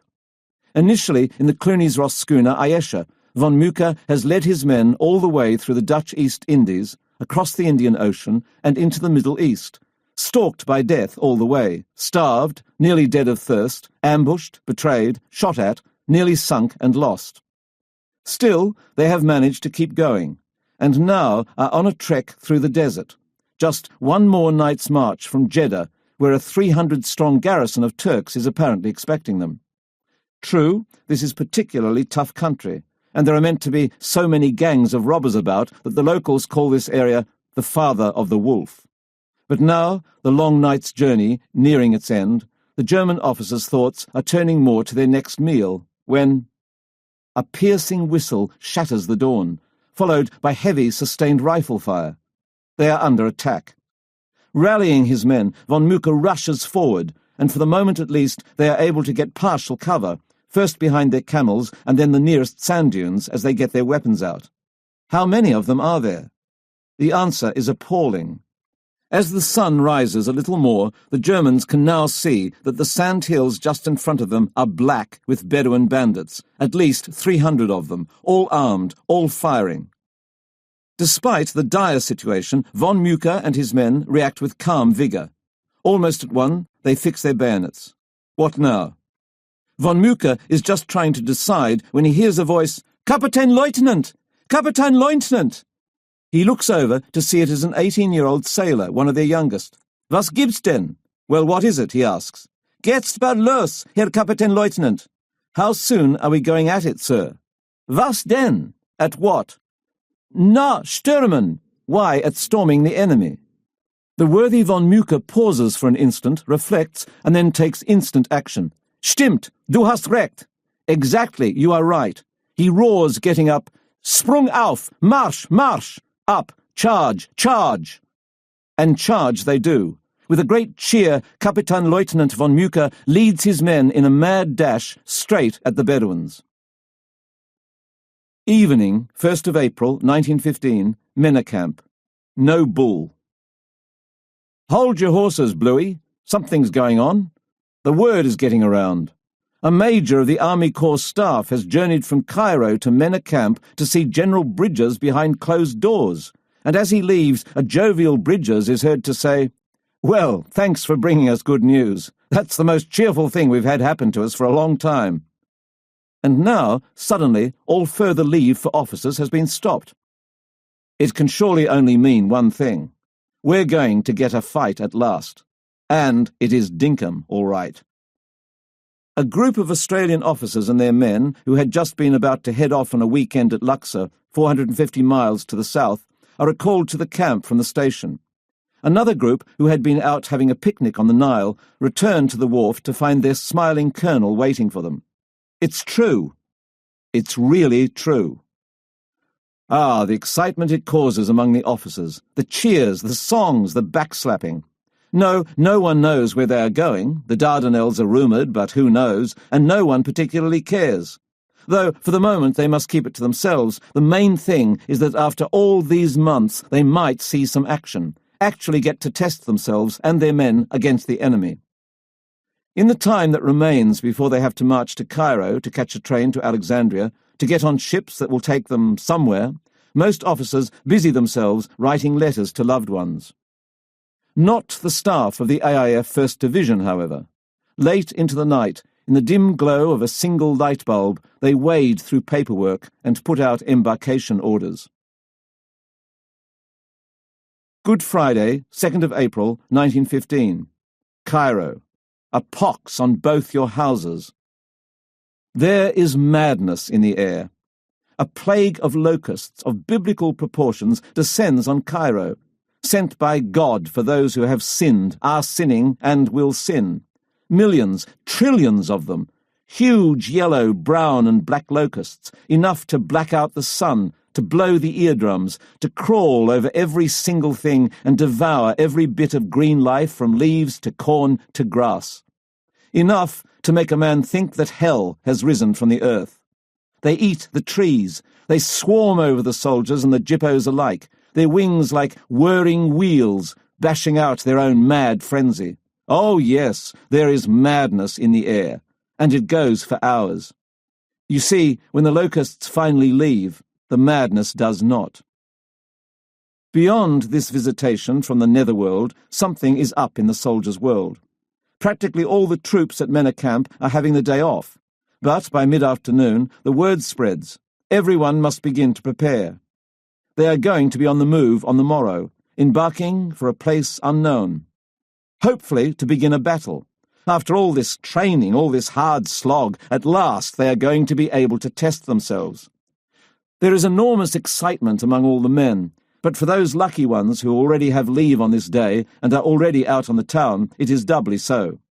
At bloody least, they will have one last night to have a last drink before the stink and blow off some steam. Not for nothing do many start singing, "There'll be a hot time in the old town tonight." Head back to camp and start getting ready? Not on your Nelly, mate. We're already out and we're not moving. For if we're at long last about to see action, what better thing to do right now than stay out on the town, do a bit of a carry-on, and carry on? And, of course, what better place to paint the town red than the Wazza, ever and always a magnet for us men of restless disposition. So it is that by 3 p.m. on that sultry afternoon, several thousand Australian and New Zealand soldiers are milling around the Wazza, a fair proportion of whom are already as full as 2 boots. How things go bad from there never becomes clear, though Charles Bean will at least record, "Some New Zealanders who had picked up certain diseases in a particular street near Shepherd's Hotel seemed to have made up their mind to go and pay the house back for what they got there." What is certain is that many of the soldiers have anger in their bones, and sometimes on their penises, towards the whole area. Their problems with the place include having bought liquor that had been watered down, having been mobbed and robbed, outrageous overcharging that would make a bushranger blush, and, most particularly, whores giving them VD. Whether this anger is exacerbated by a group of the men discovering a pimp pissing in a vat of beer that they have been drinking from, no one is sure, though it is a story that will subsequently circulate. An even stronger story, though of unequal certainty, is that one of the English soldiers has discovered his long-lost sister in one of the brothels and is now freeing her by force, assisted by the Australians and New Zealanders. Or maybe the initial anger comes from one of the women rejecting a Maori because his skin is too dark, or a publican calling a Maori a nigger. Perhaps it is just everything. Whatever the catalyst, the result is a fighting force of drunken men, ready to leave for a battle that may take their lives in the near future, congregated in a spot where they have a grievance against many locals. And the break in their brains that in normal circumstances might make them pull up this side of wild and dangerous is not working. So why not rough up the pimps a little and destroy a few of the whorehouses? You bloody reckon? I bloody reckon, yes, I do. Just before 5 p.m, those many people wending their way through the streets are suddenly stunned to see burning mattresses hurtling down from the upper floors of the whorehouse at number 8 Darb al-Mubalat. This is followed shortly by clothes and bedding fluttering through the windows, and heavy furniture, chairs and shutters shattering as they hit the pavement. Down below, other Australian and New Zealand soldiers join in the fun, and soon throw the smashed furniture and all the rest onto the burning mattresses to get a proper bonfire going. Now angry Egyptian men are shouting, not all of them pimps bleeding from the nose and mouth. Bints are screaming, and many, many soldiers are laughing, enjoying the high hilarity of it all. Look, this destruction is not worth having got the pox for, but it is something all right, and also great relief from the sheer tedium of the last few months. And look at how all the greasy jippos run at this first sight of trouble. One smack in the mouth and all the fight goes out of them. If the Australians and New Zealanders are heading for the Dardanelles, as has been rumoured of late, the Turks will likely be just the same. So too with the first of the Egyptian police who arrive on the double. "Finish the bastards off!" the soldiers cry as they round on them, only to see the Jippo police run too. Not so the men on the town picket. An officer, a corporal, and a dozen soldiers assigned to enforce army discipline in situations exactly like this, who suddenly arrive to try to get these rioting soldiers out of the whorehouses where they continue to raise hell and lower the boom. The picket, comprising South Australian and Victorian soldiers from the Australian 9th Light Horse Regiment, must dodge the falling debris, rush up the stairs and grab every soldier they can get their hands on to bring them down to the street. No fewer than 5 of the rioters are formally arrested, and would have been dragged away to the calaboose had the mob of soldiers not become an angry beast with a mood all its own. They storm the picket, grab their weapons and throw them on the fire. 4 of those who are arrested are freed, and the picket has no choice but to beat a retreat and call for help, most particularly when, as later recounted by Charles Bean, The officer of the picket was hit heavily on the hand by a big New Zealander who was holding a staircase. In short order, 30 British military police, the much-hated Red Caps, who in the words of Bina, always a red rag to the Australian soldiers, arrive on horseback brandishing loaded pistols. Ah, but if the authorities now have their reinforcements, so do the Australians have reinstouchments, as they call them, and more of their own arrive from all corners as the word spreads. The Red Caps are confronted by a mob, now some 3,000 strong, who only take one look at them before throwing a deluge of bottles and stones, whatever comes to hand, as the fire continues to rage. The women keep screaming, and the filthy pimps, who have not yet escaped, keep getting belted for their trouble, and watch out! A piano comes crashing down onto the street from the roof. The soldiers couldn't fit it through the window. In the growing emergency, the captain of the military police orders his men to draw their pistols from their holsters. "If you don't disperse," he calls to the rioters, "I will order them to fire." "Do your worst, Sonny Jim." As the mob still doesn't disperse, finally the British officer gives the command, "Fire!" and his men do just that, albeit over the heads of the mob, as he has also quietly commanded. When the rioters still don't disperse, he orders his men to fire into the mob at leg level, and 4 or 5 men fall down wounded, enraging the mob further and causing the military police to withdraw. Just in time for the Egyptian fire brigade to arrive and turn their hoses on the flames and the mob itself, only to have their hoses cut, their faces belted, and their fire truck pushed into the flames. Oh, and the rioters find the heavy nozzles of the hoses useful as battering rams to break down doors and smash ever more windows, while a mob of Maori do a full-blown haka in front of the roaring flames. There is madness in the air tonight, and Trooper Bluegum, for one, is enjoying it hugely, knowing it to be fully justified. After all, the publican called the Maoris niggers. Well, he would explain, who can blame the New Zealanders for resenting it? And who can blame the Australians for siding with the New Zealanders? Who touches them touches us. Now looting breaks out, and more armed troops are called for, while the mob sets fire to a Greek tavern that has also been guilty of overcharging and now must pay the price. The flames roar, the smoke billows, the mob is triumphant. And yes, the vast majority are spectators only, with only a handful of soldiers doing the damage, but no matter. It is such fun! By 7 p.m, a second fire truck has arrived, this one with an armed cavalry escort, and at least a little headway is made in having the fires put out, if not the fire in the mob. Finally, a whole battalion of Lancashire Territorials arrive with rifles and bayonets fixed. Their officer gives the order, and in an instant his men form up the same way they had against the whirling dervishes in the Sudan. The back row stands, the middle row kneels, and the front row lies down, all with their rifles aimed. Again, the officer gives the mob fair warning, and this time, it works. After all, who can really argue the toss when staring at an entire wall of muzzles pointed straight at you? They are not suicidal. By 10 p.m, a rough semblance of order is restored. But what a night they have had. Yes, 4 rioters have been wounded and 50 arrested, but so what? They have proved they are fighters, and have shown one thing for sure: they care as little for authority they don't respect as they do care for each other as cobbers. Even cobbers they haven't actually met yet. And while they had all arrived in Egypt as Victorians and Queenslanders and Tasmanians and Aucklanders and Wellingtonians, all of that has now been lost. Now they're far more Australians and New Zealanders, if not quite yet one united body of Anzacs. Most of them have come to fight for the King and the British Empire, but this has nothing to do with that.